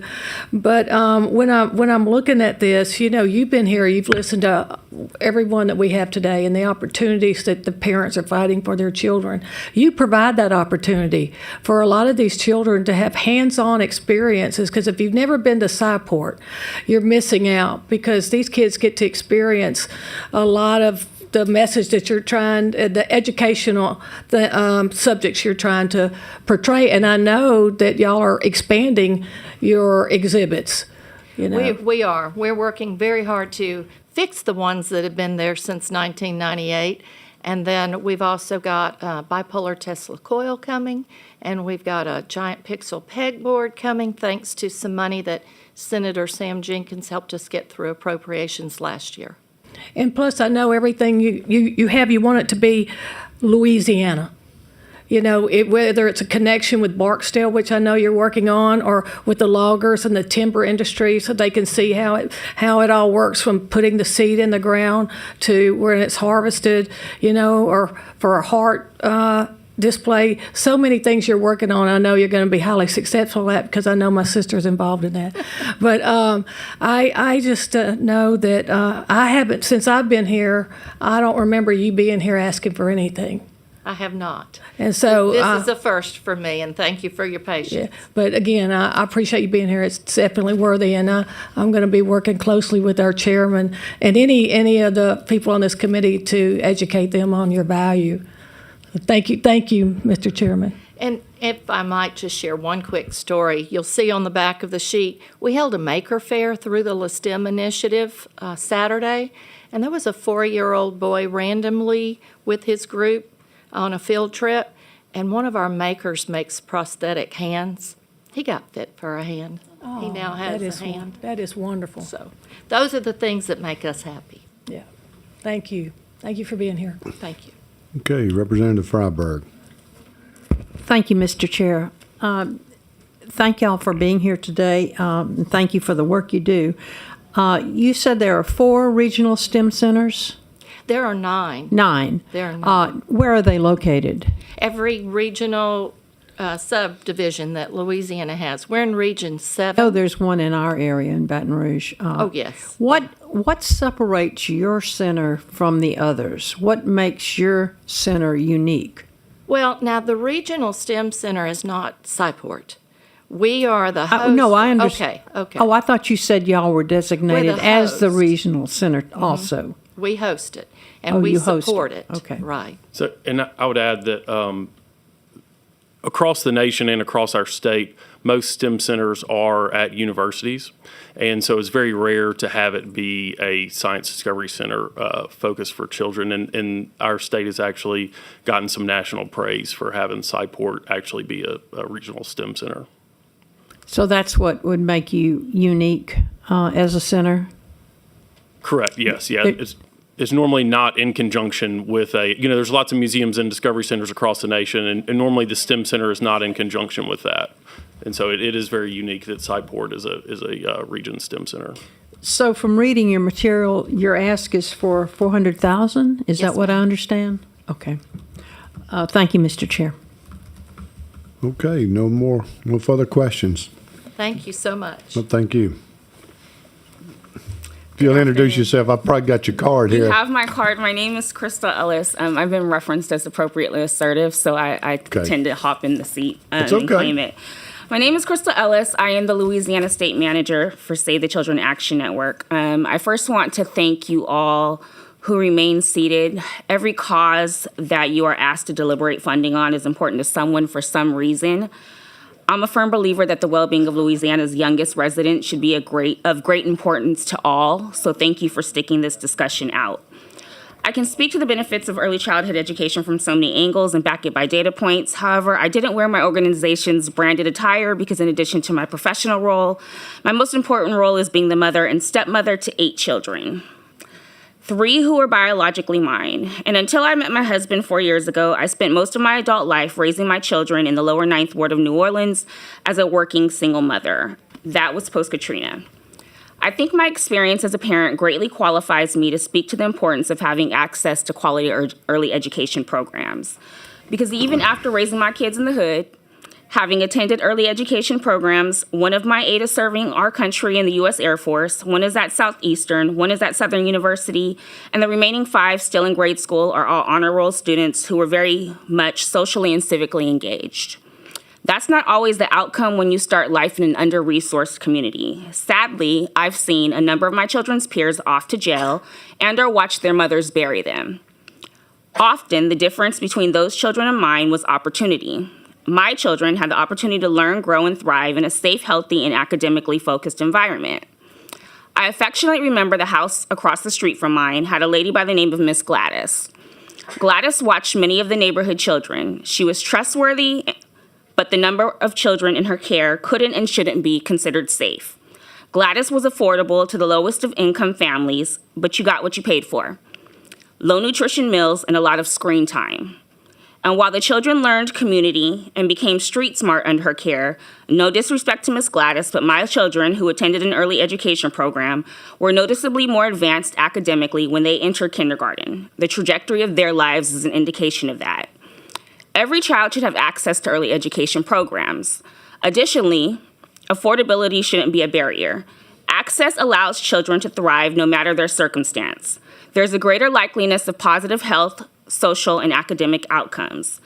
As the state continues to build juvenile detention centers and attempts to enact legislation to fill those buildings, I implore you to consider the return of investing in preventative measures. For me and my family, early childhood education made a significant difference, and I wish that for all. Please maintain early childhood education funding at its current level in HB1 as it was in the governor's executive budget. And if you can appreciate spending far less on remedial, academic, social, and health services and programs, consider increasing the investment. Okay. Board is clear. There's no questions. Thank you. Thank you for your time. Thank you for your patience. All right. Next is Ayanna Bridges. Ayanna Bridges. See, Vanessa, I'm getting better. Yes, you are. Good afternoon, Mr. Chairman and distinguished members of the committee.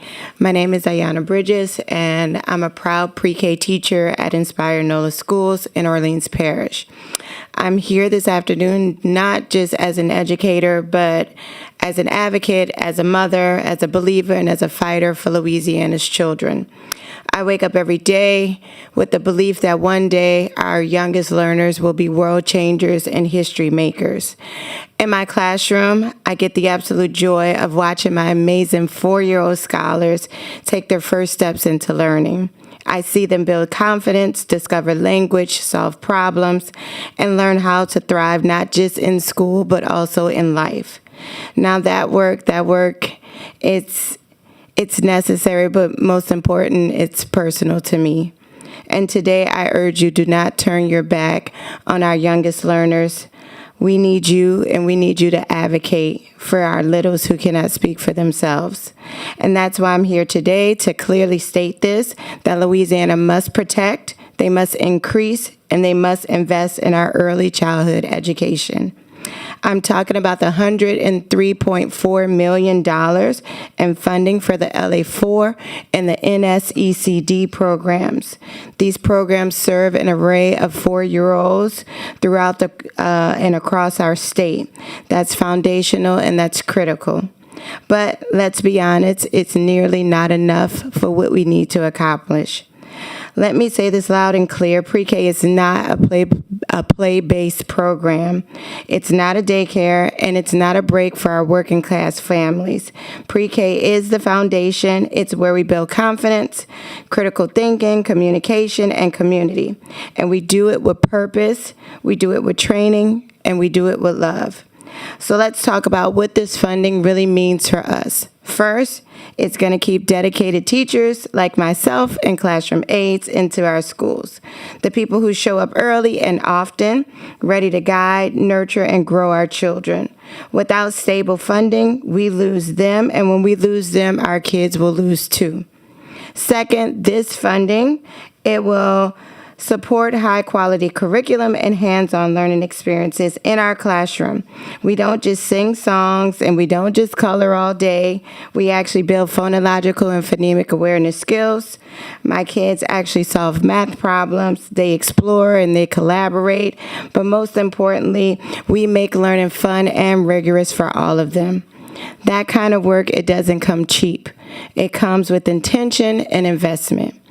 And third, this funding will expand access. However, eligible pre-K kids, they still do not have seating. That's not just unfortunate, it's unacceptable.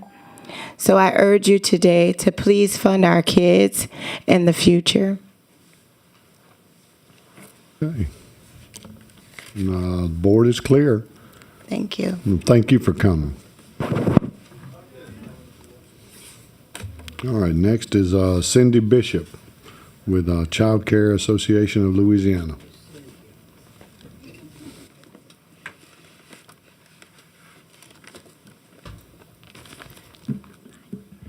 Mr. Chairman, members of the committee, my name is Cindy Bishop, and I'm the Executive Director and Lobbyist for the Child Care Association of Louisiana. I represent 3,200 members who work in the child care profession. I come today to ask the House Appropriations Committee and ultimately the entire legislature to support the $78.58 million that's in the executive budget for Child Care Assistance Program. Ultimately, we need $9 million more to make the $87 million has been stated previously. You may have before you our two-pager, the one front and back that I gave out with the data sheet. So I'm going to reference some things from that. So why is it critically? I gave it, it's over there. I think it's been approved. Okay. That's it. That's it. There's 2 pages for each, so they're flipped in accordance. Yep, that's it. Oh, every member should have it already. Yeah. Look through your papers. Yeah, it looks like this. Yeah, it was given out early this morning. Yes. So why is it critically important for state lawmakers to invest in early care and education for Louisiana families? But we'll get you one. There's 2 pages to it. Yep. We need you. some more down here, please. To Representative LaFleur and Representative Amade.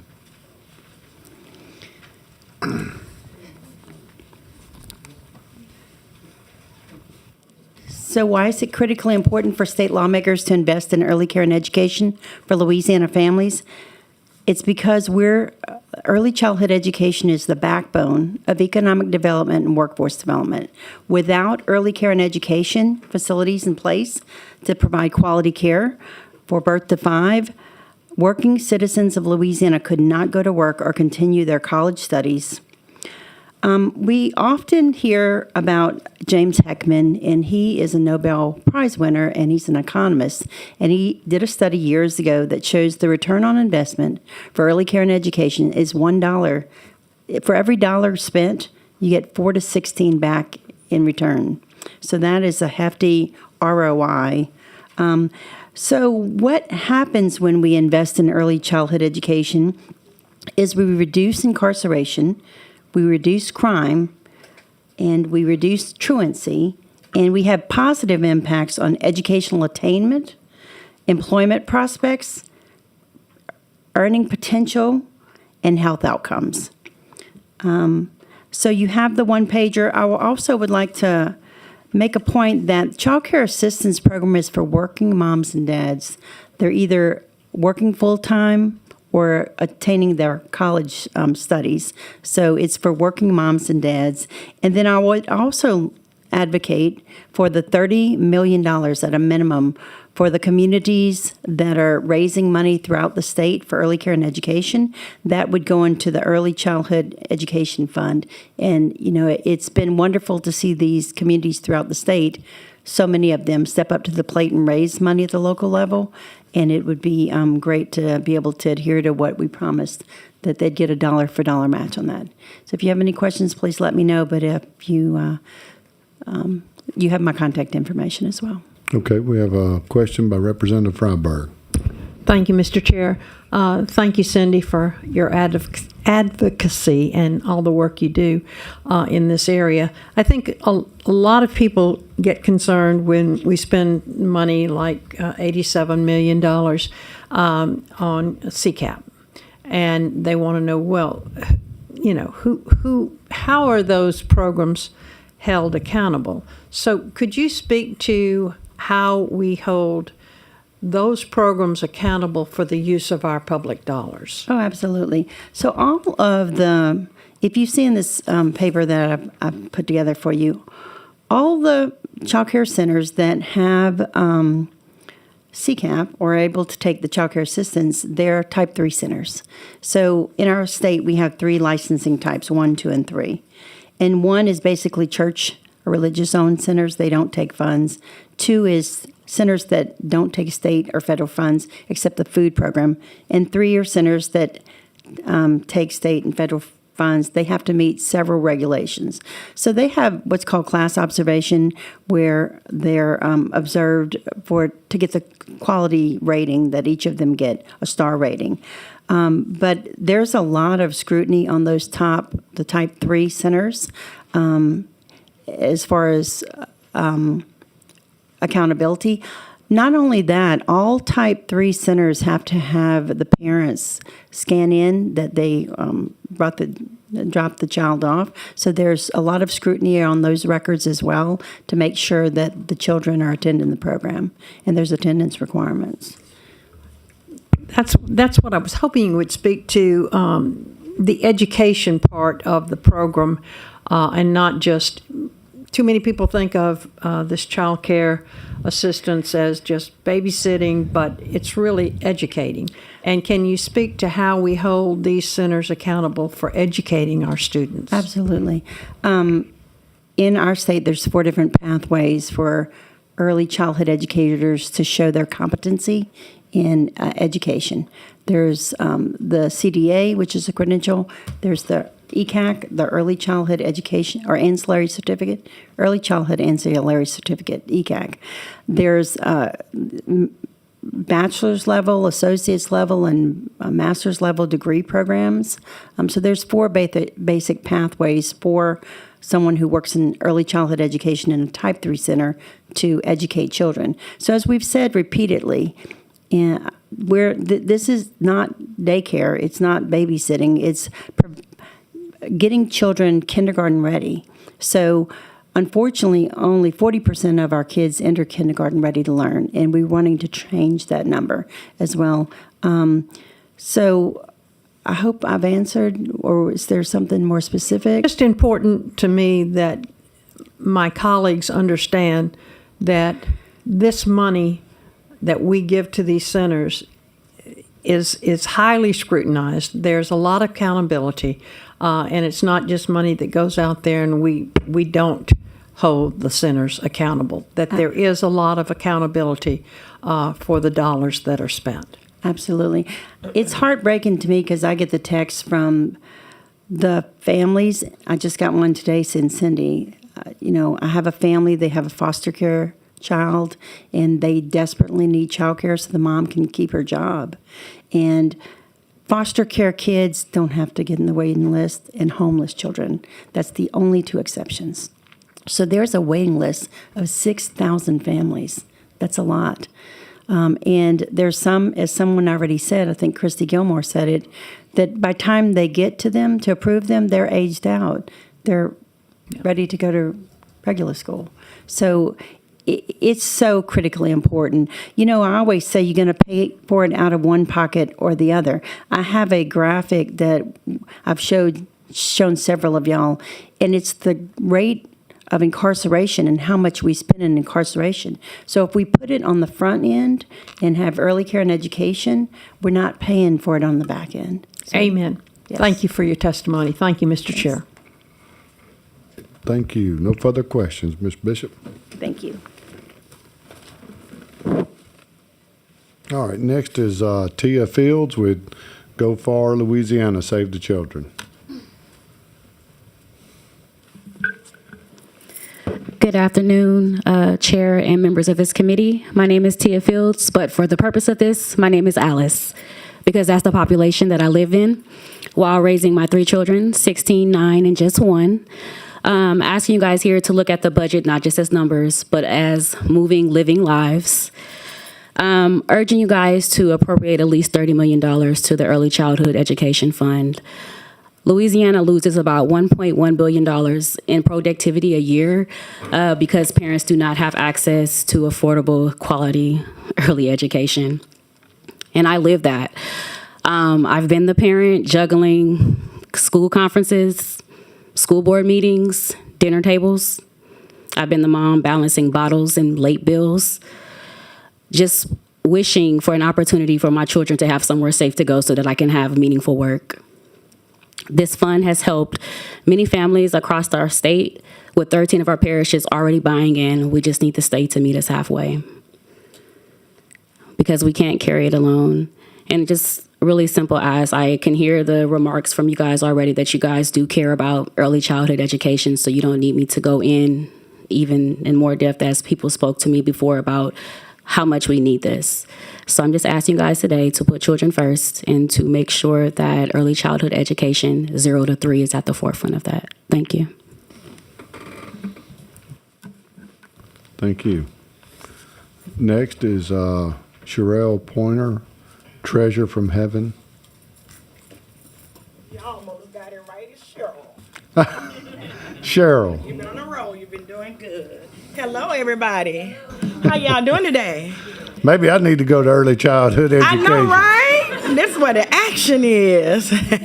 Well, hello again. My name is Dr. Cheryl Pointer, and I am the owner and director of Treasures from Heaven Child Care and Learning Center in North Baton Rouge. I've been owning my center now for 22 years. My child care center has maintained a 5-star rating for the past consecutive 8 years. And it's because I have a strong passion for early childhood education, and I make sure that my staff is trained. Currently, I am licensed for 56 children, but I only have a total of 30 enrolled. The low enrollment is due to a lack of funding for parents to access high quality child care because of the wait list with child care assistance. According to the NICHD, which is the National Institute of Child Health and Human Development, study reveals the effectiveness of teacher-child interactions positively impacts children's cognitive development, with these effects lasting through 3rd grade. And they also lay the foundation for later development outcomes, which include self-confidence, mental health, motivation to learn, achievement in school, and conflict resolution. In addition to owning my child care center, I am a contracted affiliate trainer for CLASS, which is the class assessment scoring system that we use to determine quality in early childhood education. So I train teachers, observers, professors, child care owners, all to increase the quality of care that we provide. So today, we, the early childhood education community, and if you don't mind, I would like to ask my community to please stand. If you're here because you love early childhood, please stand. Yes, yes, yes, yes. Come on, give it up for them. And if I can stand with them, I wish I had another mic, but I'm going to stand with them today.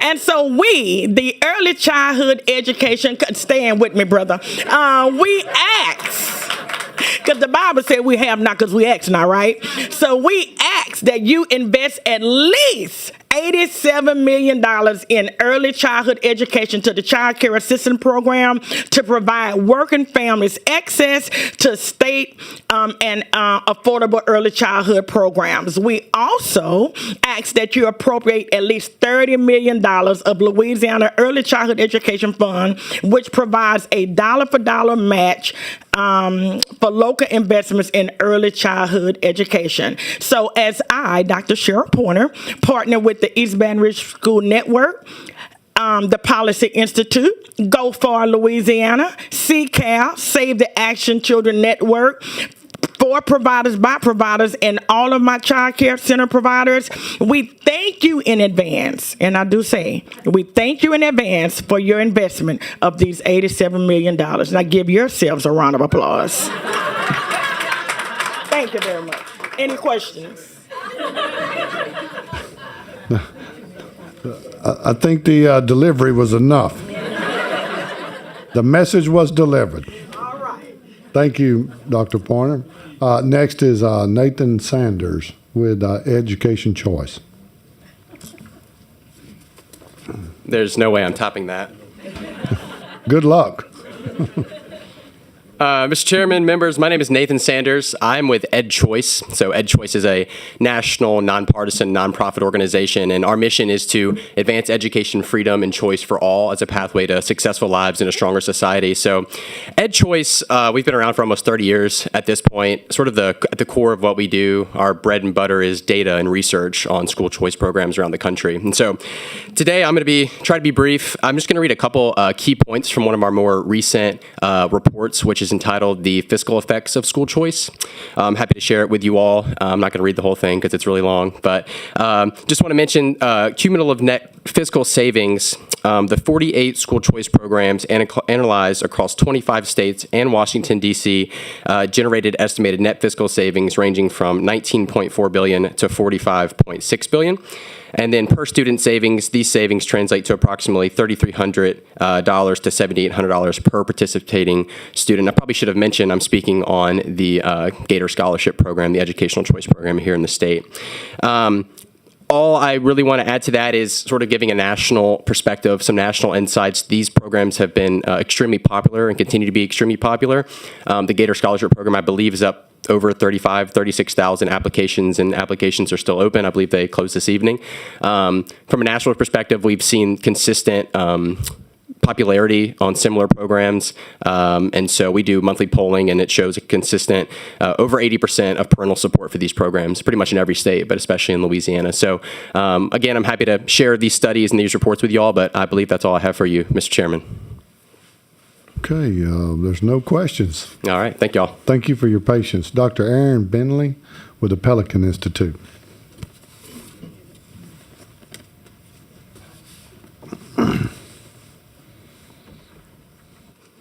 Thank you, Mr. Chairman and members. Aaron Bentley with the Pelican Institute.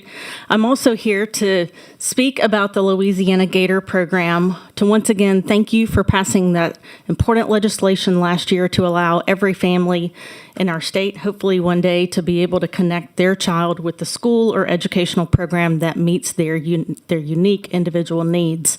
As Nathan just mentioned, this has already served as an indicator of the needs that families have across our state. They have shown that through their applications, and if you have gone through that application process, you know it's not easy. A parent really has to spend the time and gather the documents needed to go through this program to apply to LA Gator because it's needed, because it's so important for their children.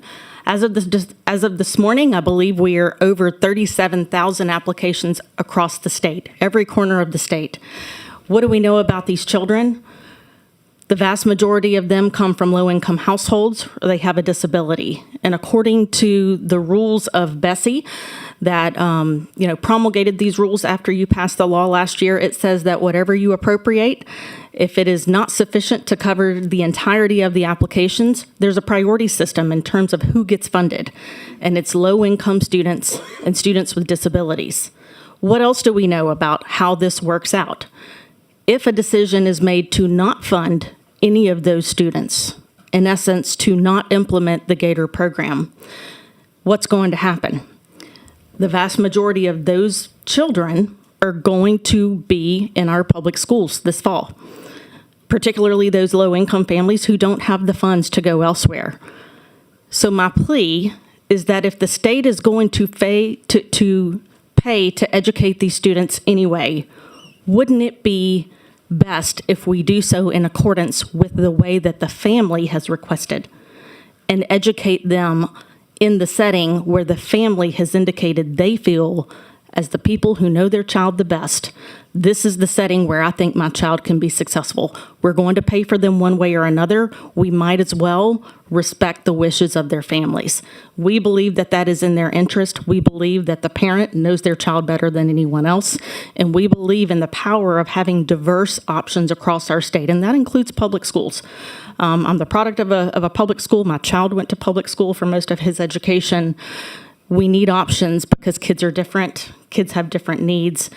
And if there's anything that I have learned in working in this field for over 20 years now, and at the same time being a mom, it's that you have to find what works for your child.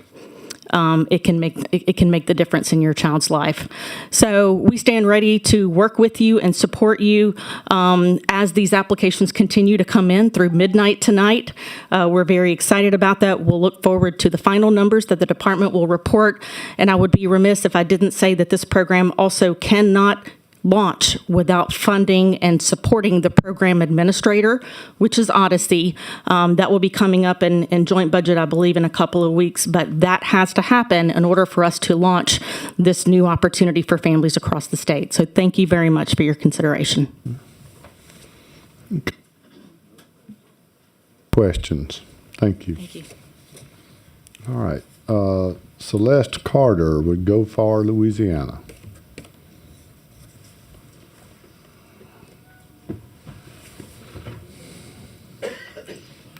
Is this the second half of the Pointer Show? I'm not that wonderful. Good afternoon, Mr. Chairman and members of the committee. My name is Celeste Carter. I am the proud mother of twins who were born at just 28 weeks and 4 days. Their start in life was fragile, and so was mine. I became a widow before my children were even 2 years old. In the midst of my grief and survival and overwhelming responsibility, I was faced with the hard truth. I had to rebuild my life from the ground up for them and for me.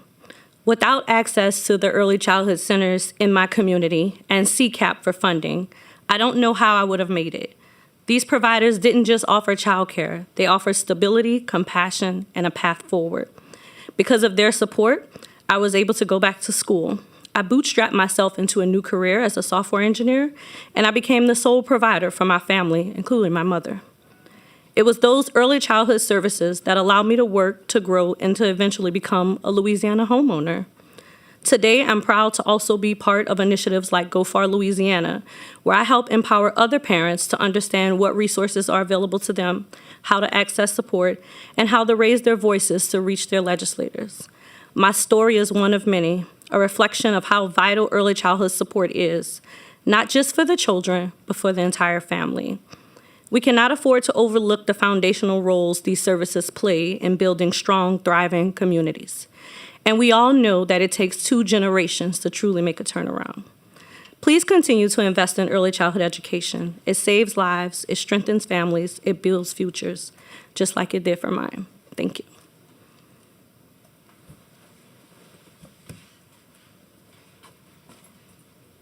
All right, thank you. All right, anybody else have anything on Schedule 19? Okay, that's the end of Schedule 19. We're now into Schedule 20, which is other requirements.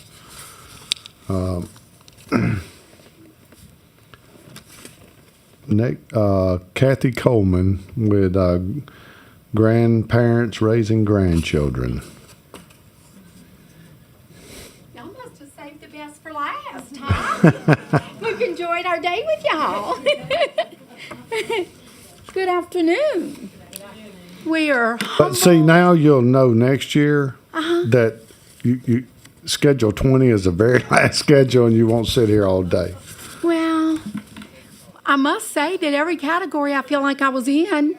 I think all of my families are in some of it, but that's okay. It was nice spending the day with y'all.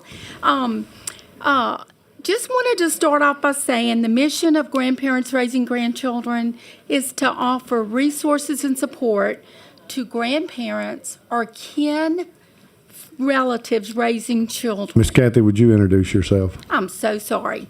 Thought I'd been here long enough you knew me. I disrupted you. Okay, Kathy Coleman, I'm sorry, Grandparents Raising Grandchildren Information Center of Louisiana.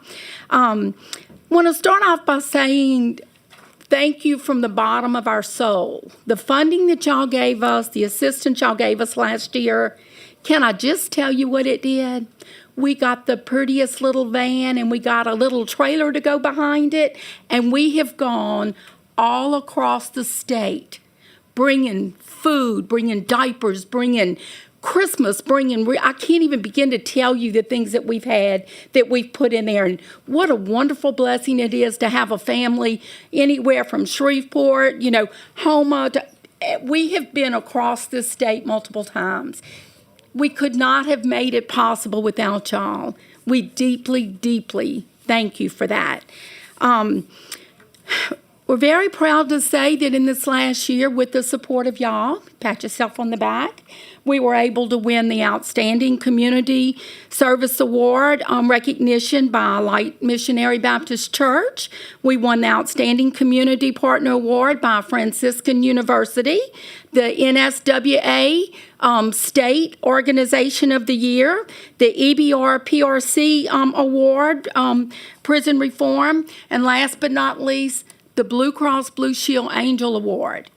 You know why? Because y'all were so gracious. Y'all gave us the tools to be able to do what we feel like God's asking us to do. For that, we're very grateful, very grateful. We're just back asking for help. When we see what we were able to do in this last year, it's like a breath of fresh air. These grandparents, these families that are across the state that didn't ask to take these children, but you stepped up. And that's what we have to do. And there's no boundaries. It affects every family in the state of Louisiana. And our organization does everything on a confidential level. So you know what? If you got a problem and you need to call us, do that. We're going to reach out and help you. And if we don't have the services, we're going to find them. And I could talk for hours. That's all we are. Okay, Representative Horton. Thank you, Mr. Chairman. Quickly, when grandparents unexpectedly, and I know many who are raising their grandkids and some their great-grandkids, when they need help and they contact your organization, what kind of help are they requesting? Food, clothing, legal. Oh, my God, the legal. There is no funding that we just don't have enough for legal things because if you get children, you need the custody with it. Medical, dental, orthodontics, y'all. Imagine that. They have no insurance.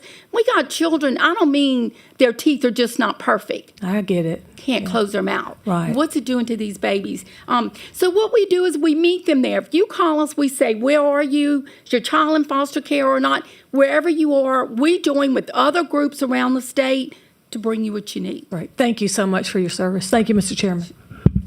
So I'll follow that up because I've seen this firsthand with this group. I've seen it with all groups, but I can testify what I did see. And this is a group that when the first time I ever seen it come through, I thought it was just a Baton Rouge area group. Nothing against Baton Rouge, but, we got needs in North Louisiana. But this group even came to North Louisiana and even in my area, and we had a grandmother who unexpectedly had her grandchildren there living with her. And we're talking about a widowed grandmother on a fixed income, and the resources that they delivered were unbelievable to this grandmother. And I mean, it was food, it was diapers, it was clothing. Look, y'all, it was just the basic necessities that a grandmother who unexpectedly got her grandchildren placed in her care gave her the ability to provide just the basics. And so I can testify to this one. I have seen it firsthand, Representative Horton, of what, when you asked what services could they provide, and it was much more than that, but those were things I seen. Representative Freiberg for a question. Thank you, Mr. Chair, and thank you for all the work you do. What is the ask? What are you funded at now, and what are you asking for? We're asking for $250,000. Okay. We're asking for things like when you have these families Y'all, we bring paper towels and toilet tissue, and the grandparents cry. We bring diapers, we bring clothes, we bring shoes, whatever the families need, washing powder. I mean, the essentials, the stuff that 40% of our families are in the Alice group, okay?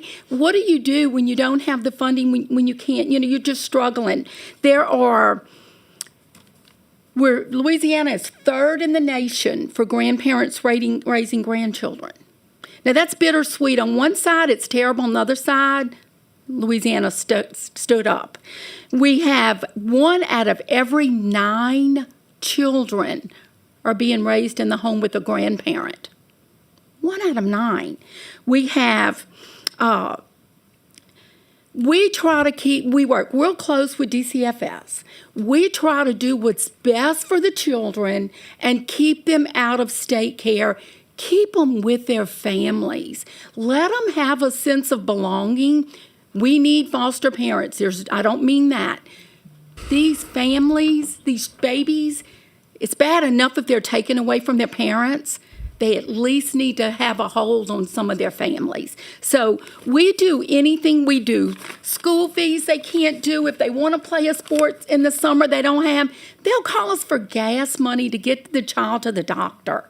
So, it's kind of in the ditches kind of stuff, but we just meet them where they are. So if they call us, we try to find out, what do you need? Where do we go? And we go out and try to find anybody. We're very humble beggars. We go out and try to find anything we can, but then we come back and we don't stop there. We follow up and we make sure. Sometimes they just need to call you at 11 o'clock at night and they're ready to scream and walk away. And you know what? We'll scream and cry with you, but guess what? You better go to bed because those kids will be up at 6 in the morning. You know what I'm saying? So are you currently in the budget? Oh, we got money this particular year. We're asking for the next year. And again, the ask is 200 or 250? 250. 250. Yes, ma'am.